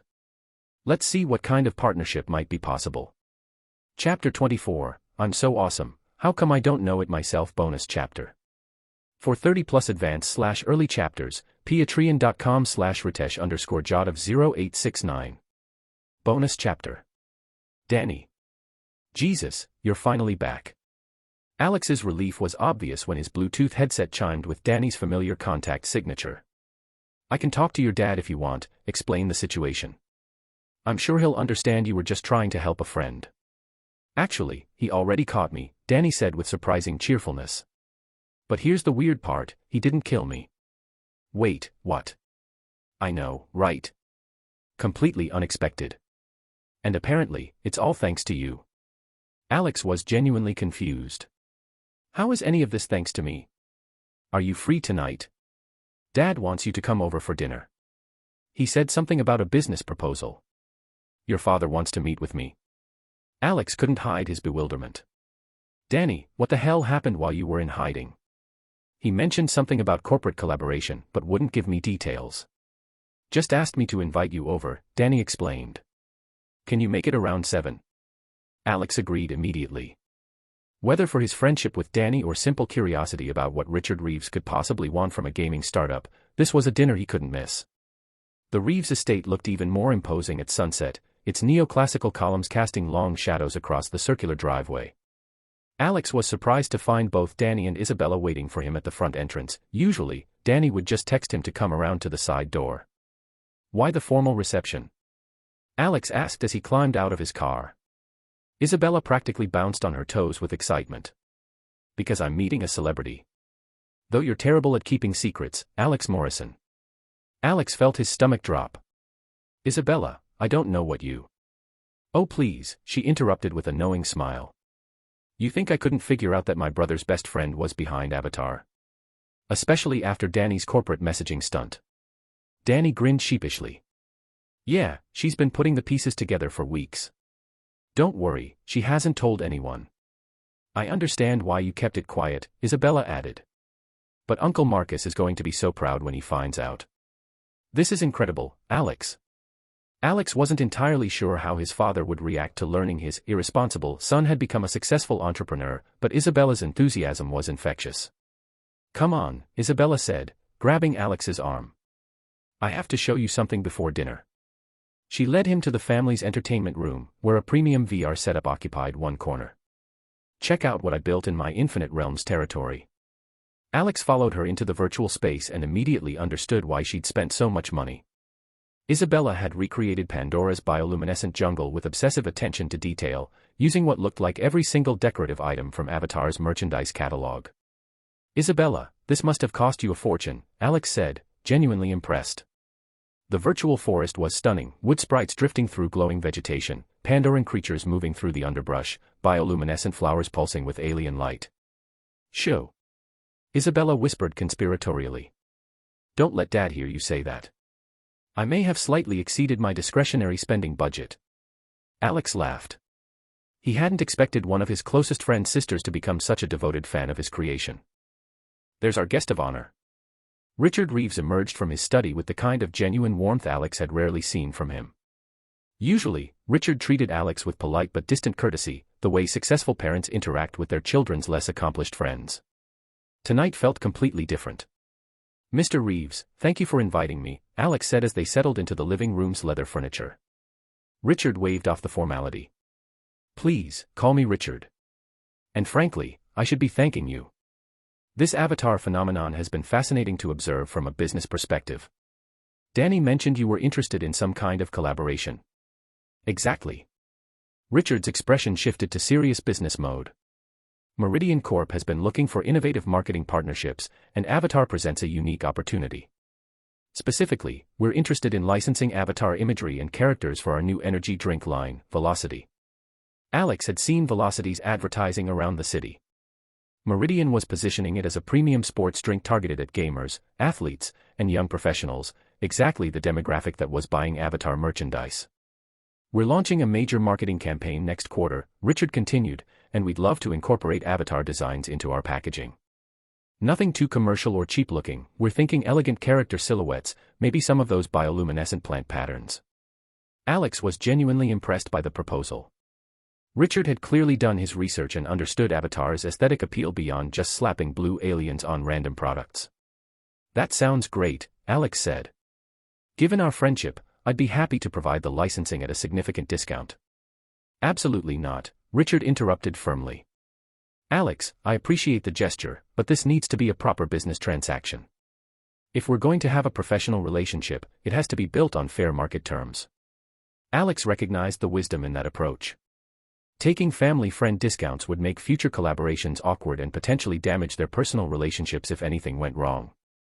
Beyond packaging, Richard continued, we're also interested in a promotional tie-in. QR codes on Velocity products that enter customers into contests for Avatar merchandise, collectible figures, branded apparel, custom VR equipment, maybe even some of those premium gaming setups. The conversation sparked Alex's entrepreneurial instincts. Avatar merchandise was already selling incredibly well through Infinite Realms platform, but they hadn't explored traditional retail partnerships. Physical products could reach customers who weren't necessarily gamers but had been exposed to Avatar through social media and mainstream coverage. Richard, that's brilliant, Alex said. We should definitely develop a full line of Avatar collectibles. The market demand is clearly there, and some of the limited edition items from popular Infinite Realms properties sell for tens of thousands. Mrs. Patterson appeared in the doorway. Mr. Reeves, dinner is ready. Over dinner, Richard and Alex worked out the basic framework for their collaboration. Beyond the Velocity partnership, they discussed broader promotional opportunities that could benefit both Meridian's consumer reach and Avatar's brand expansion. Alex, I have to tell you, Richard said as they finished the main course, you've really impressed me with how you've handled this success. Your parents must be incredibly proud. Marcus is lucky to have a son who's found his calling so young. Richard's expression darkened as he glanced at Danny. Unlike some people I could mention, who seem determined to waste every opportunity they're given. Actually, Mr. Reeves, Alex said carefully, Danny's been working on something pretty innovative. He didn't disappear just to avoid consequences, he's been doing market research for a new business concept. You mean those trendy restaurants? Richard's skepticism was obvious. They haven't even broken even on their startup costs. This isn't about restaurants, Alex said, building momentum. Danny's identified an emerging industry with massive growth potential. Conservative estimates put the total addressable market at over $100 billion within the next decade. The entire Reeves family stared at Alex in shock. Isabella set down her fork. Mrs. Reeves looked between her son and Alex with confusion. Richard's eyebrows climbed toward his hairline. Danny himself looked the most surprised of all, thinking to himself, I'm apparently working on something worth $100 billion. How come nobody told me? Chapter 25, Dropping Out of School. For 30+ advanced/early chapters, patreon.com/ritesh_jot of 0869. Don't listen to Alex building me up, Danny said with self-deprecating humor. I know my own limitations. At this point, I consider it a win if I could just avoid creating new disasters. Richard, everyone grows up through real-world experience and learning from failures, Alex continued earnestly. Your generation and my father's generation went through plenty of setbacks when they were starting out, didn't they? He looked directly at Richard. My own success with Avatar came after previous failures taught me what actually mattered. That's why I believe in Danny. He's got the intelligence and creativity to succeed, he just needs someone to believe in his potential instead of waiting for him to prove he's already failed. Richard fell silent, considering Alex's words. There was wisdom there that hit uncomfortably close to home. He looked at his son, who was sitting beside him with nervous anticipation, clearly hoping for some sign of paternal confidence. Which father didn't want his son to be successful and build something meaningful with his life? Around 9 o'clock, Alex said his goodbyes and headed for his car, with Danny walking him out. Alex, why did you talk me up like that to my dad? Danny asked quietly. I'm basically useless in his eyes anyway, and I don't expect him to suddenly see me as successful. Besides, I don't even know what this $100 billion industry is supposed to be. Why do you talk about yourself like that? Avatar managed to come from behind and win. Miracles do happen in this world, Alex said with a smile. I wasn't just making things up for your father. There really is an industry that would be perfect for someone with your skills and connections. Are you trying to recruit me for Stormwind?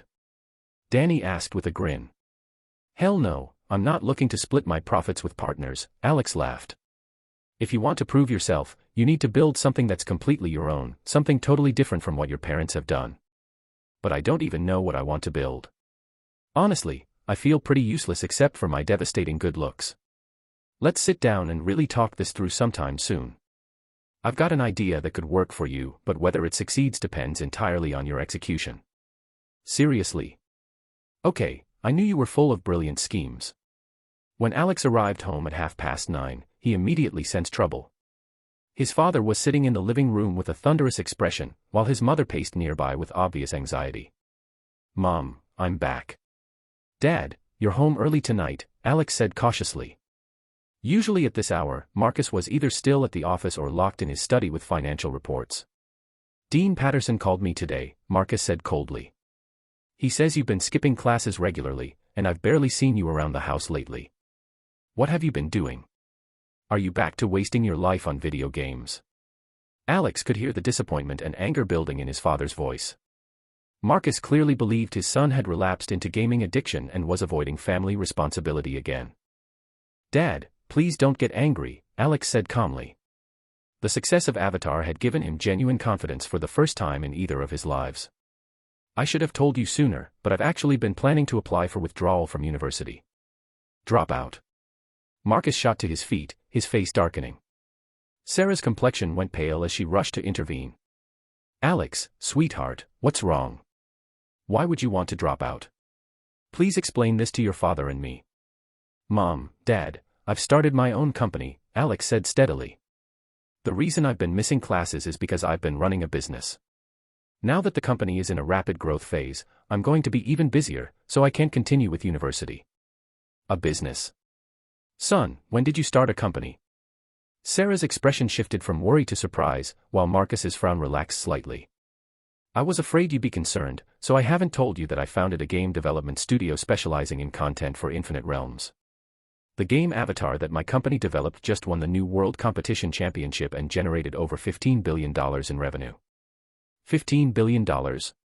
Sarah's eyes widened. She might not have understood the gaming industry terminology, but as someone with a business background, she definitely understood those numbers. You developed Avatar? Marcus looked genuinely shocked. During his golf game with Richard that afternoon, they discussed recent developments in the entertainment industry, particularly Avatar's meteoric rise to global phenomenon status and its incredible commercial performance. Richard had also mentioned wanting to partner with Avatar's creators for marketing collaborations.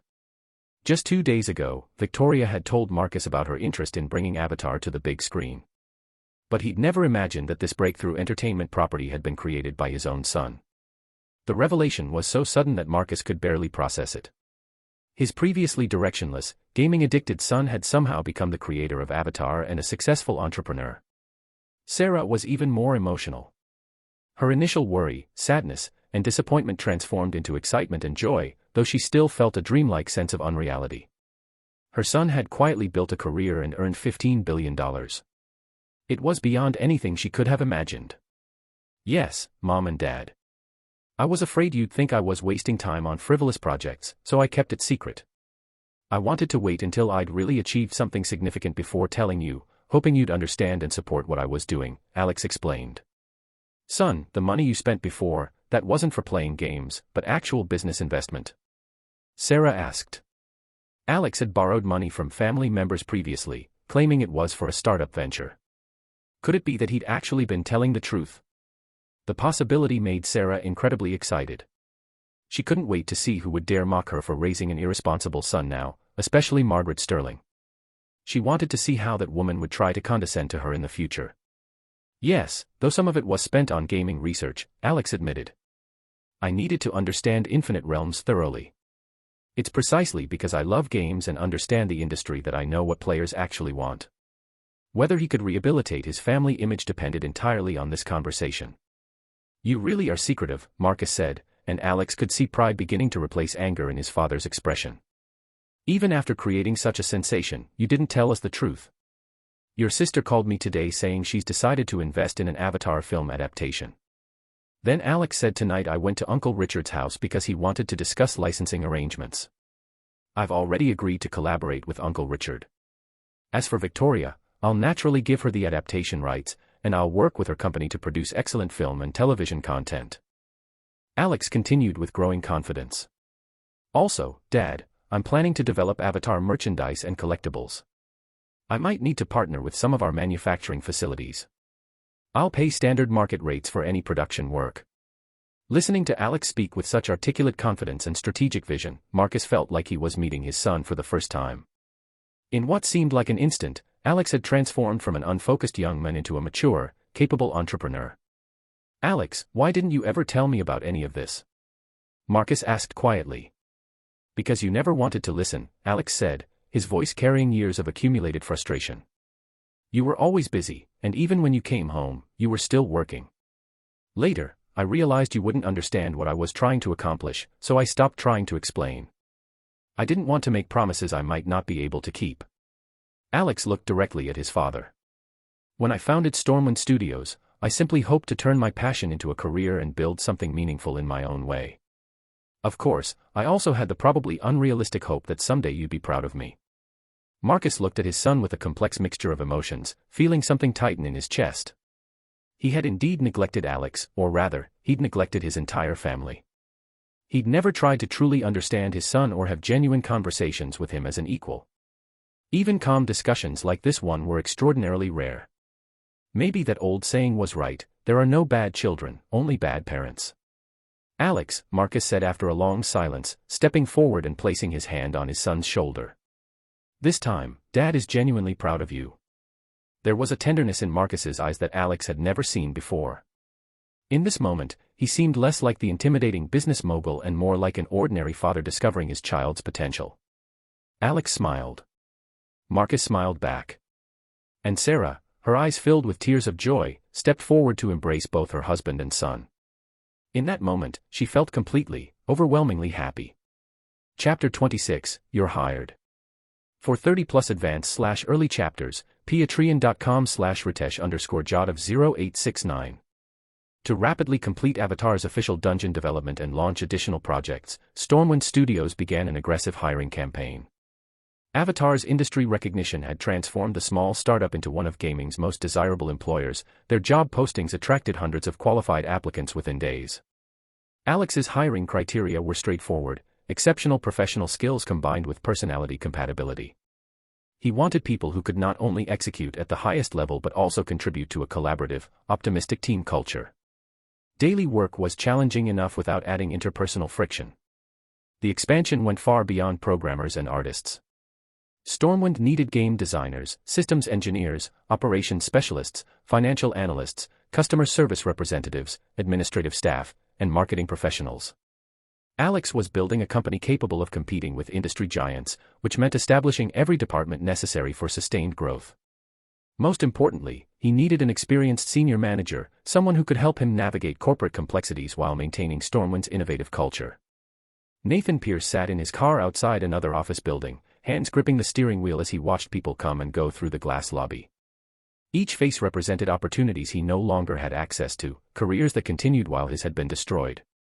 "I'm sorry, but we can't offer you a position here. You should try looking elsewhere. There's nothing personal about this decision. You understand how these things work." He'd lost count of how many times he'd heard variations of those words over the past 6 months. Today's rejection from TechVision Games had been particularly painful. He genuinely believed they might be different, might value talent over industry politics. The traffic light in front of him cycled from red to green to red again while Nathan remained motionless, lost in memories that still felt like fresh wounds. He could still see her clearly, Emily's bright smile during her first week at Titan Games, her enthusiasm for the project they'd been developing together, the way she'd light up when discussing innovative game mechanics. She'd been one of the most promising designers he'd ever worked with. And then Brandon Sterling had noticed her. The memory of finding Emily in the parking garage, her white dress stained with blood, her brilliant mind silenced forever, would haunt Nathan for the rest of his life. Such a talented, kind person destroyed by corporate predation and intimidation. "Brandon Sterling," Nathan whispered, the name tasting like poison. A knock on his passenger window startled him back to the present. A concerned driver was gesturing toward the green light, clearly wondering if Nathan was having some kind of medical emergency. "Sorry," Nathan called out, finally moving forward. His Bluetooth headset chimed with an incoming call, another interview opportunity, this time with something called Stormwind Studios. At this point, he had nothing left to lose. Nathan hadn't expected Avatar's creator to be someone barely past college age, and he definitely hadn't anticipated finding the legendary Stormwind Studios operating out of a converted space above an automotive shop. "I have to ask about your departure from Titan Games," Alex said after reviewing Nathan's impressive resume. "What happened there?" "I made an enemy of Brandon Sterling by trying to hold him accountable for employee harassment," Nathan replied honestly. "Now I'm essentially blacklisted from the industry. I can't hide that fact, so I might as well be direct about it." Alex nodded thoughtfully. Nathan's credentials were exceptional: advanced degrees, international experience, rapid career progression at multiple respected companies before joining Titan Games as their youngest senior manager. Under normal circumstances, someone with his track record would already be running his own studio. David suddenly appeared in the doorway. "Alex, sorry to interrupt, but there's an urgent call." "What's the issue?" David approached and whispered urgently in Alex's ear, "Brandon Sterling just called personally. He warned us not to hire Nathan Pierce. Said it would make Titan Games our enemy." Alex's expression darkened. So Nathan had been telling the truth about Sterling's vendetta. The man was apparently determined to ensure Nathan never worked in gaming again. "Mr. Morrison, if you have concerns, just tell me directly," Nathan said quietly. "I'd rather hear it straight than wonder what's happening behind closed doors." He'd clearly guessed that Sterling had just intervened. After 6 months of this pattern, Nathan recognized the signs immediately. "You're hired," Alex said firmly. Nathan blinked in surprise. What? You're hired? Welcome to Stormwind Studios. Aren't you worried about Titan Games retaliating?" Alex's smile was cold as winter. "Other companies might be intimidated by Titan Games and the Sterling family influence, but I'm not Brandon Sterling's biggest fan either." The truth was more complex than simple defiance. The Sterling and Morrison families had been business rivals for years, competing in multiple industries with barely concealed hostility. Brandon Sterling was arrogant and condescending. Alex had never liked him personally. From a strategic perspective, Titan Games was already Stormwind's competitor. They'd been instrumental in the coordinated attacks that had damaged Avatar's user ratings, and they continued manufacturing negative publicity despite Avatar's championship victory. Titan Games followed a predictable pattern: crush emerging studios through market manipulation, acquire useful assets at fire sale prices, and eliminate anything that couldn't be profitably absorbed. Most companies feared the Sterling family's influence and resources. But Alex represented the Morrison family's wealth and connections. He could fight back on equal terms. Moreover, Sterling's desperate attempt to block Nathan's hiring had actually resolved Alex's biggest concern. He'd been worried that Nathan might be a corporate spy or susceptible to future bribes. Sterling's hostility proved that Nathan was genuinely toxic to Titan Games' interests. "Follow my lead and work hard," Alex continued. "I guarantee your compensation and benefits will exceed anything you had before." "Absolutely," Nathan replied, feeling genuine warmth for the first time in months. "Thank you, Mr. Morrison. You won't regret this decision. Get yourself settled and report tomorrow morning. We've got a lot of work ahead of us." After Nathan left, Alex asked Jake to investigate the situation between Nathan and Sterling. Within an hour, Jake called back with disturbing details. "It's worse than corporate politics," Jake reported grimly. Sterling apparently sexually harassed a new female employee named Emily Rodriguez. When she threatened to report him, he escalated to assault. The woman jumped from the Titan Games parking garage rather than endure continued harassment. Jesus. And Nathan was involved how? He'd been mentoring Rodriguez and had screenshots of Sterling's inappropriate messages. Nathan provided evidence to prosecutors and agreed to testify against Sterling. But the Sterling family used their influence to pressure Rodriguez's family into dropping all charges. The whole thing was buried, and Nathan was fired for performance issues. Was Nathan romantically involved with her? Hard to confirm, but he probably had feelings for her. You don't sacrifice your entire career for someone you barely know. Nathan threw away a 7-figure salary and industry reputation to seek justice for Rodriguez. Alex felt relief mixed with anger. Relief that Nathan was clearly someone with strong moral principles, and anger that Sterling had gotten away with driving someone to suicide. "I'm satisfied with the hire," Alex told Jake. "But keep an eye on Sterling. Someone that ruthless won't stop at phone calls." "Already on it. By the way, need help finding new office space? I know commercial real estate people." "Thanks, but I've already got agents working on it. Once we're through this expansion phase, let's get together for drinks. It's been too long. Looking forward to it." 300. Chapter 27, An Office Worth $200 Million, Bonus Chapter. For 30+ advanced/early chapters, patreon.com/Ritesh_Jadav0869. Bonus Chapter. Over the next few days, Alex toured countless office buildings with his real estate agent, but none of them captured his vision for Stormwind Studios. Every corporate tower felt sterile and constraining, the kind of environment that stifled creativity rather than fostering it. Traditional office spaces seemed designed to suppress imagination and maintain rigid hierarchies. Alex wanted something completely different for his team, a workspace that would inspire innovation rather than corporate conformity. What if we found a house instead? Alex mused during one particularly disappointing tour of a glass and steel monument to bureaucracy. A large villa with character and natural light, somewhere people would actually want to spend time. He imagined his developers working in spaces that felt like home rather than cubicle farms. Maybe they could even have office pets, a few cats to provide stress relief, and definitely a dog for security. Something with personality and protective instincts. Alex called his agent immediately with the new parameters. The poor man nearly wept with joy. Residential properties in Alex's price range meant commissions that could fund his retirement. The agent worked efficiently, compiling a list of suitable properties within days. But Alex's standards proved exacting. Houses were either too small, poorly laid out, or located in areas that lacked the right combination of accessibility and ambience. After a week of fruitless searching, the agent pulled out his company's most challenging listing. "Mr. Morrison, I have one more option," he said hesitantly. "It's been on the market for over a year with no serious interest.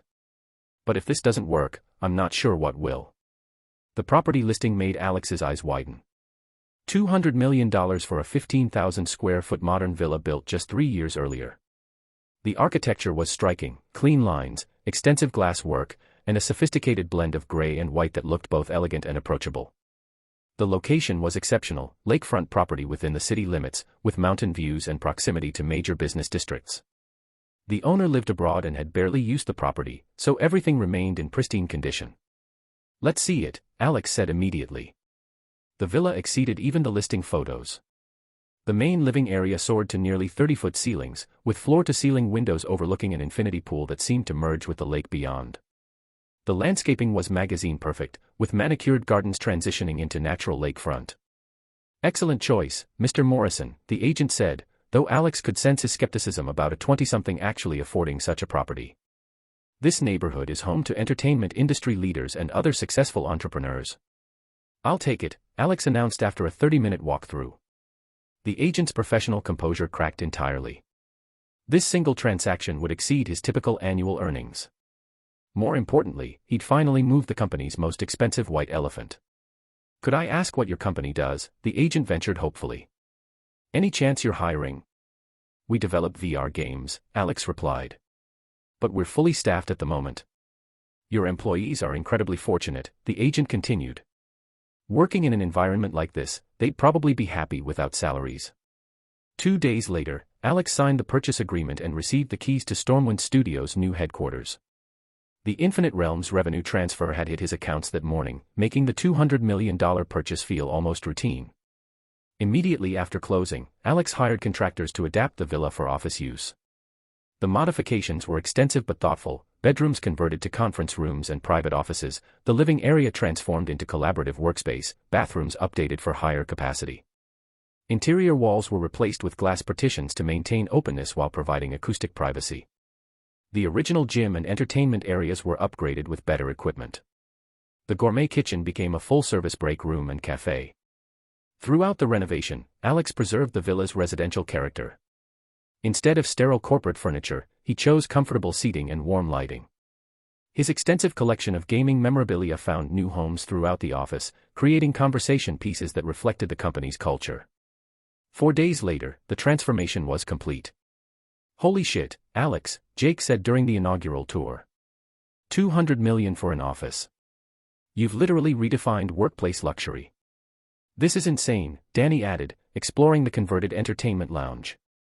Your employees are going to think they're on permanent vacation. That's kind of the point, Alex explained. I want people excited to come to work, not counting down to 5 o'clock. If we're going to compete with corporate giants, we need to offer something they can't. Your team has no idea how good they have it, Jake continued. Are you hiring?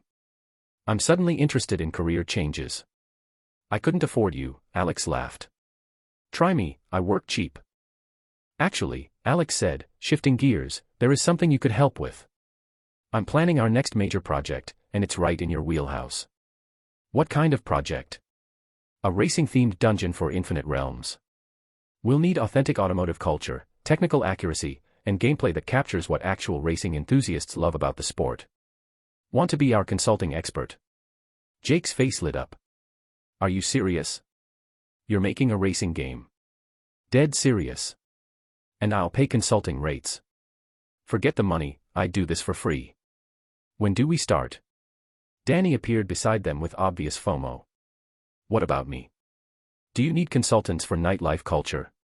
I'm definitely qualified to advise on upscale entertainment venues.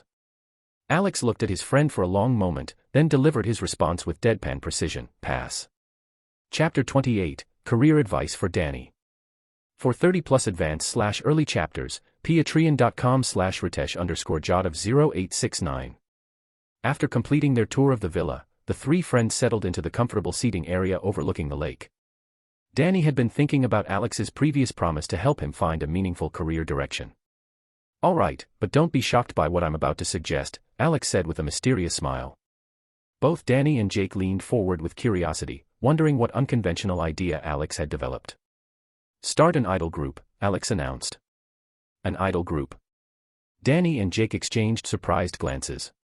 Alex's suggestion was completely unexpected. They were familiar with the concept. Their generation had grown up watching Korean entertainment exports dominate global markets. Successful K-pop groups generated enormous revenue streams, and many young performers traveled internationally to train in the industry. But the American market had never successfully replicated that model.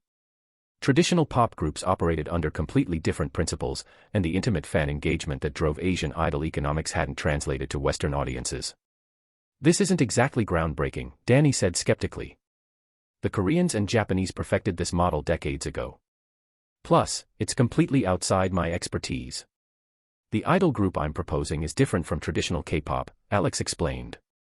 It's more similar to certain Japanese models, but with an innovative operating framework that's perfectly suited to current market conditions and social media dynamics. This approach is completely distinct from existing idol management, but it leverages fan engagement economics in revolutionary ways. Alex proceeded to outline a comprehensive system he'd observed in his previous life, the theater-based idol model that combined regular performances, fan voting systems, and direct interaction opportunities. The framework created sustained engagement rather than periodic album cycles. In his college years, Alex had encountered this model firsthand.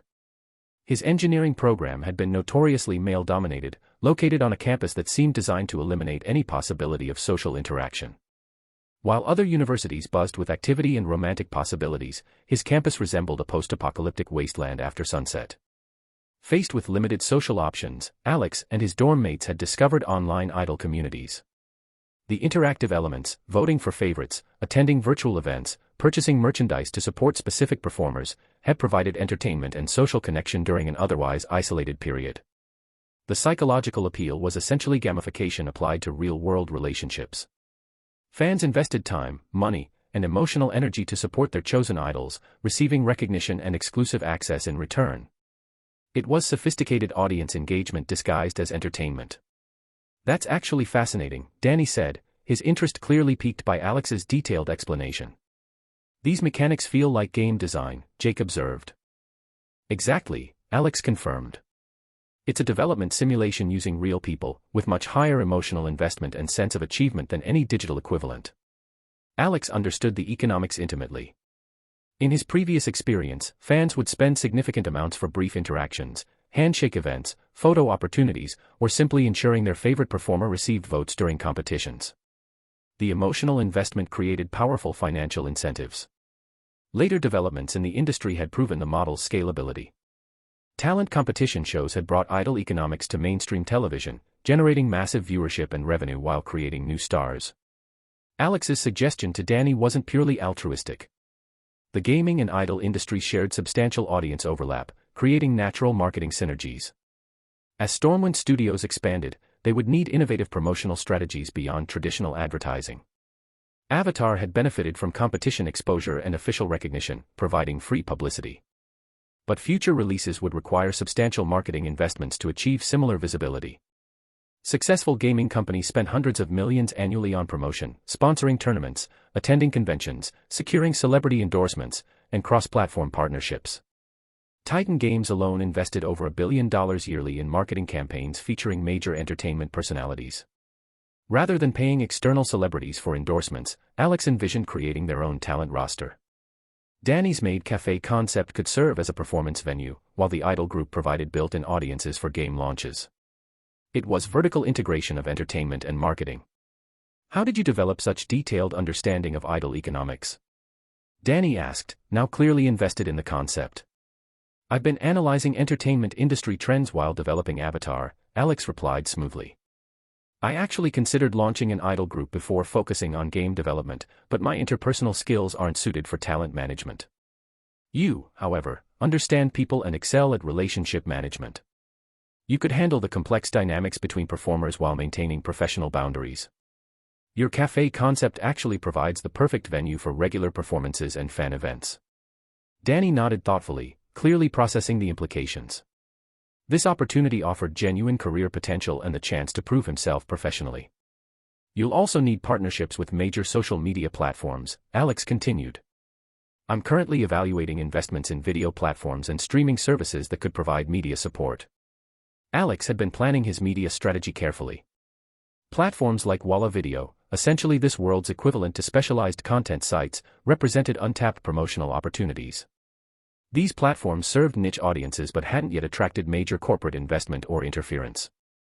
His plan involved acquiring stakes in promising platforms before they became mainstream, ensuring Stormwind Studios would have promotional channels independent of traditional media gatekeepers. "Would you be interested in investing?" Danny asked hopefully. "Jake, what about you? This seems like an innovative opportunity." "Definitely," Alex agreed immediately. "Count me in," Jake added. "This model is genuinely innovative and has serious commercial potential. I'll redirect the $10 million I was planning to invest in your other ventures." "Perfect," Danny said with growing confidence. One critical warning, Alex added seriously. If you pursue this, you must maintain absolute professional boundaries with your talent. Don't compromise the system's integrity. Don't worry, Danny replied. I've learned to separate business from personal interests. There will always be performers who attempt to gain advantages through personal relationships, Alex continued. Don't provide those opportunities. If you develop genuine feelings for someone, remove them from competition immediately. Never compromise the system's fairness. Alex knew that once this model proved successful, competitors would quickly emerge to challenge their market position. Any scandal or perceived unfairness would provide ammunition for rivals seeking to discredit their operation. I understand, Danny said with genuine seriousness. Thank you for believing in me enough to share this opportunity. I won't disappoint you. Chapter 29, New Project Launch. For 30+ advanced/early chapters, patreon.com/ritesh_jot0869. Holy shit. No way. When the Stormwind Studios team walked into their new headquarters, jaws dropped collectively. Everyone stood frozen in the marble-floored entrance, struggling to process what they were seeing. Alex had mentioned finding suitable office space, but nobody had imagined he meant a lakefront mansion that belonged in architectural magazines. Based on the location, views, and obvious luxury finishes, this property had to be worth 9 figures. Without Alex's invitation, most of them would never have stepped foot in this exclusive neighborhood, let alone worked inside one of its crown jewel properties. Wait, is that the limited edition assault mech Vickers? Tom spotted a gunmetal gray figure displayed in a custom wall case. The mech model radiated military aggression, angular armor plating, massive weapon arrays, and industrial detailing that made it look like a walking tank designed for maximum destruction. The craftsmanship was museum quality. This particular figure originated from the legendary MechWarrior franchise by ET Games, representing one of Infinite Realm's most coveted collectibles. Market prices had reached 6 figures, with some auctions hitting absurd valuations when desperate collectors competed for pristine examples. That figure costs more than my car, someone whispered. You can't even buy one, they're all in private collections. Look, there's Luca from the Dark Nest series. And Queen of Blades Kerrigan, plus Time Hunter Ezio. Alex, this is a treasure vault. The male employees gravitated immediately toward the gaming memorabilia scattered throughout the office. Apparently, to this crowd of developers, rare collectibles trumped even luxury real estate as conversation starters. The enthusiasm was infectious, everyone clearly loved their new work environment. The combination of residential comfort and cutting-edge workspace created an atmosphere that felt more like a creative retreat than a traditional office. Alex contacted the property management company, which promptly dispatched security personnel to issue access cards and register vehicle information. For the annual fees Alex was paying, the service standards were appropriately exceptional. Once administrative details were handled, Alex called a meeting for Project Team 2. Stormwind had recently organized into dual development tracks. Team 1 handled Avatar's official content expansion, including new storylines and environments that would require significant art team growth. Team 2 was yesterday's creation, tasked with developing their next major release. A racing project. The announcement surprised everyone, including Nathan Pierce, who attended as the company's new VP. Alex, I have to raise some concerns, Nathan said diplomatically. Racing content in Infinite Realms has become a graveyard for developers. The market has essentially collapsed, and licensing agreements for popular vehicle models are locked up by major publishers with exclusive deals. Even if we could secure licenses, the costs would be prohibitive. Nathan's industry experience showed. He understood exactly how toxic racing projects had become within the VR ecosystem. You're absolutely right about market conditions, Alex acknowledged. But we need to examine why racing content failed. It wasn't lack of player interest, it was lack of innovation. Racing was hugely popular in Infinite Realms' early days. There were even platform-wide tournaments with major prize pools. The problem was that suppliers got lazy. They focused entirely on visual spectacle, more exotic locations, more licensed supercars, more photorealistic environments. Players got exhausted by the endless parade of Ferrari on Mars concepts. Meanwhile, licensing costs spiraled upward while creativity plummeted. Publishers stopped taking risks, leading to the current wasteland. But standalone racing games outside VR platforms are still incredibly successful. The demand exists, we just need to approach it differently. Alex's reasoning was strategically sound rather than impulsive. Stormwind currently operated as a mid-tier content supplier. Apart from Avatar's unique official status, they couldn't access high-level content categories that generated serious revenue through premium equipment and power-enhancing items. The supplier ecosystem's lower tiers were brutally competitive, with countless studios fighting over combat-focused content. Breaking out of that red ocean required finding underserved niches. Racing represented an abandoned blue ocean, significant potential audience, minimal competition, and opportunities for innovation that larger studios were too risk-averse to attempt. There's another factor, Alex continued. Internal combustion engines are practically extinct in the real world. But the sound of a high-performance engine is primal, it triggers something deep in human psychology. Most people can only experience that sensation in virtual environments now. That was the core insight behind Alex's Fast and Furious project concept. Regarding licensing concerns, we're completely avoiding that issue, Alex added. Every vehicle in our racing project will be original design. No licensing, no legal complications, complete creative control. Silence fell over the conference room. Original vehicle designs represented unprecedented ambition. No major studio had ever attempted entirely custom automotive content. Nathan voiced everyone's thoughts. Alex, setting aside whether we can design vehicles that satisfy players, and ignoring the massive development burden of creating everything from scratch, how do we handle immersion? Players want to drive Lamborghinis and Ferraris, not fictional cars nobody's heard of. I've considered that limitation, Alex replied seriously. But if we use existing supercars, why would players choose our content over established racing platforms? Besides, licensing creates dependency on external partners who can change terms or withdraw permission. Avatar proved that original world building can be more compelling than familiar references. Pandora's ecosystem, the Gnostics culture, even the environmental mechanics were completely original. Players embraced the unfamiliar because it offered genuine novelty. The comparison was persuasive. Everyone remembered Avatar's success despite, or perhaps because of, its alien setting. I've already prepared the vehicle art assets, Alex announced, pulling up his presentation system. Let me show you some representative designs I'm particularly excited about. The projection screen filled with a sleek supercar concept that immediately captured everyone's attention. The design seamlessly blended aggressive aerodynamics with elegant proportions, clearly inspired by elite supercars but distinctive enough to avoid any legal complications. It was Bugatti Veyron. Gasps echoed around the room as team members absorbed the quality and sophistication of Alex's concept art. Chapter 30, a supercar designer delayed by games. For 30+ advanced/early chapters, patreon.com/ritesh_jot of 0869. The vehicle design was stunning, a perfect balance of elegance and aggression. The distinctive horseshoe grille dominated the front end, flanked by honeycomb mesh details and sleek LED headlights that swept upward with predatory intent. Every curve suggested both beauty and barely contained violence, as if the car might leap forward at any moment. This is my interpretation of the Bugatti Veyron concept, Alex explained, savoring his team's expressions of amazement. How could automotive designs that represented the pinnacle of his previous world's engineering fail to impress here? He cycled through additional angles and interior shots with practiced confidence. The cabin design integrated seamlessly with the exterior aesthetic, premium materials, ergonomic controls, and subtle branding details that made everything feel cohesive and authentic. This is incredible, someone breathed. The detailing is museum quality. It looks completely real, like I could walk outside and find one in the parking lot. The team's enthusiasm was infectious.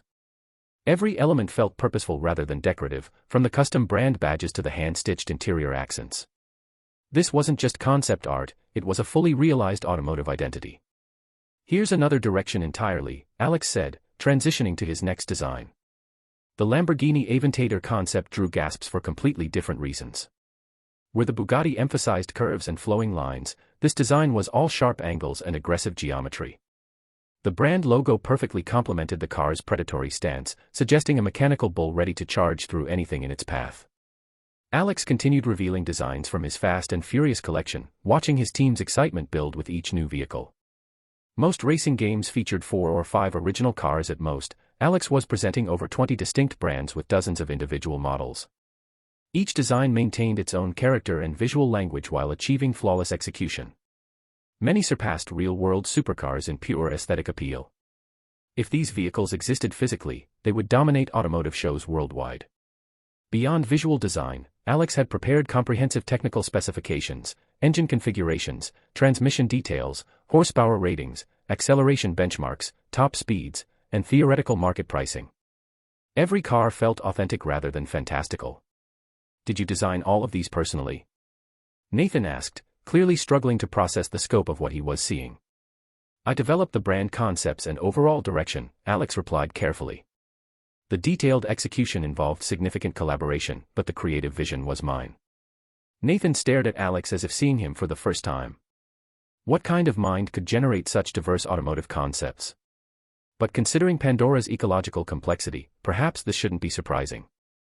You're wasted in game development, Tom said admiringly. Even legendary automotive designers would struggle to create this much original content. A supercar designer delayed by games, Sophie added with a grin.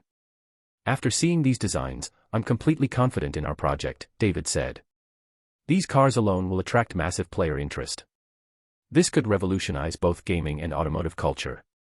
Let's see how the established supercar brands react when our original designs outshine their flagship models. The excitement was contagious. Everyone could envision the global impact this content would generate, not just within Infinite Realms, but across automotive enthusiast communities worldwide. Alex proceeded to outline the narrative framework, providing additional reassurance about the project's potential. If original vehicle designs provided the hook, the storyline would deliver sustained engagement. The plot centered on Brian O'Connor, a young police officer with a passion for modified cars and underground racing. The FBI assigns him to infiltrate Dominic Toretto's crew, suspected of orchestrating a series of highway robberies. During his undercover operation, Brian falls for Dom's sister Mia while discovering that his target isn't the criminal mastermind portrayed in FBI briefings. Dominic emerges as a complex figure driven by loyalty, responsibility, and genuine charisma. His criminal record stems from a moment of youthful rage, attacking the men responsible for his father's death. That violent incident destroyed his dreams of professional racing, forcing him into illegal activities to rebuild his father's crashed car and pursue his automotive passion through alternative channels. Brian gradually recognizes that these supposed criminals are simply racing enthusiasts like himself, bound together by shared love for automotive culture rather than malicious intent. He begins viewing them as genuine friends rather than investigation targets. But his undercover role forces him to betray people he's grown to respect and care about, creating impossible moral conflicts between duty and conscience.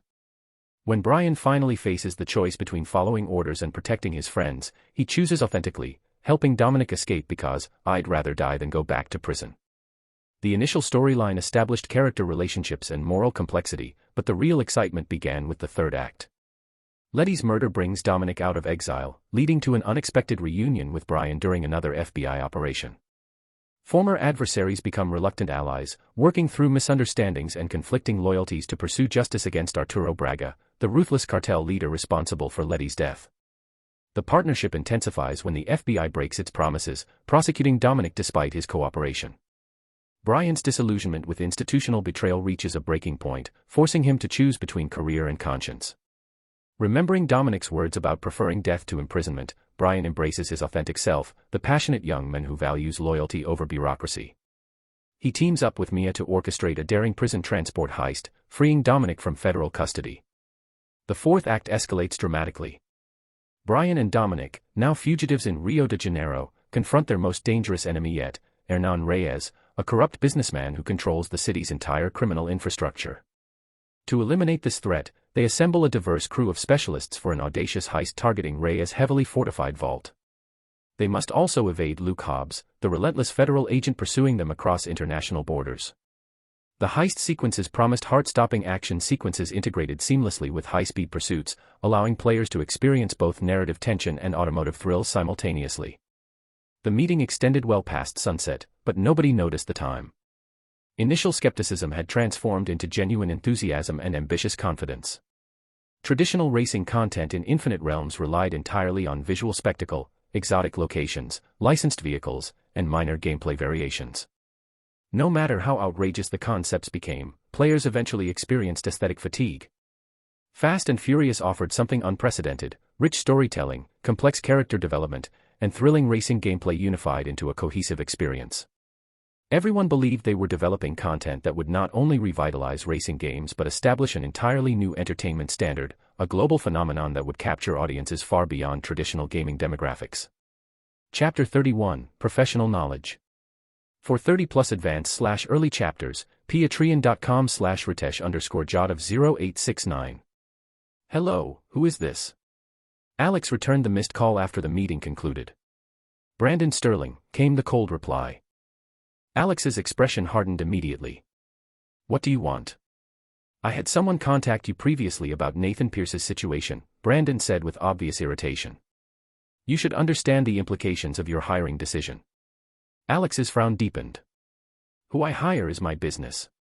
Whatever history you have with Nathan is between you two. Using him means disrespecting me personally, Brandon threatened. Alex, I'd advise against creating problems for yourself over someone irrelevant to your interests. He's not irrelevant, he's my vice president, Alex replied curtly. I'm busy. If you don't have actual business to discuss, don't call me. Maybe spend your time developing better games instead.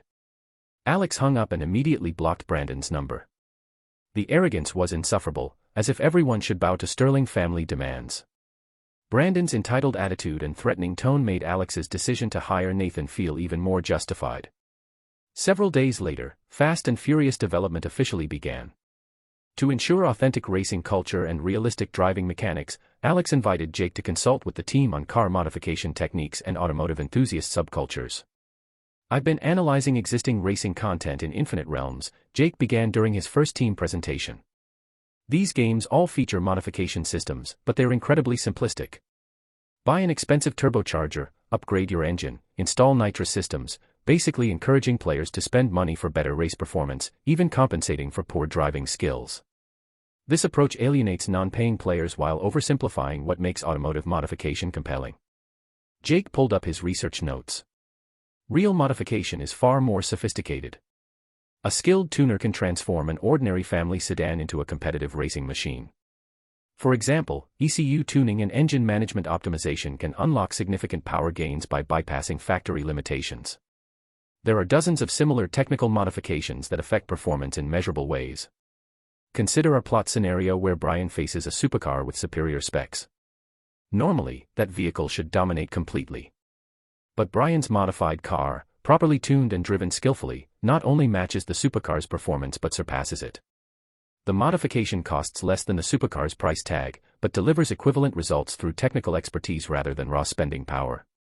That's the satisfaction and accomplishment that proper modification systems can provide. Driver skill remains crucial, of course. Jake transitioned to his recommendations. I suggest implementing a more professional modification framework. Beyond basic component upgrades, engines, transmissions, turbochargers, nitrous systems allow technical adjustments that adapt vehicles to specific racing conditions and track requirements. This provides much greater player agency, creative freedom, and potential for surprising results. For example, suspension geometry adjustments, gear ratios, maximum steering angles, Ackermann angles, camber settings. Different parameter combinations dramatically alter vehicle dynamics and performance characteristics. Jake's enthusiasm was infectious, but the team recognized the complexity challenges. Excessive technical depth could alienate casual players while creating prohibitively steep learning curves. After extensive discussion, they decided on a dual difficulty system, amateur and professional modes. Amateur mode would mirror current racing games, simplified, accessible modification options that remained user-friendly but offered limited customization depth.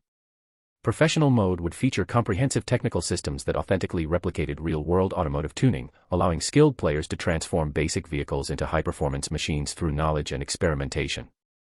Plot difficulty would also offer simple and complex options to accommodate different player preferences and skill levels. After the day's work, Alex took Jake to a nearby restaurant for dinner. "Hey, this project's gonna need voice acting, right?" Jake said over dinner. "I know some people in LA if you want introductions." "Yeah, definitely send me contacts for the main characters," Alex replied. Jake hesitated for a second. "Actually, what if I took a shot at Brian? I mean, my English is obviously native, and I know racing culture inside and out.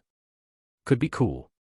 Reading through the Fast and Furious plot had gotten Jake genuinely invested in the character. Brian's journey from cop to street racer resonated with Jake's own car obsession. "Dude, absolutely," Alex said without hesitation. Jake's background made him perfect for the role, he understood both the technical and cultural aspects Brian would embody. "Seriously? Awesome. I'll start practicing tonight." Just don't expect me to pay you, Alex grinned. You're such a cheap bastard, Jake laughed. But whatever, I'd do it for free anyway. The professional modification system significantly complicated development timelines. Programming teams began working extended hours to implement the technical frameworks, while Jake connected them with automotive engineers who could ensure mechanical accuracy. Stormwind Studios' recruitment continued steadily, with new employees joining weekly. Nathan's hiring expertise freed Alex to focus on learning advanced game development techniques while maintaining strategic oversight. Alex had maintained consistent exercise routines since arriving in this world, initially motivated by his mother's concerns about sudden health crises, later becoming personal habit. Regardless of work pressures, he started every day with morning runs, occasionally adding strength training sessions. Physical fitness supported mental clarity. He'd noticed that post-workout thinking felt sharper and more creative. A healthy body was essential for the demanding career ahead. Another morning began with Alex oversleeping slightly, but after breakfast, he still managed his usual hour-long run through the lakefront neighborhood. Despite the sweat and exertion, he felt completely energized and alert. "Excuse me, could you help me find Building A06, a pleasant voice called as Alex jogged back toward the villa. Building A06. Alex stopped in surprise and turned toward the speaker. A young woman with an endearingly youthful face stood nearby, dressed in professional attire, white blouse and fitted skirt that suggested business rather than casual purposes. She looked slightly anxious and out of breath, as if she'd been searching for some time. She carried a briefcase in one hand while managing leashes for two small dogs, one white, one golden, who seemed equally eager to reach their destination. Chapter 32, Not Recognizing the Boss. For 30+ advanced/early chapters, patreon.com/ritesh_jot0869. Sorry, do you know how to get to Building A06? I've been wandering around for like 20 minutes and I'm completely lost. The young woman was sweating and looked frazzled, managing an awkward smile despite her obvious anxiety. What's your business there? Alex was curious. Building A06 was Stormwind Studios. Why was this woman heading to his company with two dogs in tow? Job interview, she said brightly. Interview. Alex couldn't help looking her up and down. She was definitely dressed professionally, but he'd never seen someone bring pets to a job interview before. Yeah, and this boss is super weird.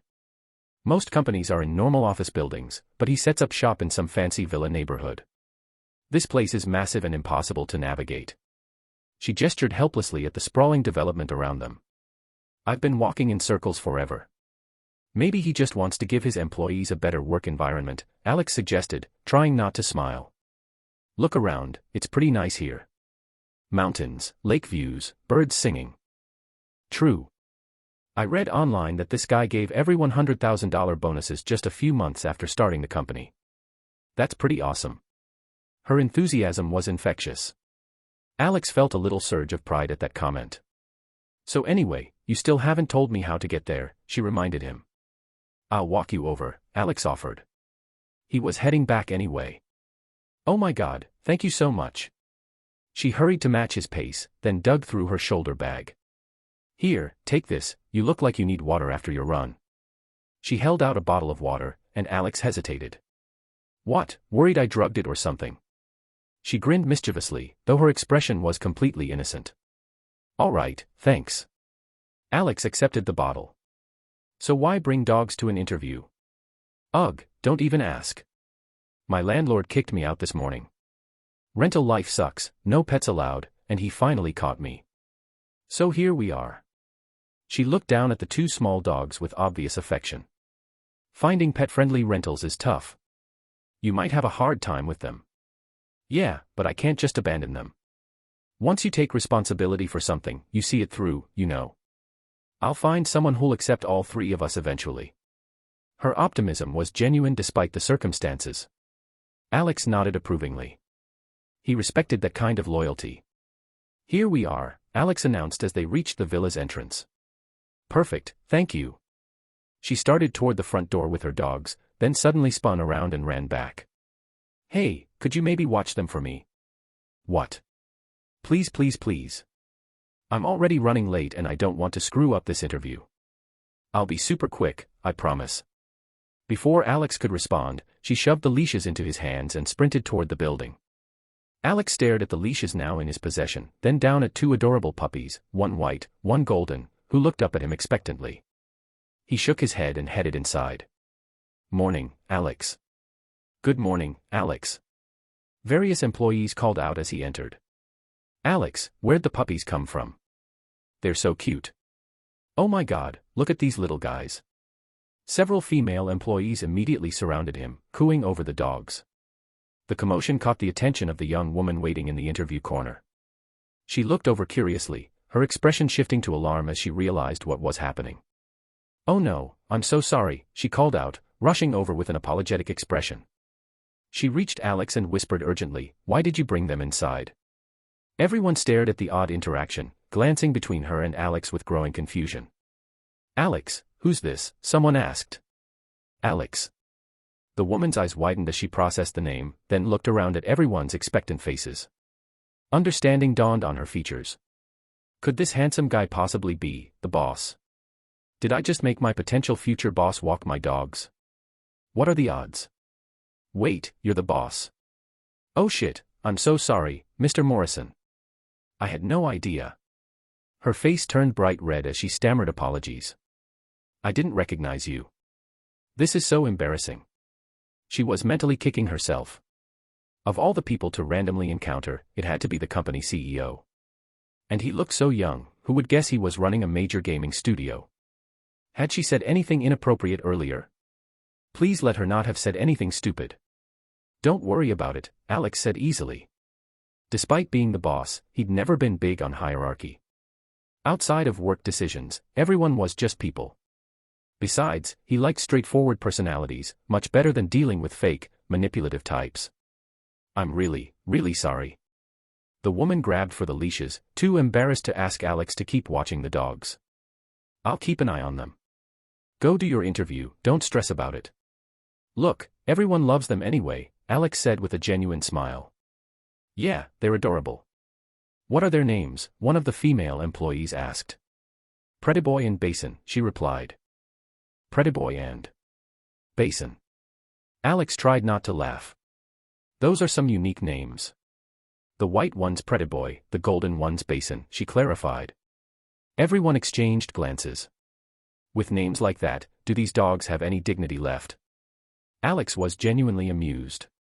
The woman scratched her head sheepishly. Okay, so Prettyboy used to belong to my ex-boyfriend. When we broke up, he abandoned the dog, so I took him in and named him Prettyboy as a tribute to my ex. Alex was speechless. Emily Watson. The HR coordinator emerged from the conference room. That's me, the woman responded immediately. Ready for your interview? Absolutely. Hearing the name, Alex asked, Emily Watson. Yep. Like the actress, Alex noted with amusement, and several employees chuckled. Oh. Emily's eyes widened as she got the reference, then she laughed, revealing cute dimples. That explains why people always ask if I'm going into movies. It's memorable, Alex said. Good luck with the interview. Thanks. Mr. Morrison, I hate to ask, but could you maybe keep an eye on these two a little longer? Emily seemed more relaxed now, having realized Alex was approachable rather than intimidating. Alex nodded.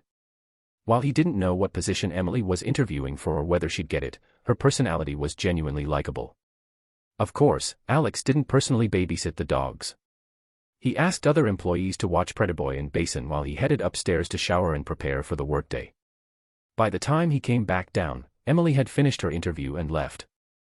Later, Alex received the HR summary of successful candidates. Emily Watson was among them. Her resume was impressive: prestigious university graduate, multiple design awards, recent internship at Streamline Games where she contributed to their major Sea Fortress project. Turns out she's seriously talented, Alex murmured, reviewing the other new hires. Most came from major gaming companies, clearly recognizing Stormwind Studios' potential and wanting to join early. Smart people knew a good opportunity when they saw one. Chapter 33, Growing Up. Alex leaned back in his desk chair, staring at the monitor displaying concept art from legendary supercars throughout automotive history. Bugatti Veyrons, Lamborghini Aventators, McLaren P1s, each one a masterpiece of engineering and design that had captured the world's imagination. A thought suddenly struck him like lightning. Jesus Christ, I'm an idiot, he muttered, smacking his forehead. Why didn't I think of this before? Morrison Motors. His family's automotive division that had been quietly revolutionizing the electric vehicle market while he'd been focused on games. They built something incredible, riding the wave of advanced battery technology and electric motor innovation to become a legitimate competitor in an industry dominated by century-old giants. Alex pulled up Morrison Motors' market data on a second monitor. 6th place nationally wasn't nothing. 3rd among domestic EV brands was actually pretty damn impressive when you considered they were going up against companies that had been building cars since before his grandfather was born. But then there was Aurora Electric. Those sterling bastards and their flagship brand that seemed to dominate every market they touched. Aurora had the advantage of legacy. Sterling Group had been building internal combustion engines when most people still rode horses. When the EV revolution hit, they'd simply pivoted their existing reputation and manufacturing expertise into the new technology. Morrison Motors built cars that could match Aurora's performance specs any day of the week. Alex had driven both brands, and honestly, the Morrison vehicles often felt more refined, more thoughtfully engineered. But in the automotive world, perception was everything, and Aurora had 50 years of brand recognition that Morrison was still trying to earn. Especially overseas. In international markets, Sterling Group's automotive heritage opened doors that Morrison was still knocking on. It was frustrating as hell, but that's how business worked. But what if? Alex began talking to himself, a habit he'd developed when working through complex problems. What if Fast and Furious becomes huge? Like, Avatar-level huge. He started pacing around his office, the idea taking shape in his mind. Those supercar designs he'd been developing, the fictional Bugatti concept, the imaginary Lamborghini variant, the fantasy McLaren, what if they weren't just game assets? What if Morrison Motors could actually build limited production runs based on those designs? The marketing potential was insane. Experience the supercars from Fast and Furious in real life. Headlines would write themselves. Car enthusiasts would go crazy for authentic replicas of vehicles they'd fallen in love with in the virtual world. But Alex caught himself before getting too carried away. First, the game had to succeed. Avatar's success didn't guarantee anything. If anything, it put more pressure on the next project to deliver. And racing games were a graveyard of failed studios who'd thought they could revitalize the genre. Start small, he told himself. Think like a business owner, not a kid with dreams. The smart play was subtle integration. Background vehicles, traffic cars, parked cars in various scenes, swap those generic models with Morrison's current lineup. When players were tearing through city streets or racing through urban environments, they'd subconsciously absorb Morrison branding without feeling like they were being sold to. The protagonist vehicles had to stay fictional, though. Alex had learned enough about gaming culture to know that players could smell corporate sponsorship from a mile away. If Brian O'Connor suddenly drove a Morrison electric sedan instead of some badass fictional supercar, the internet would roast them alive. Plus, Morrison's strength was in electric technology, not the raw combustion engine performance that racing fantasies demanded. Players wanted their virtual supercars to sound like growling beasts, not whisper-quiet electric motors. Alex grabbed his phone and called his father's direct line. Marcus Morrison's office, came his assistant's voice. Hey Jennifer, it's Alex. Is my dad available? He's just finishing a board call. Give me 2 minutes. Alex drummed his fingers on his desk while waiting. This conversation could go several ways. His father might think the idea was brilliant, or he might worry that Alex was getting distracted from his core business. Morrison Group's automotive division was serious business, they couldn't afford to be associated with a failed gaming venture. Alex. His father's voice came through clearly. Everything all right at the studio? Yeah, everything's great. Actually, I had an idea I wanted to run by you. Can I come over? It's easier to explain in person. Of course. I'll be here for another hour. The drive to Morrison Tower gave Alex time to organize his thoughts. The building rose 43 stories above the downtown business district, its glass facade reflecting the afternoon sun. Alex had spent countless childhood hours in these halls, but returning as an adult entrepreneur felt different. He wasn't the CEO's son anymore, he was a business owner seeking a partnership. Marcus Morrison's corner office occupied prime real estate on the 38th floor, offering panoramic views of the city skyline. Alex's father looked up from his computer as the door opened, and Alex was struck by how much his father had aged over the past year. The stress of running a multi-billion-dollar corporation was visible in the new lines around his eyes, the slightly grayer hair. Dad. Alex settled into the familiar leather chair across from the massive mahogany desk. You sounded excited on the phone. What's this idea you want to discuss? Product placement. I want to put Morrison Motors vehicles into our new racing game. Marcus raised an eyebrow. Explain. Alex outlined his strategy, watching his father's expression carefully. Marcus had built his career on reading people and evaluating opportunities. His poker face was legendary in boardrooms across the country. Background placement makes sense, Marcus said after Alex finished. Subtle brand exposure without breaking immersion. Smart thinking. And if the game takes off the way I think it will, we could explore limited production runs based on the fictional supercar designs. Imagine the press coverage. Morrison Motors brings video game supercars to life. Marcus leaned back in his chair, fingers steepled in front of his face.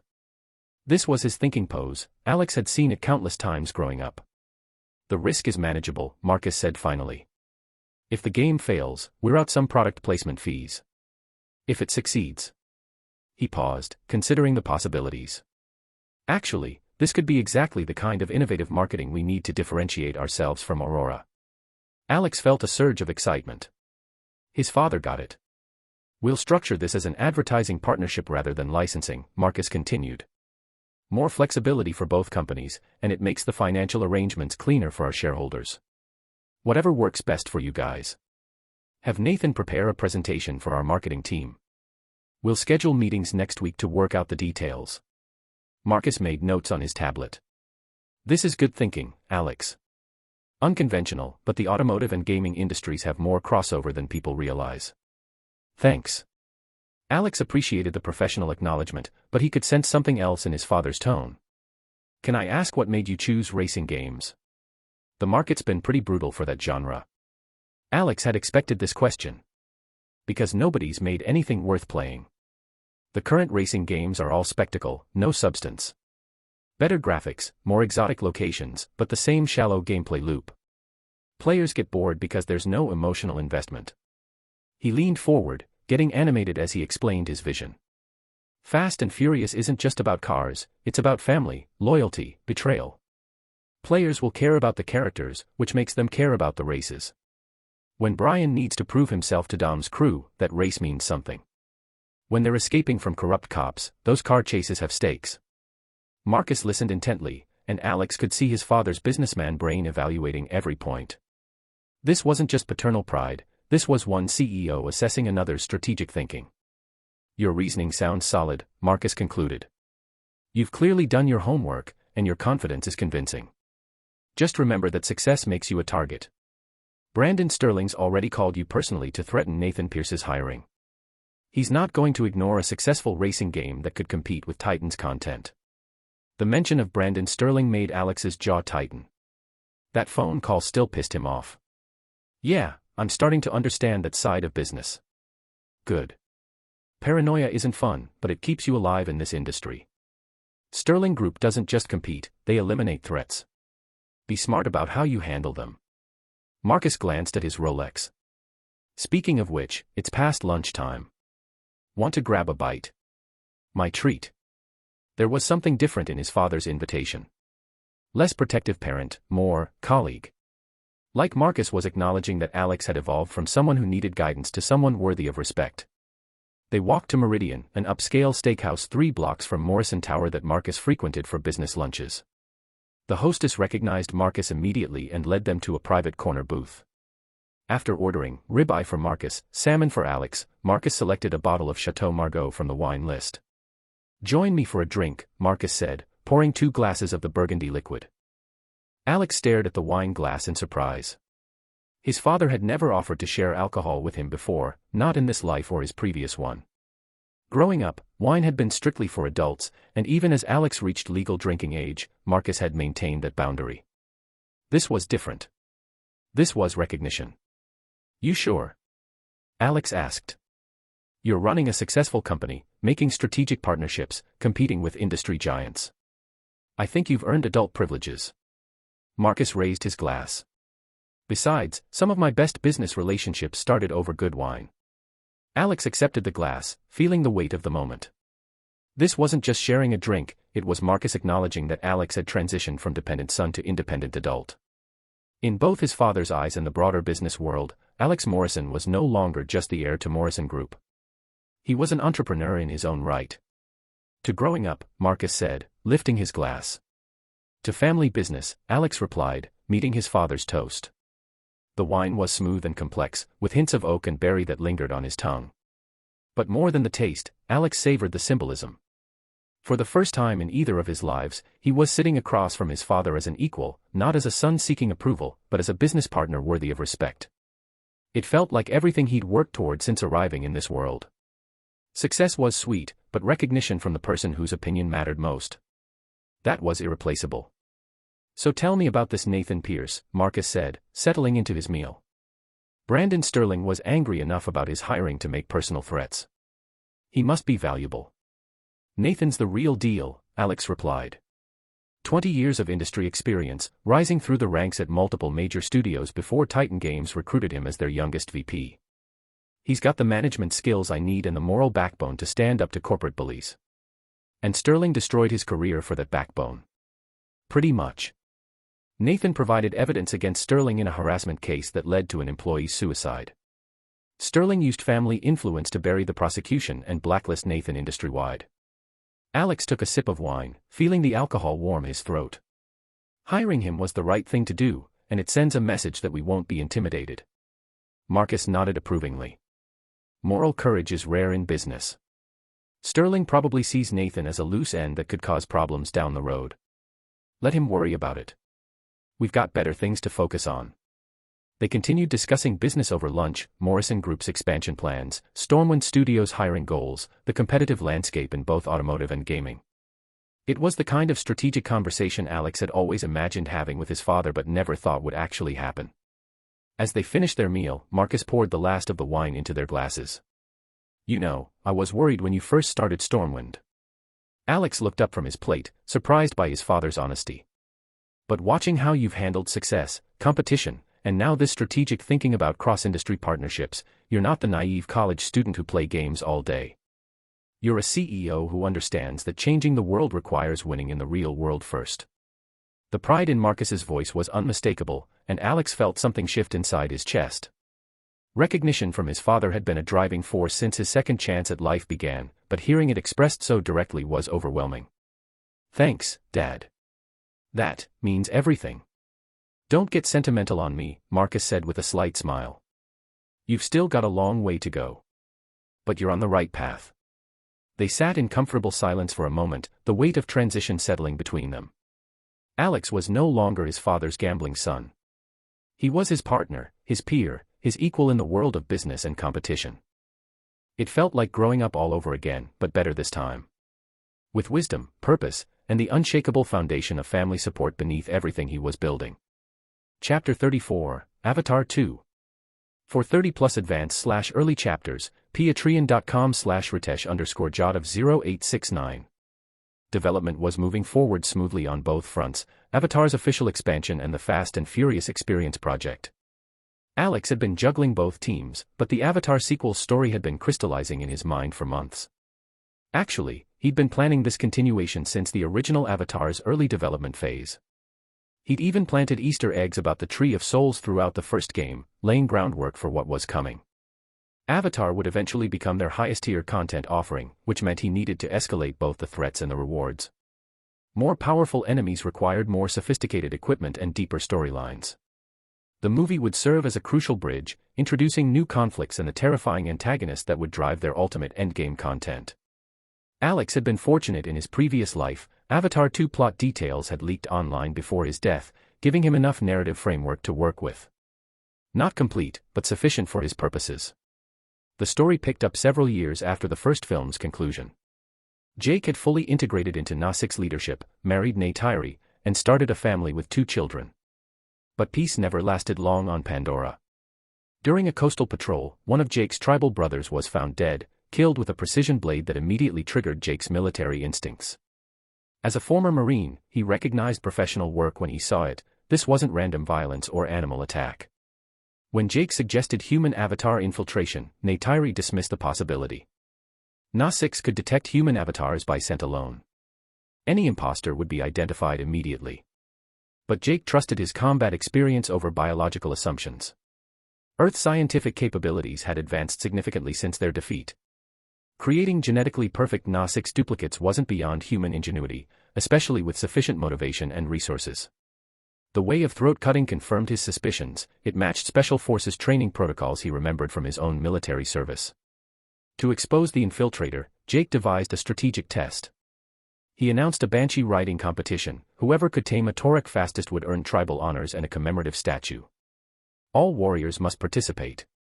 The competition atmosphere was celebratory, with skilled riders demonstrating their abilities before the entire tribe. But Jake wasn't watching for riding skill, he was observing fighting style and mentality. Na-6 approached beast taming through spiritual connection, patience, and mutual respect.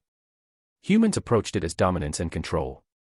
The difference was subtle but unmistakable to someone who understood both cultures. Jake identified his target within minutes and orchestrated the capture. During interrogation, the human avatar revealed a massive conspiracy. Earth forces had returned to Pandora and established underwater staging bases throughout the ocean system. They were preparing coordinated strikes against Na-6 settlements before launching full-scale invasion from their Alpha Centauri staging area. The murdered scout had accidentally discovered human activity along the coastline and been eliminated to preserve operational security. Panic spread through Pandora's tribes. The previous conflict had involved only a few thousand mercenaries, yet they'd nearly succeeded in destroying everything. This time, desperate Earth forces were committing their entire military apparatus. Jake realized his worst fears had come. This beautiful world would face total war, with survival itself at stake. But he'd been preparing for exactly this scenario. After the First War's conclusion, Na-6 forces had captured too many human military equipment and research facilities. Tribal leaders like Neytiri had wanted everything destroyed. They saw advanced weaponry as corrupting influences that had no place on Pandora. Only Jake understood the strategic reality. As long as Earth remained determined to exploit Pandora's resources, defensive capabilities would be essential for survival. He'd secretly organized research teams from multiple tribes, studying captured technology and developing countermeasures. The work was conducted in absolute secrecy. Not even Neytiri knew about these. Jake had also preserved his original human body in a specialized medical pod, maintaining vital functions in case soul transfer became necessary again. Unfortunately, human forces had accelerated their timeline. Earth strategists had anticipated avatar capture and equipped their agents with subcutaneous communication devices. Tapping Morse code against surfaces could transmit intelligence to orbital receivers. Na-6 hospitality had prevented adequate security measures. The captured avatar had gathered valuable intelligence about tribal defenses and transmitted everything to Earth Command. Without warning, underwater bases launched coordinated missile strikes against sacred trees and population centers. The invasion had begun. Pandora's ecosystem responded with unprecedented ferocity. New creatures emerged from the planet's depths, demonstrating abilities that made previous wildlife seem docile. The living world itself was fighting for survival. But human technology had advanced too. Underwater installations proved resilient against conventional Na-6 tactics, using hydroacoustic weapons and environmental barriers that neutralized biological advantages. Jake organized elite teams with captured breathing apparatus to assault the submarine facilities. Once again, Pandora's natural forces provided crucial assistance, with sea creatures joining coordinated attacks that overwhelmed human defenses. Victory seemed within reach when massive shadows fell across the battlefield. Earth's orbital battleships were descending, ready to deploy overwhelming firepower that no biological powers could withstand. Jake made his final, desperate gamble. He performed the soul transfer in reverse, returning his consciousness to his human body. Then he took a small aircraft and flew alone toward the Earth fleet, seeking direct negotiation with their commanders. Every Na-6 thought this plan was suicidal madness. Jake would never return from such a mission. But Jake Sully, former Marine, current tribal leader, with his wisdom as he prepared for what might be his final mission, if I don't go to hell, who will? He understood the brutal truth. Regardless of his justifications, he remained a traitor to humanity in their eyes. His past couldn't be erased or forgiven. This wasn't just diplomacy, it was atonement. A chance to end the cycle of violence through personal sacrifice. The entire tribe watched through tears as Jake, restored to human form, lifted off in his small helicopter and flew toward the massive Earth battleships hanging in Pandora's sky. The movie would end there, leaving audiences with questions and anticipation for the next chapter.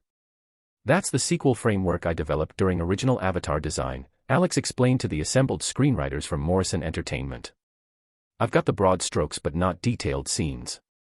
You're the professionals for cinematic storytelling, so take this outline and craft something that works on screen. Just keep the major plot points and character arcs intact." Today's meeting at Morrison Entertainment was focused on Avatar's film adaptation. Victoria had also joined the script development discussions. Morrison Entertainment was treating Avatar as their flagship project. To meet expectations and properly develop such valuable intellectual property, they'd hired several top-tier screenwriters for collaborative development. Later phases would involve elite animation teams to create spectacular underwater environments and new Pandoran creatures. The oceanic sequences were Alex's highest priority. He wanted to establish visual standards that would set new industry benchmarks. Global audiences deserved both stunning visuals and compelling narrative. Nothing less would satisfy. After the meeting concluded, Alex excused himself for a bathroom break. Walking toward Victoria's office afterward, he was surprised by the enthusiastic reception from Morrison Entertainment's female employees. "Hi Alex." "Good morning, Mr. Morrison." "Alex, you look great today. Would you like some fruit? I brought these oranges from home, they're really sweet. I absolutely love your avatar designs. My sister's obsessed with the game. Could I possibly get a photo with you?" "Me too. Photo time. Count me in." Alex found himself surrounded by young, attractive women who seemed genuinely excited by his presence. Multiple conversations happened simultaneously while several employees offered food, compliments, and photo requests. "Don't you all have jobs to do?" Victoria's authoritative voice cut through the commotion. The crowd dispersed immediately, though several women cast lingering glances over their shoulders. "Your employees are certainly energetic," Alex said with amusement as he entered Victoria's office. This was his first visit to Morrison Entertainment's headquarters, and he was struck by both the female-heavy demographics and their obvious interest in him. The attention was flattering, if overwhelming. "My naive little brother," Victoria said with a knowing smile. "They're not enthusiastic about everyone. If I hadn't rescued you just now, they might have devoured you alive. They seem to really appreciate my avatar work." "What they appreciate is the handsome young heir to Morrison Group fortune who happens to be a successful game developer," Victoria corrected him. "You're basically walking fantasy material for ambitious young women." Morrison Entertainment employed many attractive, intelligent women in their 20s and 30s, exactly the demographic most likely to view Alex as ideal relationship material. Young, handsome, wealthy family background, entrepreneurial success, creative talent, Alex represented every romantic comedy love interest rolled into one person. The attention was completely predictable. "Right now, half the women in this building are probably fantasizing about catching your eye and becoming the next Morrison family success story," Victoria continued with sisterly bluntness. She wasn't exaggerating. Outside her office, countless female employees were indeed thinking about Alex Morrison and wondering if they might somehow become significant in his life. The entertainment industry attracted people with ambition, and Alex represented the ultimate career and personal opportunity combined. Chapter 35, The Difference Between Movies and Games. For 30+ advanced/early chapters, patreon.com/ritesh_jot0869. The morning air felt crisp and clean as Alex walked into Stormwind Studios' main conference room. Another fast and furious development meeting was about to begin, and he could sense the team's excitement about the progress they'd been making. Nathan stood at the front of the room beside the projection screen, looking completely in his element. Despite technically being VP of the entire company, he'd thrown himself into serving as Fast and Furious lead producer and chief creative director. The guy clearly missed hands-on development work. "Based on our original story framework, we've identified 8 core racing sequences in the first act," Nathan began, pulling up his presentation. "Let me walk through what we're working with." He clicked through the slides methodically. First, Brian's test drive of his FBI-issued undercover vehicle. Second, his infiltration race with Dominic's crew during the street racing scene. Third, the police chase sequence that follows immediately after. Alex leaned back in his chair, following along. These were the obvious racing moments from the source material. Fourth is the impromptu highway race with the Ferrari owner. Fifth covers the major desert racing sequence in the Mojave. Sixth is the truck heist chase where Brian rescues Vince. Seventh is pursuing Johnny Tran after Jesse's murder. Eighth is Brian's final race against Dominic. Nathan paused, gauging the room's reaction. Here's the thing, following the movie structure exactly would create serious pacing problems for interactive gameplay. We'd have players watching 15 minutes of cutscenes before touching a steering wheel. That's not going to work. Alex nodded. Movies and games served fundamentally different purposes. Films were narrative art focused on character development and dramatic tension. Games were interactive experiences that needed to balance story with player agency. So we've made strategic adjustments, Nathan continued. First major change, the opening truck heist. In the film, it's just a cutscene that establishes the criminal threat. We're making it playable. Players control the heist team's escape, experiencing high-speed action immediately instead of waiting through exposition. Smart move, Alex said. Getting players into the action within the first few minutes was crucial for engagement. Second addition, Mia's racing sequence. The original script has her taking Brian for a casual drive to show her rebellious side. We're turning that into an actual race where Brian helps her defeat a challenger and win some money.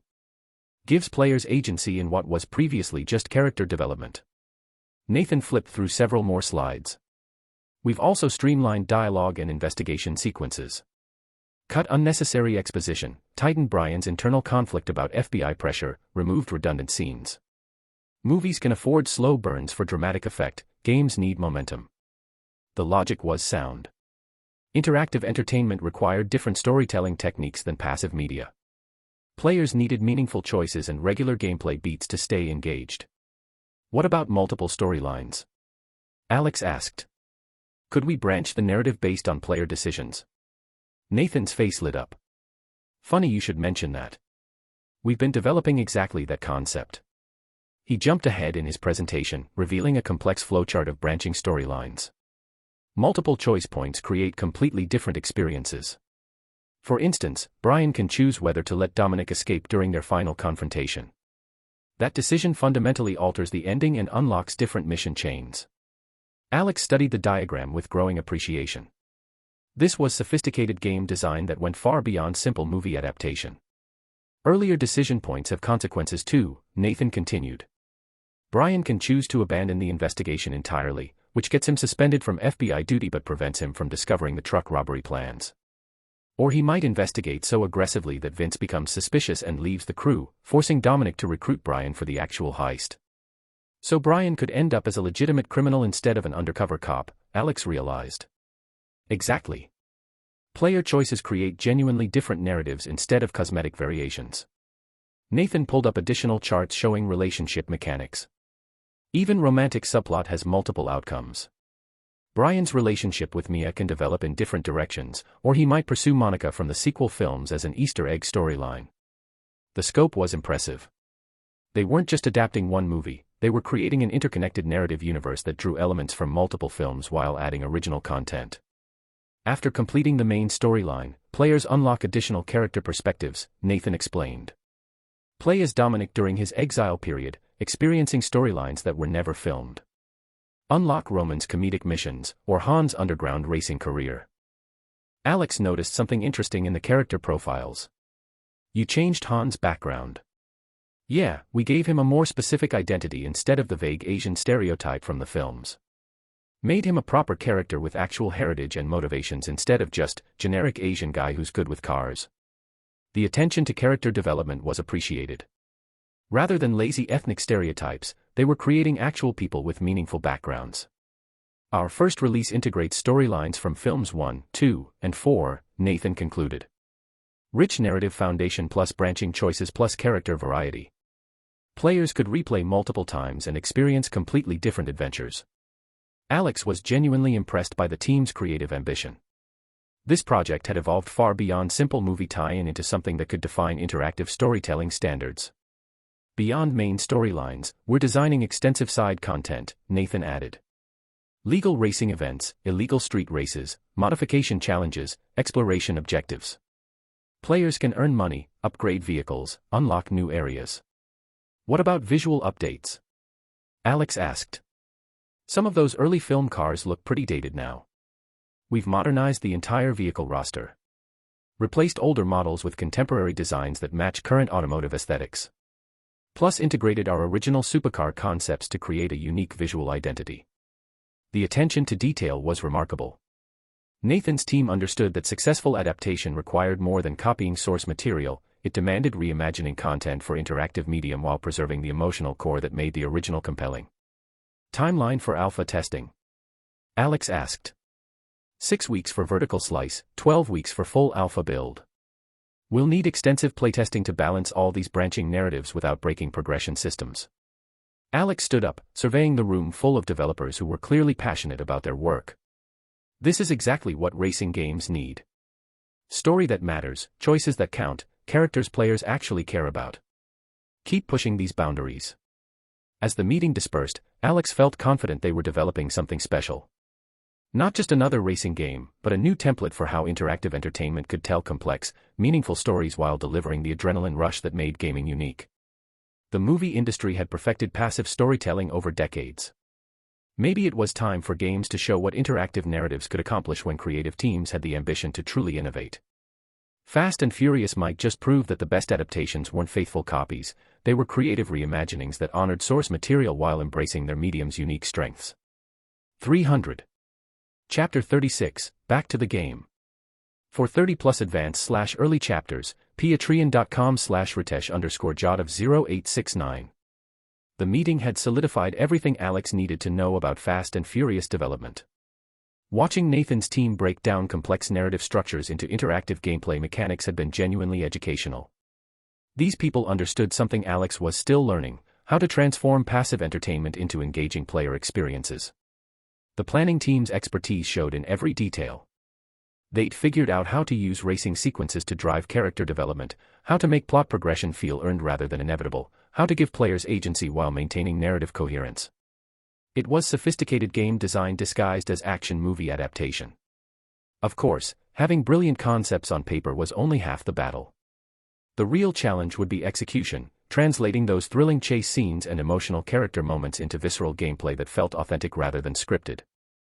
The meeting ran until almost 7 p.m., and Alex was mentally exhausted from processing so much technical discussion. As he gathered his notes, David approached with an expression that immediately put Alex on alert. "Boss, we've got some bad news from the Infinite Realms front," David said quietly. The Immortal Banner Guild got automatically disbanded by the system. Alex had been expecting this for weeks, honestly. After selling his original account to that Shadow Lord asshole, the guild's dissolution was inevitable. The buyer had deliberately kept the guild active just to mess with Alex's former teammates, but guild membership had been hemorrhaging steadily.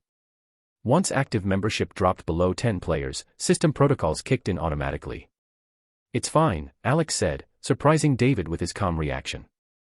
"I've been waiting for the auto-dissolution so I could re-register the name. Time to build something new." David's mood shifted immediately from concern to excitement. "You want me to call everyone tonight? Get the old crew back together." The enthusiasm was contagious. Alex's former guild members had been dealing with harassment from Shadow Guild players for months now. They were probably itching for a chance to regroup under proper leadership and show those bastards what real teamwork looked like. "I'll handle the registration and send out invites," Alex assured him. "Give me a few hours to get everything set up properly." Alex headed home to his personal gaming setup, feeling a mixture of nostalgia and anticipation. He hadn't spent serious time in Infinite Realms since starting Stormwind Studios, but tonight felt like the right moment to reconnect with the game that had started everything. His VR gaming pod was a custom Morrison Group prototype, military-grade neural interface technology adapted for consumer entertainment. The facial recognition system activated instantly, scanning his biometrics and loading his profile. "Welcome to Infinite Realms," came the familiar synthetic voice as his visual cortex filled with stunning sci-fi architecture. Towering structures stretched toward artificial skies, their reflective surfaces capturing the movement of aerial vehicles and exotic flying creatures. Maglev transport networks wove between buildings like metallic arteries, while carefully planned green spaces provided organic contrast to the technological environment. This was Fifth Base, one of hundreds of starting locations scattered across Infinite Realms' massive game world. The city existed within the game's overarching narrative framework, a human settlement established during the ongoing Zerg War, representing hope and civilization in a universe under siege.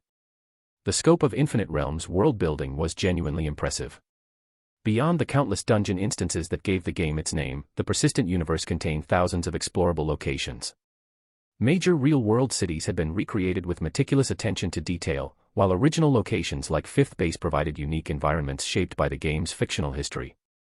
Most locations required specific achievements, character levels, faction standings, or quest completions to access. This created a natural progression system that encouraged long-term engagement while rewarding dedicated players with exclusive content. The non-combat traveler profession existed specifically to explore this vast world, giving players who preferred sightseeing and discovery over combat a meaningful gameplay path. Alex respected that design choice. Not everyone wanted to fight aliens and bandits constantly. The scene transitioned to a bustling cantina where Alex's character had logged out during his last session. This particular establishment served as a neutral meeting ground for freelance operatives, players who chose independence over faction allegiance. Infinite Realms offered several major faction options at level 10: United Earth Government, Temporal Alliance, Freebooter Consortium, Independent Coalition. Each provided unique storylines, equipment access, and gameplay opportunities. Alternatively, players could remain unaffiliated or create their own guild organizations. Alex had chosen the freelancer path for maximum flexibility, though his character sheet reflected clear combat specialization. His avatar resembled his real-world appearance. The character creation system used facial scanning technology for baseline features, though players could modify details extensively. Alex had named his character Thanos as a private joke about universal population control, though the character bore no resemblance to the comic book villain. For combat specialization, Alex had selected his favorite dual-class combination: martial arts and mechanical engineering. The talent tree system offered 5 primary disciplines: martial, genetic, magical, necromantic, and mechanical, which could be combined into hybrid professions like warrior, assassin, gunslinger, battle mage, and others. Alex's warrior/engineer build provided versatility in both close-quarters combat and ranged engagement. Martial arts talents enhanced melee effectiveness while mechanical skills granted access to advanced weaponry and technological solutions. It was a popular combination that rewarded tactical thinking over pure specialization. The magic disciplines were actually recent additions to Infinite Realms. Originally a pure science fiction setting, the game had evolved to incorporate fantasy elements as dungeon suppliers created content based on magical universes. The integration of technology and magic had created fascinating hybrid gameplay opportunities. Alex switched to first-person perspective, his preferred viewpoint for serious gameplay, and activated his wrist-mounted interface. The guild management panel appeared as a holographic display, showing options for organization creation and administration. Professional VR pods supported multiple perspective modes and interface options, while casual gaming setups were limited to third-person views and simplified controls. Alex appreciated having access to the full range of gameplay features. Congratulations on establishing the Immortal Banner Guild, the system announced as Alex completed the registration process. Your organization is now in probationary status. You have 7 days to recruit minimum membership and complete assessment objectives. Upon successful completion, report to Guild Administration for final certification. Current membership limit, 50 players. Alex barely listened to the standard orientation speech. He'd managed guilds before and knew the requirements.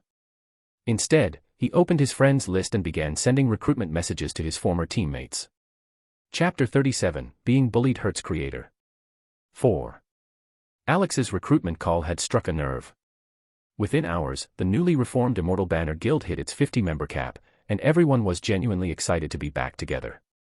They knocked out the guild assessment tasks with the efficiency of a well-oiled machine, then headed to Guild Administration for official registration. Starting as a basic tier guild meant limitations, but Alex knew the progression path. Complete enough guild missions to earn contribution points, reach intermediate status, and they'd unlock guild housing plus a 300-member capacity. It was just a matter of putting in the work. Reverse, take your team to Zerg Sector 9 and grab those Assam blood samples, Alex instructed, falling back into his natural leadership rhythm. Uncle Mike, hit the wasteland objectives with whoever's available. Persimmon, Death Valley runs are yours. David, you're with me on the Comra Institute mission. Alex felt the familiar satisfaction of coordinating team operations. His guild members were skilled players who understood their roles and worked together seamlessly. You got it, boss. David's enthusiasm was infectious. His level 59 pure martial arts warrior looked like a walking tank, massive frame, bulging muscles, wearing high-tier combat gear reskinned with Holy Dragon Knight cosmetics from the Magic Dragon expansion. The aesthetic was completely over the top: blade-covered armor, dramatic black and gold cape, oversized sword that looked like it could cleave buildings in half. David's character embodied everything Alex appreciated about committed players: functional optimization combined with personal style expression. They made their way to the Kamra Institute ruins, a level 30 wilderness area that had been added during the second major content update. The location's backstory was appropriately grim: a secret research facility that had conducted illegal experiments combining Zerg and human genetics to create super soldiers. The United Government had eventually shut it down with extreme prejudice, but the damage was done. Now the ruins housed Bolton, a level 35 hidden boss spawned from the facility's twisted research. The approach to Kamra Institute felt like traveling through a post-apocalyptic nightmare. Nuclear contamination had turned the landscape into a wasteland of dead trees and radioactive dust. No sunlight penetrated the perpetual gloom, and the wind carried sounds that might have been natural, or might not. The environmental design was genuinely unsettling, exactly what Infinite Realms did best. Alex had run this content multiple times on his previous character, so the creepy atmosphere didn't faze him anymore. He and David cleared the perimeter enemies efficiently, low-level mutants and failed experiments that posed no real threat to David's gear and level advantage. The Institute itself was a massive underground complex, 5 floors of labyrinthine corridors and abandoned laboratories. The interior design told a story of rapid evacuation and violent conflict: bloodstains on walls, blast damage from military weapons, emergency lighting casting eerie shadows through the darkness. The real dangers were the roaming failed cyborgs, grotesque combinations of human and alien DNA that attacked without warning from concealed positions. They looked like something from Alex's previous life's horror movies: all twisted limbs and exposed machinery. Under normal circumstances, this environment would be extremely dangerous for Alex's level 15 character. Any enemy encounter could result in immediate death. But with David providing protection and Alex's knowledge of the area's layout, they made steady progress toward their objective. The mission required reaching the 5th floor's core section and retrieving classified documents from a secured vault. Along the way, they'd need to eliminate various mini-bosses and possibly encounter Bolton himself, though that wasn't guaranteed. For David's character, these challenges were trivial. Level 59 gear and abilities made short work of level 30 content, so they reached the 5th floor without serious complications. Alex was just beginning the vault access sequence when 2 level 70 characters materialized from stealth positions and instantly obliterated him. At level 15, Alex had 0 chance of survival against max-level players. David managed to fight for maybe 10 seconds before the attackers overwhelmed him too. "Fucking hell," Alex muttered, recognizing the Shadow Lord's guild tags on his killers. The timing was too convenient to be coincidental. Shadow Guild had obviously discovered Immortal Banner's reformation and deployed players specifically to sabotage their advancement missions. Since guild progression tasks were standardized, finding and disrupting them wasn't particularly difficult. Alex's communication channels immediately lit up with similar reports. Reverse, Uncle Mike, Persimmon, everyone was getting ganked by Shadow Guild players who'd been camping mission objectives. These shadow bastards are completely out of line. They're literally camping quest locations just to grief us. Where's their fucking dignity? I'm calling in reinforcements. No way we're letting them get away with this shit. Within an hour, the guild's extended network had mobilized over 200 players, mostly level 60+ veterans with several max-level characters among them. These were former Immortal Banner members who joined other guilds but still maintained loyalty to Alex and his core team. The response was overwhelming and genuinely touching. Shadow Guild had crossed a line, and people were willing to log off their main activities to help settle the score. Split up and move fast, Alex coordinated. Hit every objective simultaneously before they can reposition to counter us. The execution was flawless. Teams formed organically with proper level distribution and class balance, 5 max-level characters minimum per group, optimized for whatever content they were tackling. Seeing 30+ high-level characters simultaneously assault the Kamra Institute was unprecedented in Infinite Realms history. Even random players grinding in the area stopped to watch, clearly wondering what major event was unfolding. Most objectives completed quickly and successfully, but the Wasteland mission proved more complicated.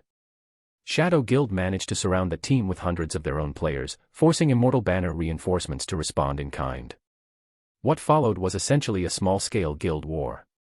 Mechs traded fire with summoned creatures, melee fighters clashed with ranged specialists, aerial drones battled flying mounts. The combat was spectacular, hundreds of max-level characters unleashing their full arsenals in coordinated team fights.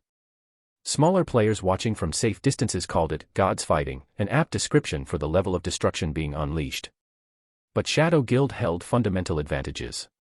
5,000 total members with over 90% at level 60 or higher.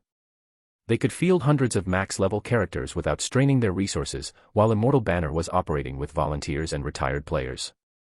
The numerical imbalance became decisive quickly. Shadow forces overwhelmed Immortal Banner positions through sheer weight of numbers, forcing Alex's people into desperate holding actions while the Wasteland team rushed to complete their objectives. Watching his friends get systematically destroyed while burning expensive consumables and equipment durability was torture.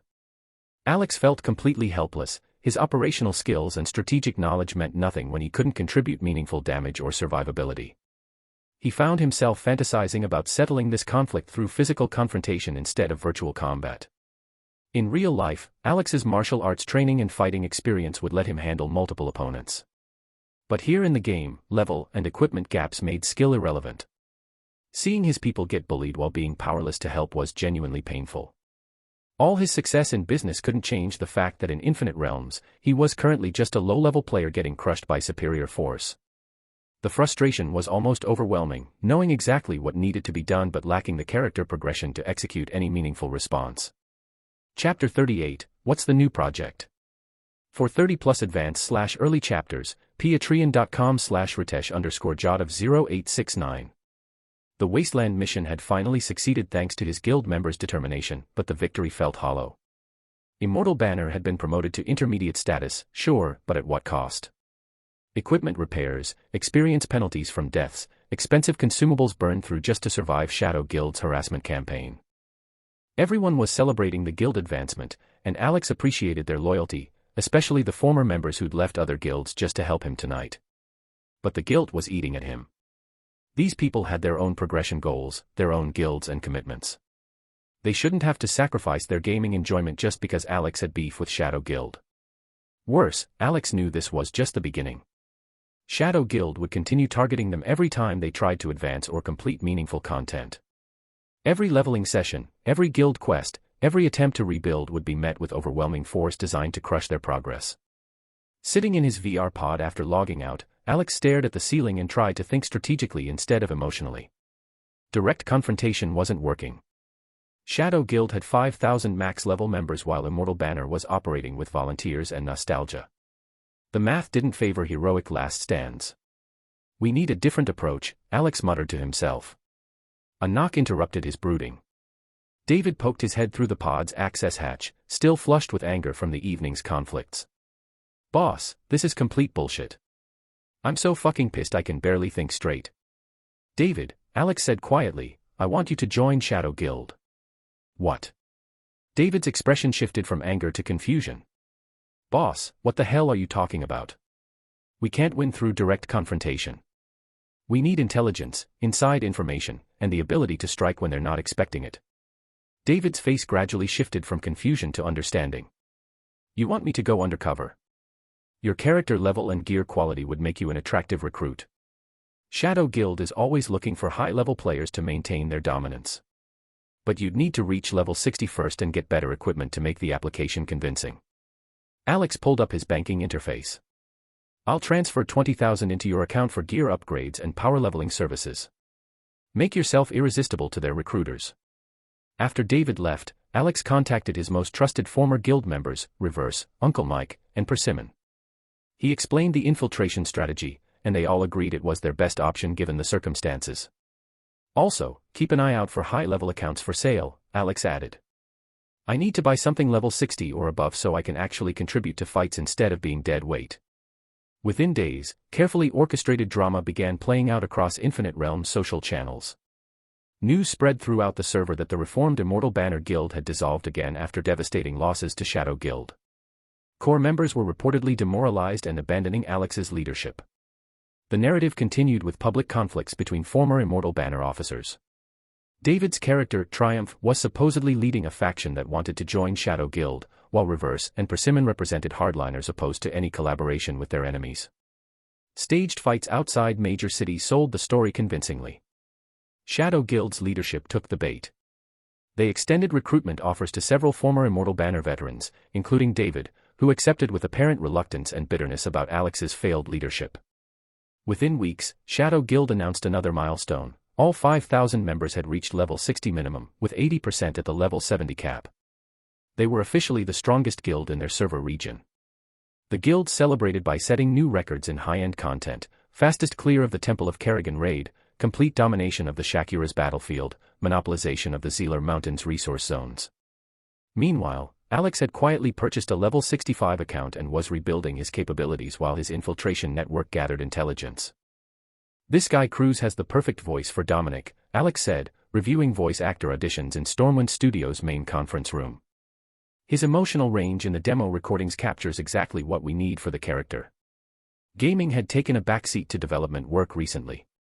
Creating content had become more engaging than consuming it, and Fast and Furious represented everything Alex hoped to achieve in interactive entertainment. As someone who'd loved the film franchise in his previous life, Alex felt enormous pressure to adapt it properly. This project could revitalize racing content in Infinite Realms while bringing a beloved story to new audiences. But that also meant every detail had to be perfect: plot pacing, character development, dialogue delivery, voice acting. Jake had connected them with talented voice actors from both domestic and international markets. Most character roles were now cast and recording sessions were underway. Jake himself was handling Brian's voice work, and his dedication was impressive. He'd hired professional voice coaching and acting instruction to prepare for the role, and his recordings demonstrated genuine talent. People who didn't know him would assume he was a career voice actor. "These are our top 5 background music candidates based on internal voting," announced Marcus Yuan, BU2's audio engineer. He queued up the playlist for Alex and Nathan to evaluate. The system resources included all original film soundtracks, but Alex wanted to expand beyond that foundation. Adding contemporary rock and metal tracks would increase player immersion while appealing to broader musical tastes. The first 3 work well, Alex decided. For the remaining slots, let's run a public voting campaign. Let players help choose the final soundtrack. It'll generate community engagement and make participants feel invested in the project. That afternoon, Stormwind Studios launched their first major marketing initiative, a community voting event to select Fast and Furious background music. The announcement went live across all their social media channels. 20 song options were provided, with each participant allowed to vote for up to 2 tracks. The 5 highest voted songs would be included in the final game soundtrack. 20 random participants would win limited edition Lamborghini supercar scale models as prizes. Stormwind's social media following had grown to nearly 7 million fans thanks to Avatar's competition success and ongoing popularity.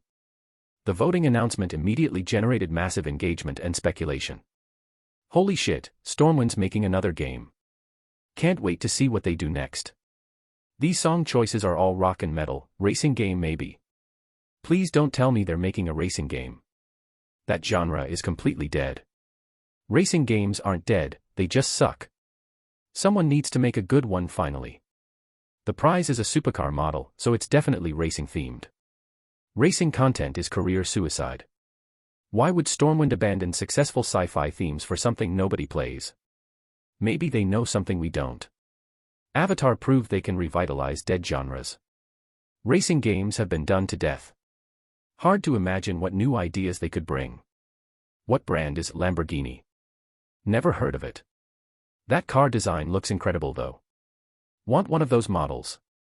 I searched online but can't find any information about this Lamborghini brand. Did Stormwind create their own automotive designs? The car in the prize photo looks sick as hell. Definitely want to see more of their vehicle concepts. The speculation and excitement was building exactly as Alex had hoped. Soon enough, players would discover what Fast and Furious was really about, and racing games would never be the same again. Chapter 39, Stop Guessing, Let's Show Our Cards. For 30+ advanced/early chapters, patreon.com/ritesh_jot0869. Responding to growing player curiosity, Stormwind Studios confirmed that their new project was indeed a racing experience, though they kept specific details under wraps. The Lamborghini question remained deliberately unanswered. Instead of explanations, they released additional concept images showing exterior details, interior shots, and close-ups of design elements, letting players' imaginations run wild. The community response was immediate and polarized. They're actually doing racing content. Stormwind has balls the size of planets, they're tackling genres that major studios won't even touch. I respect their courage. Even if the quality is just decent, I'll support them just for having the guts to try. So is Lamborghini really a fictional brand created by Stormwind? That seems impossible. Has to be fake. Original supercar design from scratch. No fucking way. If it's actually original, I'll eat my gaming headset on stream. Famous last words right there. The internet loves proving people wrong. Look at Avatar, they created an entire alien ecosystem from nothing. Why couldn't they design cars? Cars are way harder than alien plants. Bad automotive design gets roasted instantly by enthusiasts. This Lamborghini does look sick as hell though. I'd buy one if it existed in real life. I've searched every automotive database I can find, no matching designs anywhere. It's either completely original or based on some obscure prototype. If Stormwind actually created original supercars this good, half the automotive designers in the world should retire. Let's wait for official confirmation before jumping to conclusions. The speculation was reaching fever pitch, exactly what Alex had hoped for. The more people debated Stormwind's capabilities, the bigger the eventual reveal would be. Meanwhile, Brandon Sterling was monitoring the situation from Titan Games' executive offices with a mixture of amusement and disdain. He'd invited several industry colleagues over for drinks and gossip, his usual Friday evening routine. This Morrison kid has completely lost his mind, Brandon said, swirling ice cubes in his whiskey glass. Racing content. He's committing professional suicide. His companions nodded enthusiastically. These were people who'd built careers by following Brandon's lead and echoing his opinions, so their agreement was both expected and valued. Avatar's success obviously went to his head, offered Richard Cortez, a meticulously groomed executive from a mid-tier studio. One lucky break and now he thinks he can revolutionize dead genres. Original car designs are pure fantasy, added another guest. Without emotional connections to real supercars, racing games are just elaborate tech demos. Morrison's a complete amateur, someone else chimed in. Avatar was a fluke, right place, right time, nothing more. Brandon smiled with satisfaction. These were exactly the conclusions any rational industry professional would reach. Alex Morrison had overestimated his abilities and chosen a suicide mission for his follow-up project. Honestly, I was planning various ways to sabotage whatever he did next, Brandon admitted with a laugh. But why bother? He's destroying himself more efficiently than I ever could. A soft knock interrupted the conversation. Brandon's executive assistant entered, an attractive young woman whose professional wardrobe seemed tailored to command attention. Mr. Sterling, David's son from Galaxy Media called. He'd like you to appear on Gaming Insider next Monday if you're available. Tell son I'll be there, Brandon replied immediately. Galaxy Media was the most influential gaming publication in North America, and their relationship with Titan Games involved substantial advertising revenue and favorable coverage. When they requested appearances, Brandon always accepted. The conversation resumed after she left, but Brandon was already thinking about Monday's interview. Galaxy Media would want his opinions on industry trends, and Stormwind's racing project would definitely come up. He'd have a perfect platform to explain why Alex Morrison's latest venture was doomed to fail. Online debates about Lamborghini's authenticity and original automotive design continued intensifying throughout the week. The arguments generated massive engagement across social media platforms, with automotive enthusiasts, gaming communities, and casual observers all weighing in with increasingly passionate opinions. The controversy also drove participation in Stormwind's Fast and Furious soundtrack voting campaign beyond all expectations. By the event's conclusion, nearly 10 million players worldwide had cast votes, generating countless discussion threads and reaction videos. For the first time in company history, an unrevealed Stormwind project was trending simultaneously across multiple social media platforms. The marketing impact was unprecedented. Alex chose that moment of peak attention to make his official announcement. The post went live across all Stormwind Studios channels simultaneously. Stop guessing, let's show our cards. Lamborghini is absolutely an original brand and vehicle design created exclusively for our new project. And it's just one example. We've designed vehicles that are even more impressive. Our new experience is called Fast and Furious. We've created more than 20 original automotive brands featuring dozens of unique vehicle designs, which we'll be revealing over the coming weeks. Stay tuned. The response was immediate and explosive. More than 20 original brands. Dozens of unique vehicles. The claims seemed impossible even to industry insiders. Professional game developers understood the complexity involved in creating convincing automotive designs. A few original concept vehicles might be feasible as marketing gimmicks, but an entire fictional automotive industry. Most successful racing games used 15 to 20 real-world brands and models. Alex was claiming to have created that much content entirely from scratch, without licensing existing designs or leveraging established emotional connections between players and dream cars. The automotive design community was particularly skeptical. Creating something as sophisticated as the Lamborghini concept required genuine expertise in aerodynamics, materials engineering, manufacturing constraints, and aesthetic principles that took years to master. Game developers rarely possessed such specialized knowledge. Moreover, the gap between automotive design and interactive entertainment was enormous. Even brilliant car designs could fail catastrophically in gaming contexts if they didn't translate properly to virtual environments or player expectations. For racing content specifically, authenticity was everything. Players wanted to experience driving vehicles they couldn't afford in real life. Remove that aspirational element by using fictional cars, and the entire emotional foundation collapsed. Industry observers were genuinely confused by Alex's strategy. Choosing racing content was already risky given the genre's recent failures. Creating completely original automotive content was like walking a tightrope while blindfolded over an active volcano. The consensus among professionals was clear: Alex Morrison had made a catastrophic miscalculation that would likely destroy Stormwind Studios' reputation and end his career in interactive entertainment. But somewhere deep in that chorus of skepticism and criticism, a few voices wondered if maybe, just maybe, Alex Morrison knew something the rest of the industry had missed. Chapter 40, Who Doesn't Want a Free Ride? For 30+ advanced/early chapters, patreon.com/ritesh_jot of 0869. The comment section under Alex's announcement was exploding with reactions. Holy shit, Stormwind's going full original. I'm actually getting hyped for this now. After seeing that Lamborghini design, I'm genuinely excited. What other surprises are they hiding? Alex said there are cars even cooler than the Lamborghini. Now I'm really curious. Fast and Furious, just the name gets my blood pumping. Can't wait to play this. Seriously, when does this go live? Hey, what about that guy who said he'd eat a car model on stream? Dozens of original designs means dozens of models to eat. These comments reek of astroturfing. Did Stormwind hire a bot farm? No pictures, no proof. Anyone can make wild claims. This is pure hype. Watch, all the cars will look identical except for the Lamborghini they already showed. Focus on gameplay instead of flashy marketing bullshit. That's why racing games are dead. Don't be so quick to trash them. Remember how many people got proven wrong with Avatar? So much negativity and prejudice in these comments. I'll wait to see the other models before judging. Actually looking forward to this. Alex scrolled through the responses with growing confidence. The community's reaction to Lamborghini proved that automotive aesthetics translated well between worlds. Players weren't rejecting original designs, they were excited about the possibilities. The main concern seemed to be execution rather than concept.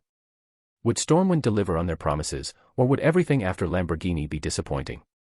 Given that Alex was working with designs perfected by the greatest automotive engineers and designers in his previous world's history, disappointment wasn't really a concern. I need some fresh air, Alex muttered, stretching as he stood up from his desk. The office atmosphere was getting stale. Walking outside, he ran into Nathan emerging from the conference room. Alex, great timing, Nathan said with obvious satisfaction. Avatar's official expansion passed final testing. We can launch whenever you give the word. Handle the release schedule however you think best, Alex replied, continuing toward the yard. I'm taking a break. He headed for the small fenced area where they'd set up doghouses for Prettyboy and Basin. Those two had become office mascots over the past few weeks, providing stress relief and entertainment during long development sessions. Everyone loved playing with them during breaks, and their goofy antics always lightened the mood. Prettyboy. Basin.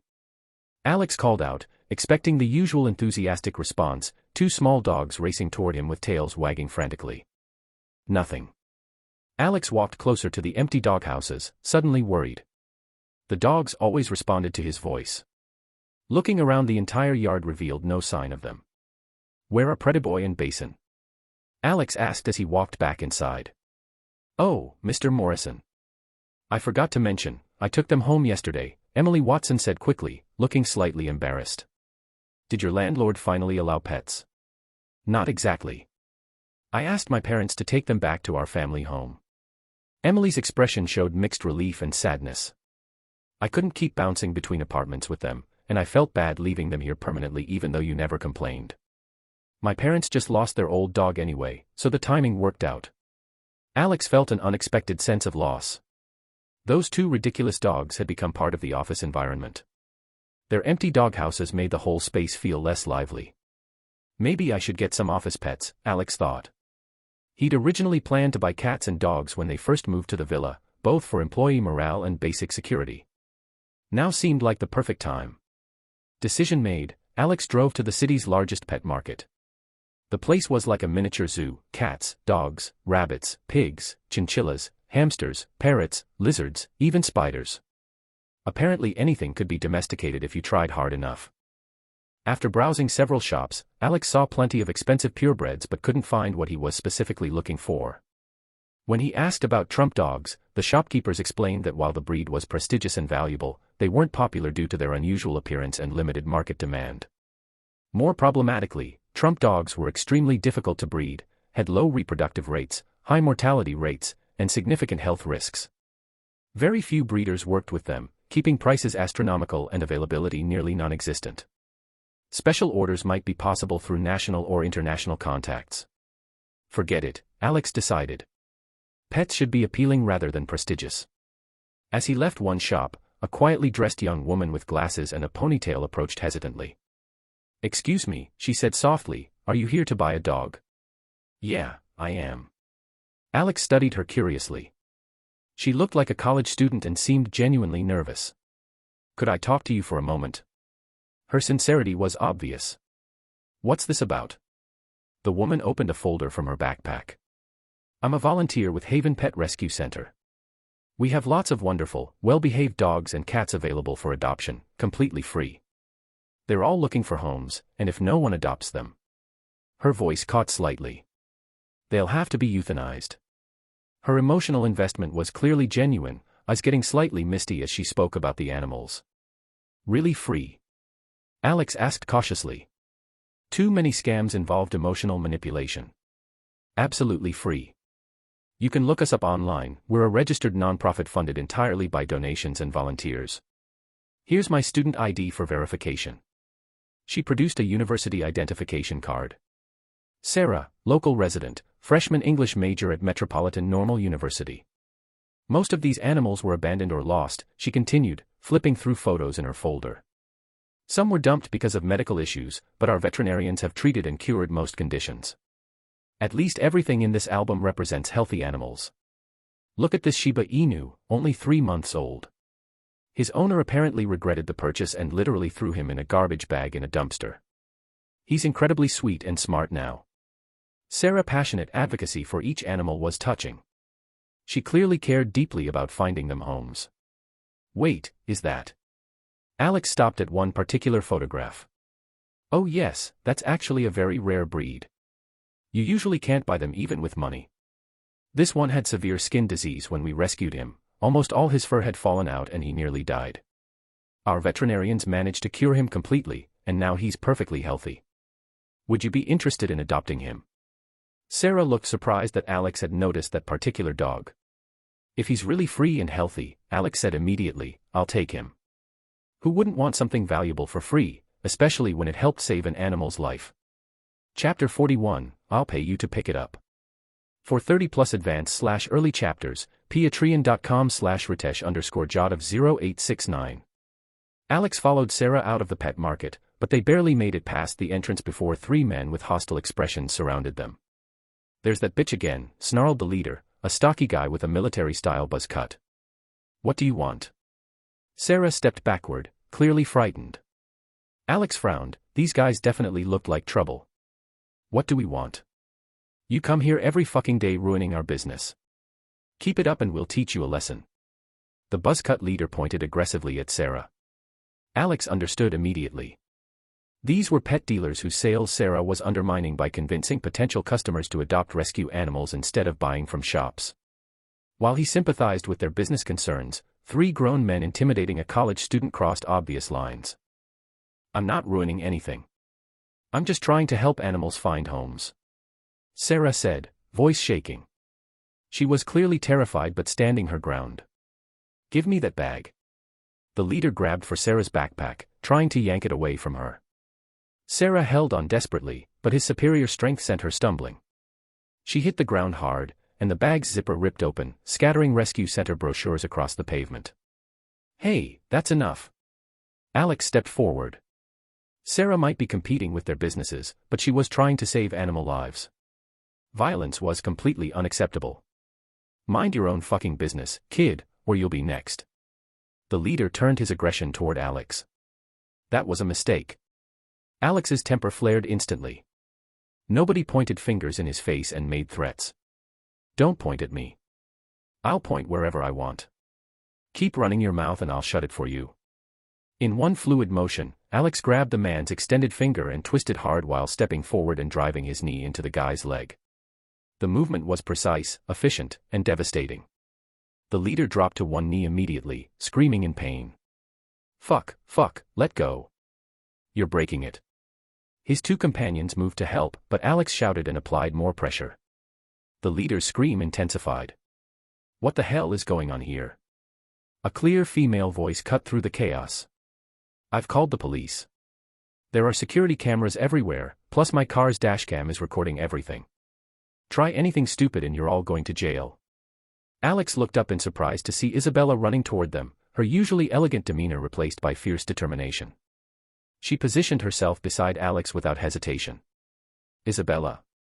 What are you doing here? Who are these assholes? Are they trying to rob you?" Isabella demanded, glaring at the three men. "Pet shop owners harassing her for helping rescue animals," Alex explained briefly. "Dude, please, let go of my finger. It's really going to break," the leader begged, tears forming in his eyes. "If it breaks, I'll pay for the surgery to fix it." "Money's not exactly a problem for me," Alex said coldly. "Look, I'm sorry, okay? I shouldn't have pointed at you. We were just trying to scare the girl, she keeps stealing our customers. Running a business is hard enough already. Please, just let me go." The leader's tough guy act had completely crumbled. From Alex's technique, he could tell this wasn't some random college kid, this was someone with serious training. Plus they were surrounded by witnesses now, so violence would only make things worse. And holy shit, his finger really did feel like it was about to snap. Seeing the crowd that had gathered, Alex decided the three men were sufficiently intimidated. He released his grip, and the leader scrambled to his feet, gesturing for his companions to retreat. "Are you hurt?" Alex asked Sarah, noticing her scraped knee. "I'm fine," she said quietly. "Thank you for helping me. Just be careful coming here again. These guys will definitely hold a grudge." Sarah nodded, still looking shaken by the confrontation. "Alex, what exactly happened here?" Isabella asked. After Alex explained the situation, Isabella's indignation was immediate. "Those pieces of shit. You never hit a woman, no matter what the business dispute is. So why are you here anyway?" Alex asked his sister. "I was planning to buy a cat for the house. I just parked when I saw those three surrounding you. I thought you might need backup, so."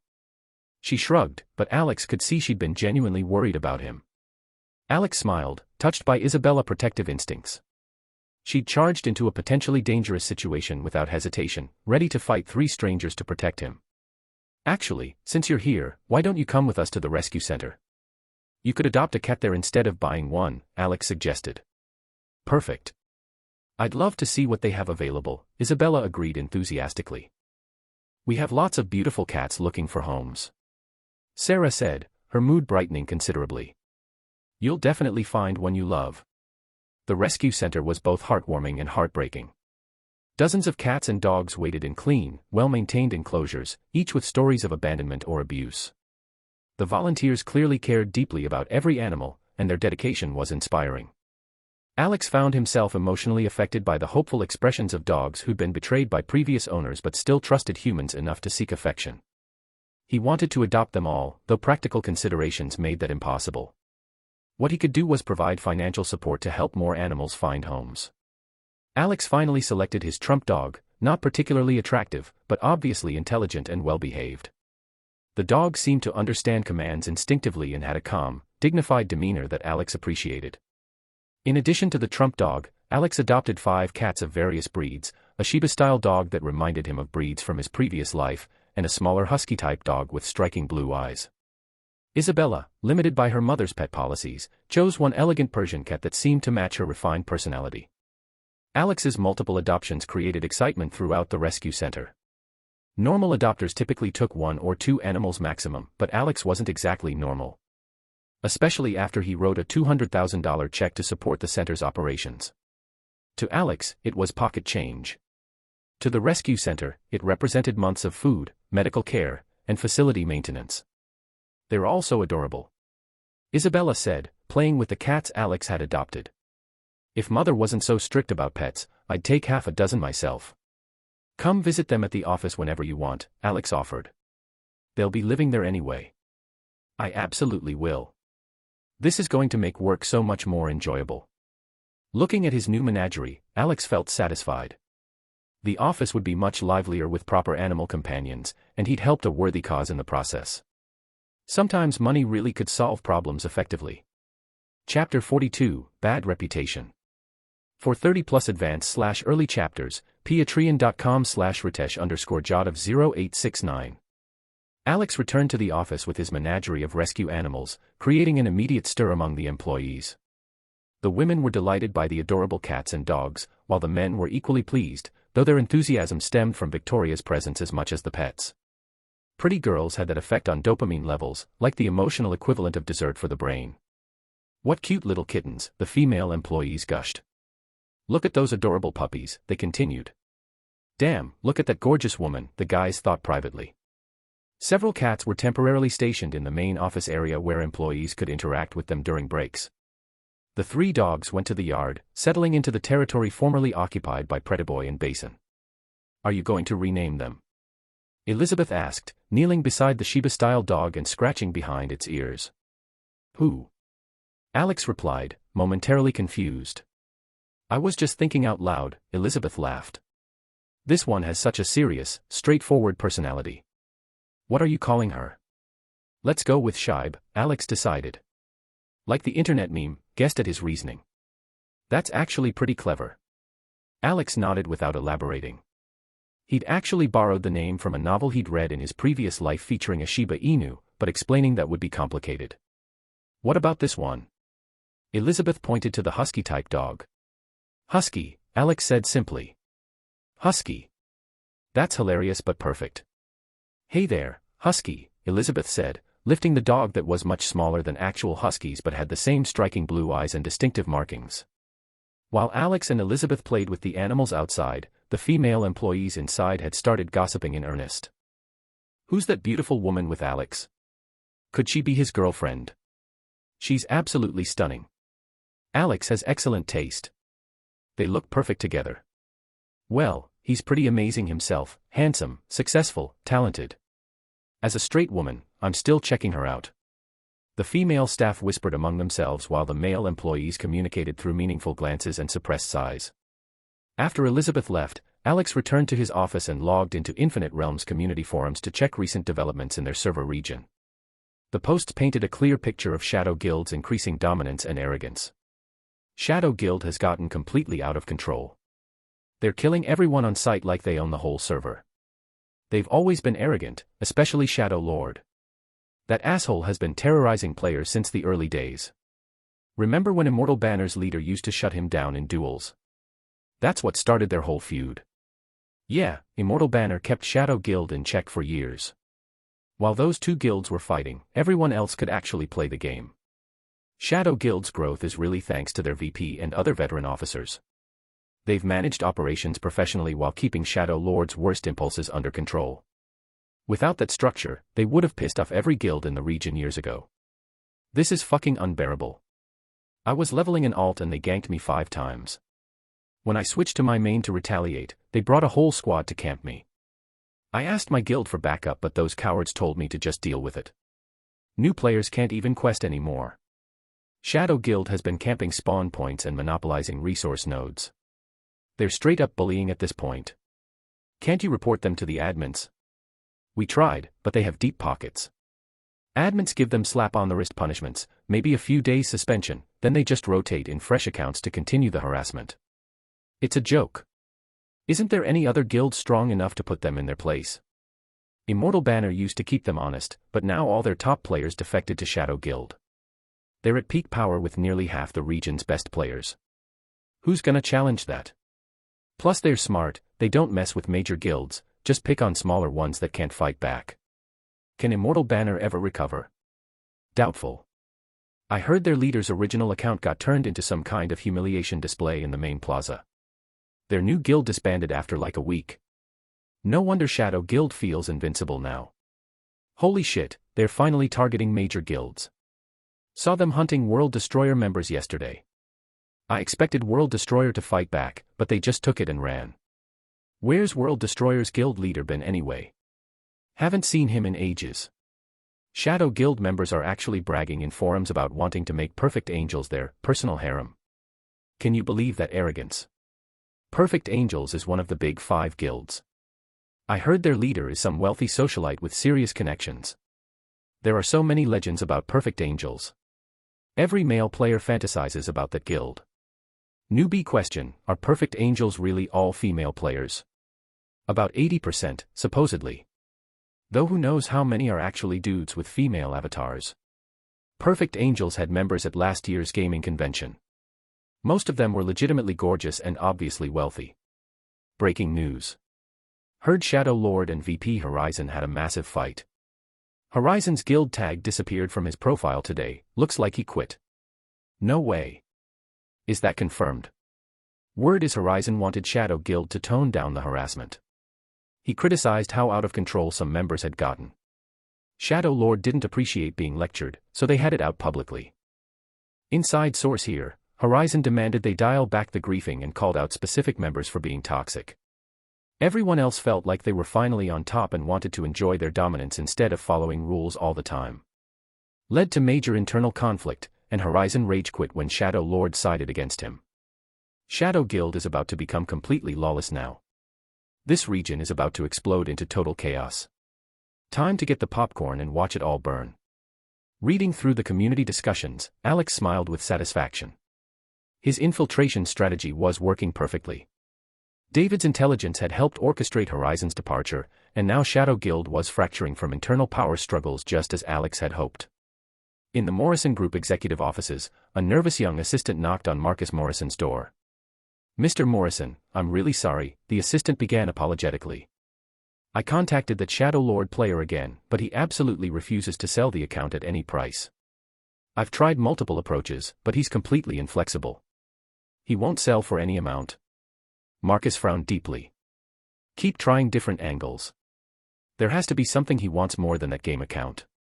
Yes sir, the assistant nodded, looking uncomfortable about the continued rejections, and left the office.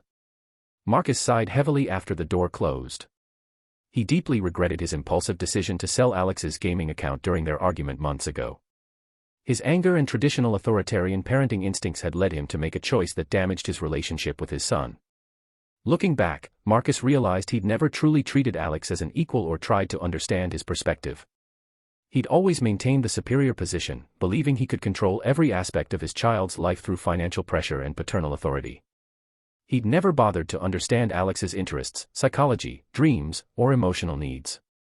Communication had been minimal, and when it occurred, it was usually Marcus issuing directives rather than engaging in genuine dialogue. Recent events had forced Marcus to confront an uncomfortable truth: while he might be a successful businessman, he'd been a terrible father. The gaming account represented more than virtual property to Alex, it was a symbol of achievement, identity, and passion that Marcus had callously destroyed out of spite.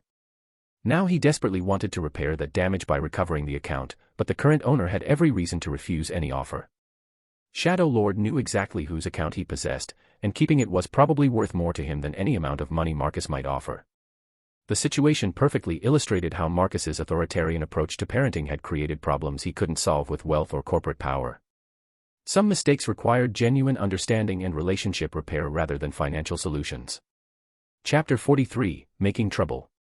For 30+ advanced/early chapters, patreon.com/ritesh_jot0869. While Alex had never met Shadow Lord in person, he understood his adversary better than most people understood their closest friends. After all, your enemies often reveal more about themselves through their actions than friends do through conversation. Shadow Lord's psychology was predictably transparent. First, he was obviously wealthy, that much was undeniable. Shadow Guild's rapid growth stemmed largely from his financial backing. He regularly distributed premium equipment and bonuses to guild members, essentially funding half the roster personally. His gaming expenditures far exceeded anything Alex had ever invested. This suggested someone who'd achieved significant financial independence, but his behavior patterns revealed more complex motivations. Shadow Lord's love of flashy cosmetics, expensive rare items, and dramatic public displays indicated someone with an extremely high-profile personality who craved attention and recognition. Moreover, his tendency to bully smaller players and maintain an arrogant, domineering attitude suggested limited emotional maturity. The fact that he'd spent millions acquiring Alex's account just to humiliate him and Immortal Banner demonstrated petty vindictiveness rather than strategic thinking. To Alex, this behavior seemed almost childishly naive. Shadow Lord was either someone who'd acquired wealth recently without developing corresponding wisdom, or simply an emotionally impulsive person regardless of his financial status. Dealing with such personalities was straightforward: feed their ego with constant flattery and praise until they lost all self-awareness and ability to assess reality objectively. Alex's infiltration strategy exploited exactly these psychological weaknesses. Allow Shadow Lord to expand his influence while surrounding him with sycophants until his arrogance became so extreme that it triggered his own destruction. "Everyone's performance has been outstanding," Alex typed in his private chat group of core operatives, the dozen most trusted former Immortal Banner members executing their revenge plan. "Boss, I've been having so much fun ganking newbies that I almost don't want this to end." David replied immediately.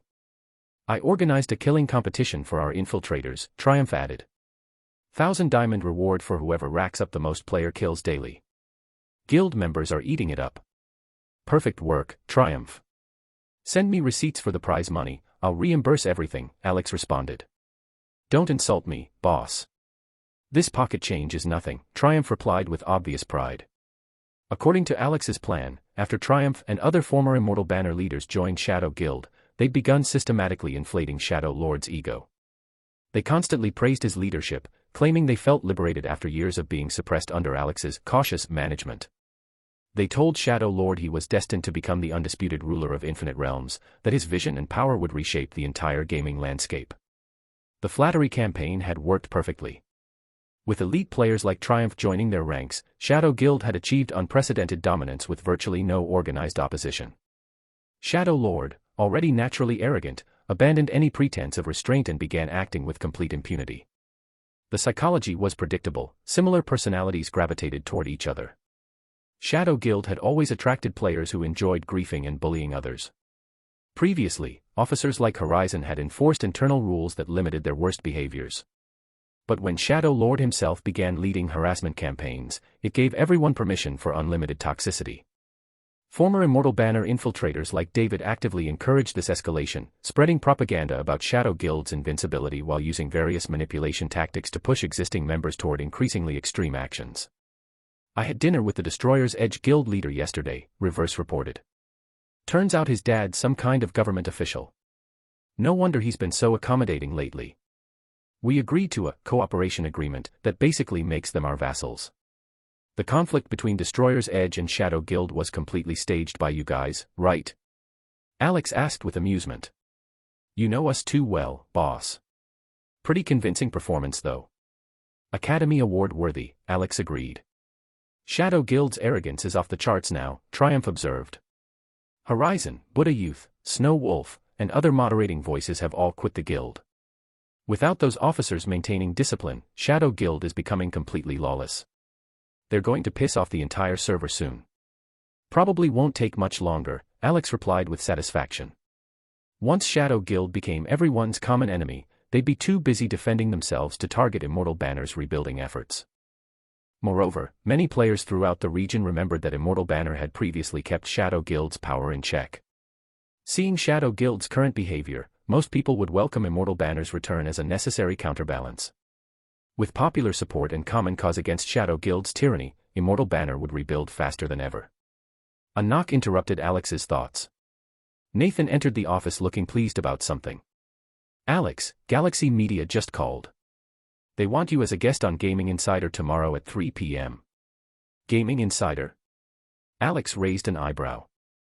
He was very familiar with that program. It was the flagship show of the most influential gaming media company in North America. The show was incredibly popular within the Infinite Realms community, covering industry gossip, studio updates, project previews and reviews, plus major gaming news. They regularly featured prominent game developers discussing production insights and industry trends. Alex had watched Gaming Insider regularly in his previous life. Being invited as a guest represented major industry recognition and would provide excellent marketing exposure for Fast and Furious. "Tell them I'll be there," Alex agreed immediately. That evening, Nathan sent Alex a video of Gaming Insider's most recent episode, featuring Brandon Sterling as the guest. "Looks like the show wants to create some drama," Nathan warned. "You should be prepared for what you're walking into." Alex watched the episode and immediately understood Nathan's concern. While the interview focused primarily on Brandon discussing Titan Games' future projects, the host had specifically asked numerous questions about Brandon's opinions on Fast and Furious, particularly the original automotive designs.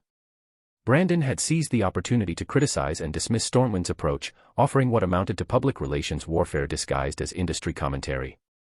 Although his language remained professional due to the recorded format, Brandon's contempt and dismissiveness were obvious to anyone listening. He'd basically used the platform to undermine Stormwind Studios' credibility before Fast and Furious even launched. "Don't worry, I know exactly what I'm doing," Alex assured Nathan. 2 days later, Alex arrived at Galaxy Media Studios for his Gaming Insider appearance. The production was surprisingly sophisticated. Despite being web-based media, the recording setup and format rivaled traditional television programming. The host was Lexi, an attractive presenter who'd initially built her audience through her obvious physical appeal but had proven herself as a knowledgeable gaming industry interviewer. The interview began with standard questions about Avatar's official expansion, then transitioned into Fast and Furious details. Lexi pressed for exclusive information about the project, but as the conversation developed, Alex realized the tone was shifting toward confrontation rather than promotion. Chapter 44. For 30+ advanced/early chapters, patreon.com/ritesh_jadav0869. "Alex, Brandon Sterling was our guest just a few days ago," Lexi said with deceptive casualness. "He had some interesting thoughts about Fast and Furious using completely original automotive designs. He argued that while some originality can enhance a project, going fully original is unnecessary and potentially counterproductive." She leaned forward slightly, her expression remaining professionally neutral while her eyes gleamed with anticipation. "He specifically mentioned that players want to experience supercars they can't afford in real life. That's the whole appeal of racing content.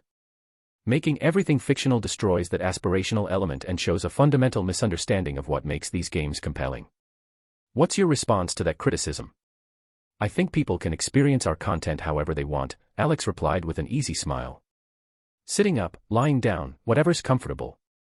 His deflection made Lexi laugh despite herself, though it clearly wasn't the explosive reaction she'd been hoping for. Internally, Lexi was surprised by Alex's composure. She'd expected someone in his early 20s to have a shorter fuse, especially when faced with such pointed criticism. She'd been banking on him getting defensive or angry, maybe even launching into an on-camera tirade against Brandon Sterling.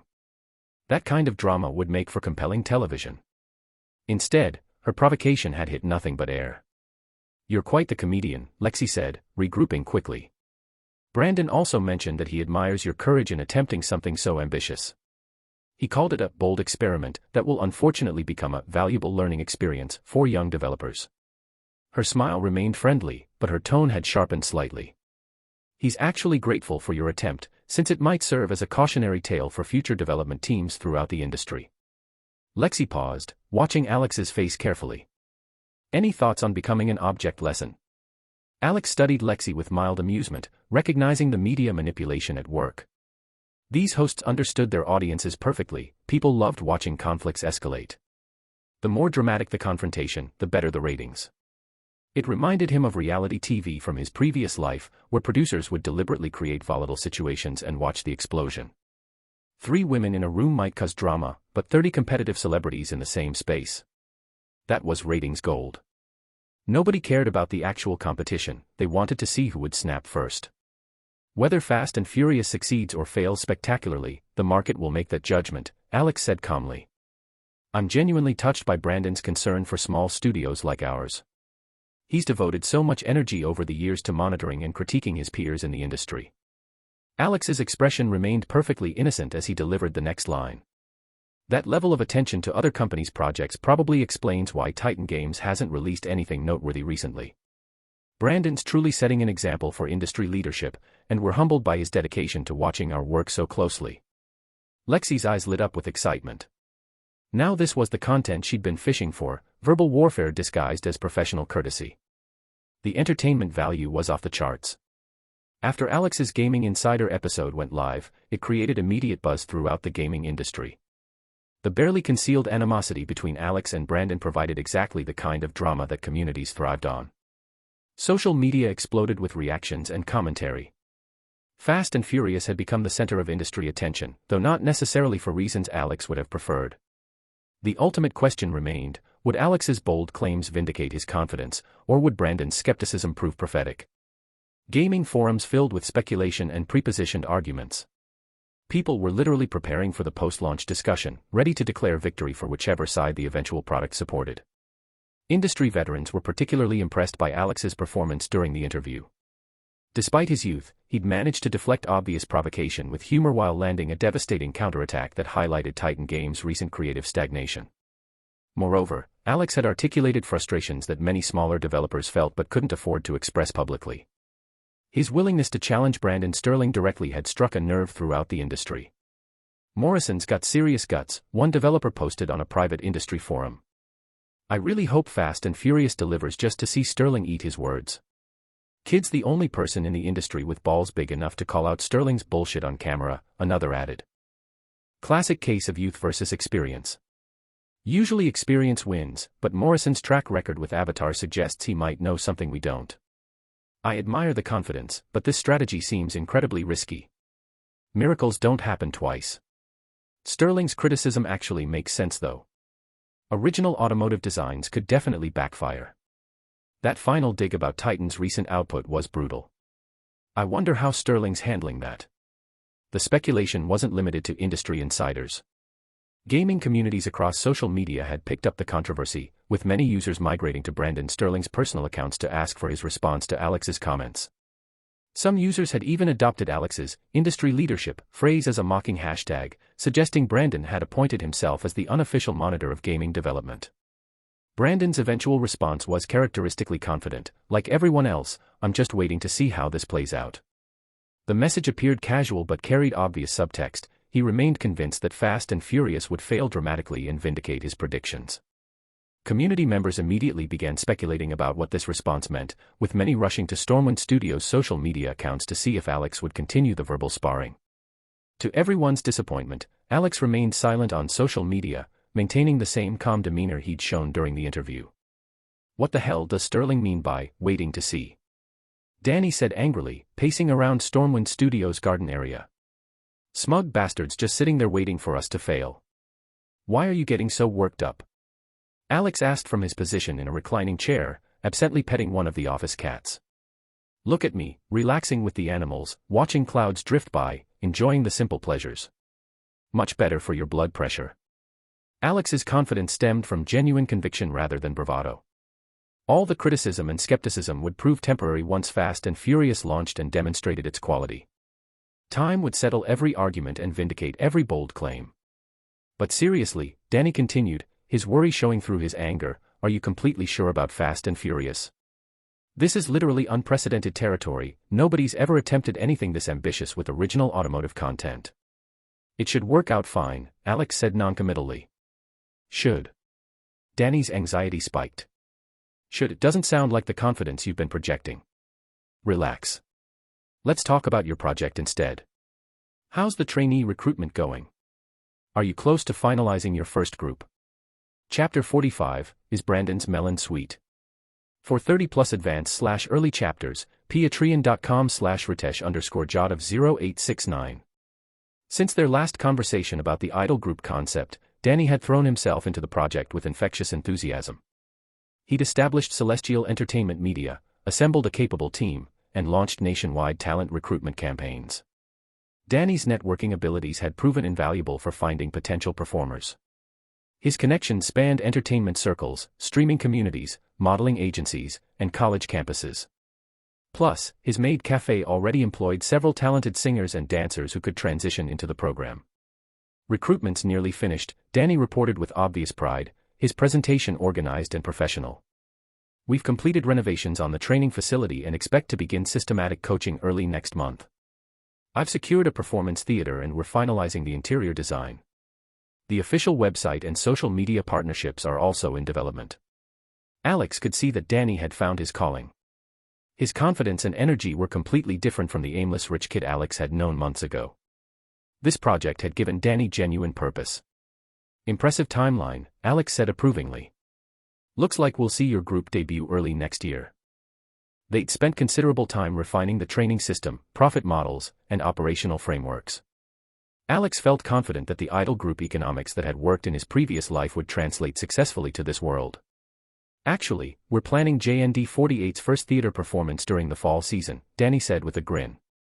And we'll give Fast and Furious free promotional integration as a launch partner.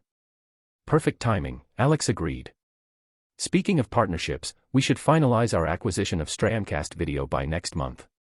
Streamcast was this world's equivalent to specialized video platforms. It had emerged 2 years earlier with content and positioning remarkably similar to what Alex remembered from his previous life.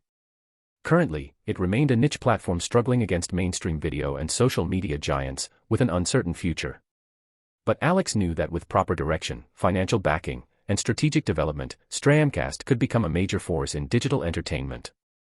Eventually, it would serve as his primary promotional channel, Danny's main platform for idol group content, and a hub for live streaming, fan interaction, and exclusive performances. All the pieces were falling into place according to Alex's long-term vision. Time continued moving forward with all projects progressing according to schedule. In Infinite Realms, the situation had become increasingly volatile. Shadow Guild's unchecked expansion was generating widespread resentment throughout the player community. Even historically passive small and medium guilds were forming secret alliances, planning coordinated responses to Shadow Guild's dominance. Avatar's film adaptation had overcome its final script revisions and entered pre-production. Alex would continue serving as creative consultant throughout filming, animation production, and post-production, with particular focus on maintaining visual authenticity for computer graphics, environmental design, and creature creation. Fast and Furious development had reached near completion, with all major systems implemented and tested. Since the Gaming Insider controversy, Stormwind Studios had maintained strategic silence, avoiding any public statements or promotional activities. Alex himself had remained completely quiet on social media, causing some observers to wonder if he was backing down from his bold claims. But just as internet attention began shifting elsewhere, Stormwind Studios released a 15-minute video that detonated across social media like a tactical nuclear weapon. The title was simple, Fast and Furious, 10 Supercar Showcase. More models coming soon. The video presented 10 automotive masterpieces in stunning detail: Bugatti, Koenigsegg, Pagani, McLaren, Lamborghini, Ferrari, Aston Martin, Maserati, Audi R8, and Porsche 911. Each vehicle received comprehensive coverage, exterior shots from every angle, interior luxury details, dynamic performance demonstrations, technical specifications, and brand heritage presentations. The production quality matched professional automotive marketing campaigns, making viewers forget these were fictional designs rather than real manufacturer advertisements. The response was immediate and overwhelming. In an era of instant global communication, viral content could reach every corner of the internet within minutes. Infinite Realms' international player base ensured that Stormwind's video spread across continents almost instantaneously. Each supercar demonstrated distinctive character while maintaining exceptional design coherence. The vehicles embodied the perfect fusion of industrial engineering and artistic expression, raw power married to elegant beauty, speed unified with passion. Both exterior aesthetics and interior craftsmanship delivered stunning visual impact. These weren't just transportation devices, they were rolling sculptures that seemed to have emerged fully formed from humanity's collective automotive fantasies. Even more impressive was the attention to brand identity. Each fictional manufacturer had received custom logo design that perfectly complemented their vehicle's aesthetic philosophy. Ferrari's prancing horse logo harmonized with the car's equine grace and power. Every detail felt inevitable rather than arbitrary, as if these brands had existed for decades rather than being created for a video game. The realism was so convincing that viewers began questioning whether these might be leaked designs from actual automotive manufacturers. "Holy shit, they actually delivered," flooded comment sections immediately. "Every single car is absolutely gorgeous. Just for these 10 supercars alone, I'm buying Fast and Furious Day 1. Support. Support. Support," echoed across thousands of replies. I don't care if they're fictional, these feel completely real and I'm totally invested. As a professional automotive designer, I'm genuinely shocked. These vehicles excel in manufacturing feasibility, aerodynamics, ergonomics, and pure aesthetic appeal. This is world-class design work. Even industry professionals are impressed. Stormwind is basically a car design company that accidentally got into gaming. I'm also an automotive designer, and these concepts are blowing my mind. I think half our industry is feeling the same way. Seriously, who created these designs? We need names. Car manufacturers are probably preparing recruitment offers as we speak. Never thought I'd see automotive companies trying to poach talent from gaming studios. These are cars that billionaires in real life couldn't buy. The exclusivity factor is incredible. When does Fast and Furious launch? I can't wait any longer. I admit it, this completely changed my mind. With designs like these, this project is guaranteed success. Hey Brandon Sterling, your melon has arrived. 10 flawless supercars delivered exactly as promised. Wondering if Brandon's face hurts yet. Absolutely incredible. Designing 1 or 2 original cars this good would be impressive. Creating 10 different brands with unique aesthetics and engineering approaches is mind-blowing. Even automotive industry professionals are losing their minds over this. Public opinion had shifted completely in Stormwind's favor. The automotive showcase had generated massive anticipation for Fast and Furious, regardless of other gameplay considerations. The visual designs alone were compelling enough to drive significant interest. Less than 20 minutes after the video went live, Alex posted a direct social media challenge, specifically tagging Brandon Sterling. Hey Brandon, how's that melon taste? The gauntlet had been thrown down publicly, and the entire gaming industry was watching to see how Brandon Sterling would respond to having his skepticism so dramatically contradicted. Chapter 46, This is the Effect We Want. For 30+ advanced/early chapters, patreon.com/ritesh_jot0869. Brandon Sterling stared at his monitor screen, replaying Stormwind's automotive showcase video for the 4th time in 2 hours. Each viewing made his jaw clench tighter and his mood darker. Not only did his face hurt from the public humiliation, his pride was taking a systematic beating that felt almost physical. He'd publicly criticized Alex's original automotive approach, confidently predicting it would be a spectacular failure that would serve as an industry cautionary tale. Instead, Alex had delivered 10 automotive masterpieces that were receiving universal acclaim from professionals and enthusiasts alike. Even Brandon had to admit, despite every instinct screaming against it, that these vehicles were genuinely impressive. The design sophistication, attention to detail, and sheer aesthetic appeal were undeniable. When actual automotive engineers and designers were publicly praising fictional game content, Brandon knew he'd seriously underestimated his opponent. The most infuriating part was his complete inability to understand how Stormwind Studios had achieved this level of automotive design excellence. Where had Alex Morrison found talent capable of creating concepts that rivaled, and in some cases exceeded, real-world luxury manufacturers? What the hell is going on in that kid's head? Brandon muttered, loosening his tie as frustration built to uncomfortable levels. His only remaining hope was that Fast and Furious would be all style and no substance, stunning visuals masking terrible gameplay mechanics, exploitative monetization systems, and fundamental design flaws that would kill player engagement within weeks. But given Alex's track record with Avatar, that scenario seemed increasingly unlikely. Brandon's phone buzzed with Alex's social media taunt, "Hey Brandon, how's that melon taste?" The casual mockery felt like salt in an open wound. Nobody had dared speak to Brandon Sterling that way in years, especially not some 20-something startup founder with one successful project under his belt. The disrespect was intolerable, but responding publicly while community sentiment favored Alex would only make Brandon look petty and defensive. No, he needed to be smarter about this. Direct confrontation wasn't working, time for different tactics.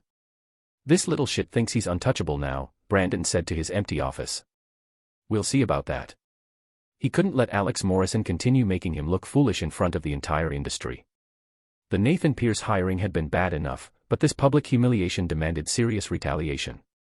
Brandon reached for his phone and began scrolling through his contacts. If Alex wanted to play hardball, Brandon had resources and connections that could make life very difficult for ambitious young entrepreneurs who didn't know their place. The viral explosion surrounding Fast and Furious Automotive Showcase exceeded even Alex's optimistic projections. Within 48 hours, the video had generated millions of views across multiple platforms and sparked countless reaction videos, analysis pieces, and fan discussions. International automotive media outlets had picked up the story, with major publications running features about the gaming company that's redefining car design. Professional designers from prestigious luxury automotive manufacturers were sharing the content on their personal social accounts, adding legitimacy and reach that money couldn't buy. The free publicity was worth tens of millions in traditional advertising value, and it had cost Stormwind Studios essentially nothing beyond development time. Brandon watched this organic marketing success with deep envy. Titan Games spent enormous budgets on promotional campaigns that generated fraction of the engagement Alex had achieved through pure content quality and strategic timing. Even more galling was the realization that Brandon's own Gaming Insider appearance had inadvertently set up the dramatic reveal. His skeptical comments had created anticipation and narrative tension that made Alex's vindication feel even more satisfying to observers. Brandon had essentially provided free setup for his own public humiliation. International gaming conferences were already reaching out to Alex for keynote speaking opportunities. Industry publications wanted exclusive interviews. Automotive companies were rumored to be exploring licensing deals for the fictional designs. Within a week, Alex Morrison had transformed from promising young developer into a globally recognized creative visionary, all while making Brandon Sterling look like an out-of-touch industry dinosaur. The situation was becoming professionally catastrophic. At Stormwind Studios, the atmosphere was electric with success and anticipation. Team members moved with the confidence of people who knew they were part of something special, and Alex found himself fielding congratulations from employees, industry contacts, and even family members who'd seen the viral coverage. Walking through the development floor after reviewing the latest Fast and Furious promotional materials, Alex spotted Emily Watson hunched over her workstation with obvious focus. "Alex, perfect timing," Emily called out as she noticed him approaching. "I've finished the Volkswagen Beetle concept art you requested. Want to take a look?" Alex moved to Emily's monitor, curious to see how she'd interpreted his unusual assignment. The design that greeted him was exactly what he'd envisioned, a cheerful yellow Beetle that perfectly captured the character's personality from the Fast and Furious universe. After several rounds of feedback and refinement, Emily had nailed the aesthetic balance between nostalgic charm and modern appeal. The vehicle would serve a specific narrative purpose that players would understand once they experience the full storyline. "This is perfect," Alex said with genuine satisfaction. "Let's go with this version." Emily smiled with obvious pride, though Alex could see curiosity in her expression. She'd reviewed all the other Fast and Furious automotive assets, powerful supercars, aggressive muscle cars, and high-performance sports vehicles. This quaint little Beetle was completely different from everything else in the project.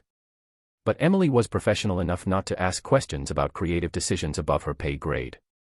She'd understand the context once Fast and Furious launched and players met the character who would drive this particular vehicle.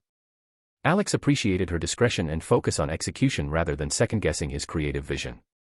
1 week later, with the first automotive showcase still generating discussion across social media, Stormwind Studios released their second bombshell, 12 additional vehicle designs that showcased even greater diversity and sophistication.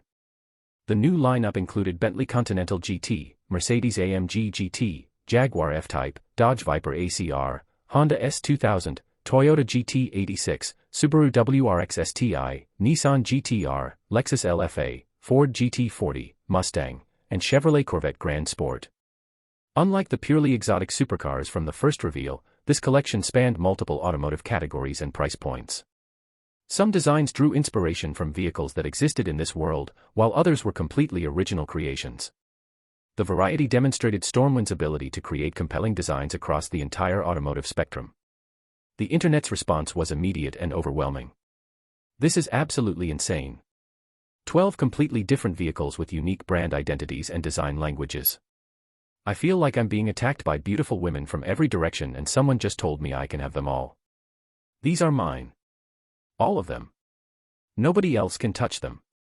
That Mercedes-AMG GT is calling my name. The logo design alone is worth buying the game. Are you kidding? The Dodge Viper ACR destroys everything else. Look at that snakehead logo, it's like the car is ready to strike at anything in its path. I'm buying every single one of these vehicles the moment they're available for purchase. Rich people problems, but okay. Can I be your professional car washer?" Brandon Sterling's face must be hurting even more now. 12 more slaps to add to the first 10. 22 unique automotive brands with custom logos, detailed specifications, and individual personalities. Most gaming companies couldn't create this much content if they had unlimited budgets and development time. This is genuinely revolutionary for the industry. Every other racing game developer is probably updating their resumes right now. What kind of magical project is this? I need it in my life immediately. Stop teasing us and launch already. The anticipation is killing me. Did you see that Stormwind posted detailed specifications for all 22 models on their website? Every brand has complete background lore, technical details, and performance characteristics. It's like they created an entire automotive industry from scratch. The attention to detail is mind-blowing. Each brand feels like it has decades of heritage and development history. This is how you make games properly. If every developer had Stormwind standards, maybe racing content wouldn't have died in the first place. Let's be realistic though, impressive car designs don't automatically make good gameplay. I hope they're not putting all their resources into visuals while neglecting core mechanics. Fair point. Pretty cars are nice, but if the racing feels terrible or the progression system is broken, none of this matters. Have some faith. Avatar proved these guys understand game design fundamentals. True, but racing games are completely different from adventure content. Success in one genre doesn't guarantee success in another. I'll give them the benefit of the doubt until proven otherwise. These automotive concepts are too good to be attached to a mediocre gaming experience. The debate between optimists and skeptics continued across countless forums and social media platforms, but the underlying enthusiasm was undeniable. Fast and Furious had captured global gaming attention in ways that established racing franchises hadn't achieved in years. Alex monitored the discussions with deep satisfaction. The automotive showcases had accomplished exactly what he'd intended, building massive anticipation while demonstrating Stormwind's creative capabilities to industry professionals and gaming communities worldwide. Brandon Sterling's silence on social media spoke volumes about how effectively the strategy had worked. Alex's direct taunt remained unanswered, leaving the impression that Brandon had no credible response to Stormwind's automotive achievement. Phase 1 of Fast and Furious marketing campaign had exceeded all expectations. Now Alex needed to ensure that the actual gaming experience would vindicate the confidence he'd been projecting so publicly. The automotive designs were spectacular, but ultimately, players would judge Fast and Furious based on how those vehicles felt to drive, how engaging the storylines were, and whether the overall experience justified the unprecedented hype. Alex smiled as he watched community discussions continue building momentum. Everything was proceeding according to plan, and soon the world would discover whether Fast and Furious could deliver on its ambitious promises. The automotive showcases had proven Stormwind Studios could create world-class visual content. In a few weeks, they'd find out if Alex Morrison could revolutionize interactive entertainment the way he'd already transformed automotive design and gaming. Chapter 47, The People's Will.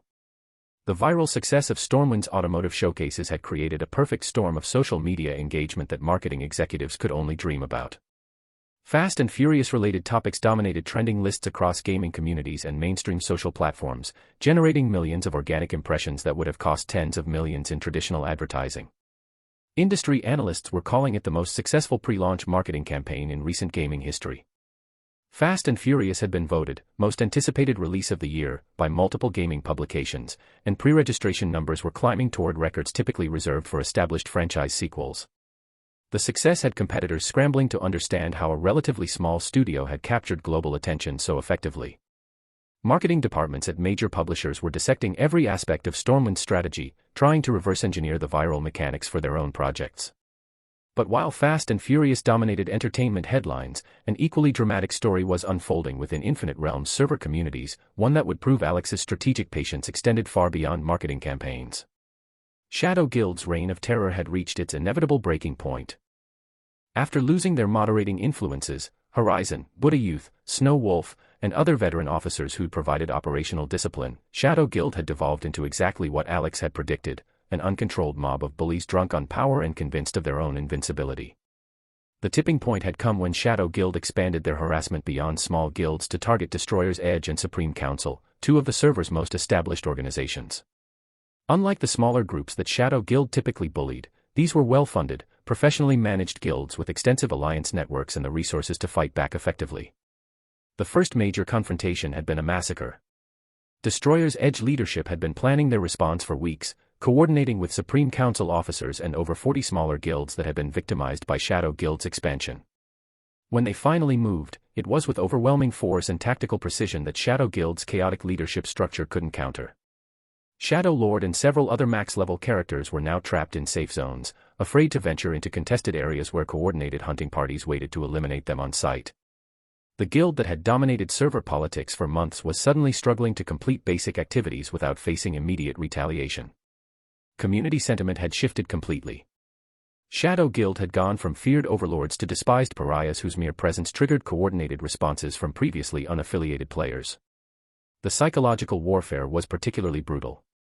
Shadow Guild members were being systematically excluded from dungeon groups, marketplace transactions, and social activities. Even their own recruitment had stalled as potential members realized that joining Shadow Guild meant inheriting their enemies and isolation. Alex monitored these developments with deep satisfaction. His infiltration strategy had worked exactly as designed. Shadow Guild's unchecked arrogance had created the very coalition that was now destroying them. "Alex, I have a media request for you," announced Sarah from administration, appearing in his office doorway with obvious excitement. Game Designer Weekly wants to visit Friday for an exclusive feature on Fast and Furious development. Are you available? Absolutely, Alex replied immediately, his mood brightening further. Game Designer Weekly was Galaxy Media's premium publication, with readership spanning industry professionals, serious enthusiasts, and influential content creators. A feature article would provide exactly the kind of credible coverage that elevated projects from viral sensations to legitimate cultural phenomena. Perfect. I'll confirm immediately, Sarah said, practically bouncing with enthusiasm as she left. After Sarah departed, Alex slipped on his VR headset and logged into Infinite Realms. Today felt like the perfect moment to execute the final phase of his long-term strategy. Shadow Guild's downfall had created exactly the power vacuum Alex had been waiting for. Community sentiment heavily favored any force that could provide balance against future tyrannical guilds, and Immortal Banner's historical role as Shadow Guild's primary opposition made them the obvious choice for that responsibility. The timing was perfect in every respect. Public opinion, strategic opportunity, and Alex's own preparation had aligned to create ideal conditions for Immortal Banner's triumphant return. Alex immediately contacted David through encrypted channels. "Time to come home," Alex typed simply. Finally. David's response was immediate and enthusiastic. "I've been waiting for this moment. These Shadow Guild idiots are driving me crazy with their stupidity." Within hours, David had formally applied to establish the new Immortal Banner Guild. Since Alex's current account was only level 26, far below the level 40 requirement for advanced guild leadership, David would serve as temporary guild master until Alex could either level sufficiently or acquire a higher level account. The guild reformation process that had taken weeks during their first attempt was completed in record time. Community support was overwhelming, with players who'd never interacted with Immortal Banner offering assistance, resources, and encouragement. One particularly memorable moment came during their Assam blood collection quest. Alex's team had gathered roughly half the required materials when spontaneous donations began arriving from complete strangers. Within minutes, dozens of players had contributed enough materials to complete the entire objective. "This is incredible," Alex murmured, genuinely moved by the community response. These players were investing their own time and resources to help Immortal Banner return, not because they expected rewards, but because they wanted the server balance that Immortal Banner represented. The emotional impact was unexpected. Alex had planned this revival as strategic necessity, but experiencing the genuine gratitude and hope from ordinary players transformed it into something much more meaningful. By the next morning, Immortal Banner Returns was trending across gaming social media. Community discussions revealed sophisticated understanding of the political dynamics at play. Immortal Banner's back. This resurrection is going to be lightning fast. I heard random players were literally giving them quest materials yesterday. The community support is insane. Already applied to join, but they're at capacity. Waiting for them to hit advanced status so I can get in. Shadow Guild picked the worst possible time to go completely psycho. Immortal Banner's return couldn't be better timed. Their leader's still low level though. Going to take forever to get him back to competitive status. Are you kidding? These guys have serious funding. They'll gear up their entire roster and be ready for war within weeks. Shadow Guild's money advantage just disappeared. Shadow Guild really thought they were untouchable. Turns out every other major guild was just waiting for the right moment to put them in their place. Breaking news, Triumph returned to Immortal Banner leadership. Wait, what? Didn't he rage quit over their restrictive policies? Why go back? Classic double agent situation. Guy was probably loyal to Immortal Banner the whole time. Holy shit, they've been playing Shadow Guild like a fiddle this entire time. This whole Shadow Guild meltdown was orchestrated. Immortal Banner disbanded strategically to destroy them from within. Both brilliant strategy and satisfying revenge. Shadow Guild's arrogance made them perfect targets for manipulation. Shadow Guild deserved everything they got. Maybe now the server can return to civilized behavior. Immortal Banner's return should restore some balance. When major guilds check each other's power, smaller players can actually enjoy the game. The sophisticated analysis from gaming communities impressed Alex. Players understood exactly what had happened and why, and their appreciation for the strategic complexity made Immortal Banner's return feel even more triumphant. Friday morning arrived with crisp autumn air that made Alex's regular run particularly energizing. He returned to Stormwind Studios refreshed and ready for the day's media interview, but was surprised to find the office already bustling with activity despite the early hour. Several female employees had gathered in the main break area, chatting animatedly while surrounded by an impressive collection of cat supplies. At the center of the group, Isabella Reeves was dispensing treats to their office cats with obvious delight. Despite coming from one of the wealthiest families in the region, Isabella maintained the kind of genuine warmth and consideration that made people instantly comfortable around her. She shared that quality with Danny. Both had been raised with privilege but without the entitled arrogance that often accompanied inherited wealth. Isabella. What brings you here so early? Alex called out as he approached the group. Good morning, Alex. Isabella replied with her characteristic bright smile. My first class got cancelled last minute, so I decided to visit my favorite furry friends. Plus I brought reinforcements. She gestured toward the supplies covering the break room table. Good morning, Alex, several employees echoed, clearly enjoying Victoria's company. You all continue your cat socializing, Alex said with amusement. I need to shower and get ready for our interview today. Wait, Alex, Isabella called after him. I picked up breakfast for you, it's on your desk. Don't forget to eat something before your big media appearance. Alex paused, touched by Isabella's thoughtfulness. She'd clearly put effort into bringing supplies for the office animals, but had also remembered to consider his needs as well. Thanks, Isabella. That's really thoughtful of you, he said sincerely. Walking toward his office, Alex reflected on how dramatically his life had changed over the past year. Professional success, strategic victories, and genuine relationships with people who cared about his well-being, it was more than he dared hope for in either of his lifetimes. The Game Designer Weekly interview would provide another platform to showcase Fast and Furious, but more importantly, it represented recognition that Alex Morrison had become someone worth listening to in the gaming industry. Looking at the carefully prepared breakfast Isabella had left on his desk, Alex smiled at the reminder that success meant more than professional achievements. Having people in his life who showed care through small gestures was perhaps the most valuable accomplishment of all. Today was shaping up to be another excellent day in what was becoming an increasingly excellent life. Chapter 48, Immortal Company. For 30+ advanced/early chapters, patreon.com/ritesh_jot of 0869. Alex polished off the last bite of the sandwich Isabella had brought him, some fancy artisanal thing that probably cost more than most people's lunch budget, when he heard voices in the main office area. The Game Designer Weekly crew had arrived right on schedule, and from the sound of equipment being moved around, they weren't messing around with this production. Through his office window, Alex could see camera operators testing different angles while producers huddled with Sarah, going over legal paperwork and shooting restrictions. This was way more professional than he'd expected for a gaming industry piece.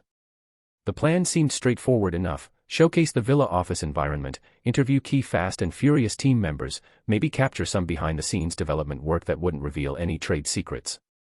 Standard gaming media coverage, but with higher production values than most outlets bothered with. Alex knew his interview would be the main event. Ever since that Gaming Insider showdown with Brandon Sterling, every gaming publication wanted exclusive access to him. The attention was flattering, sure, but more importantly, each media appearance was basically free advertising for Fast and Furious. He could already imagine Brandon watching these interviews, getting more irritated with every platform that treated Alex like an industry visionary instead of some lucky kid who'd stumbled into success. You're doing your big TV debut today, Isabella announced, walking into his office while cradling one of the orange tabby cats. Seriously though, shouldn't you maybe dress up a little? This is going to be seen by thousands of people. I could help you look less homeless. Alex gestured dramatically at his flip-flops and rumpled t-shirt. This is my authentic creative genius aesthetic. Very deliberately cultivated. Your genius aesthetic looks like you just rolled out of bed after a 3-day gaming marathon, Isabella said, laughing despite herself. Exactly. That's the vibe I'm going for. Relatable to my core demographic. Victoria shook her head but couldn't stop grinning. You're hopeless. At least promise me you'll comb your hair before they start filming. I make no such promises. They chatted for a few more minutes about nothing important, Isabella's morning classes, the cat's personalities, whether the office needed more plants. It was the kind of easy conversation that Alex genuinely enjoyed having with Danny's sister. Isabella had this natural way of making everyone around her feel comfortable and valued. Despite growing up with more money than most people could imagine, she treated the office staff like genuine friends rather than employees. The female workers especially seemed to light up whenever she visited, and Alex could understand why. Isabella brought this infectious positive energy that made even mundane workdays feel special.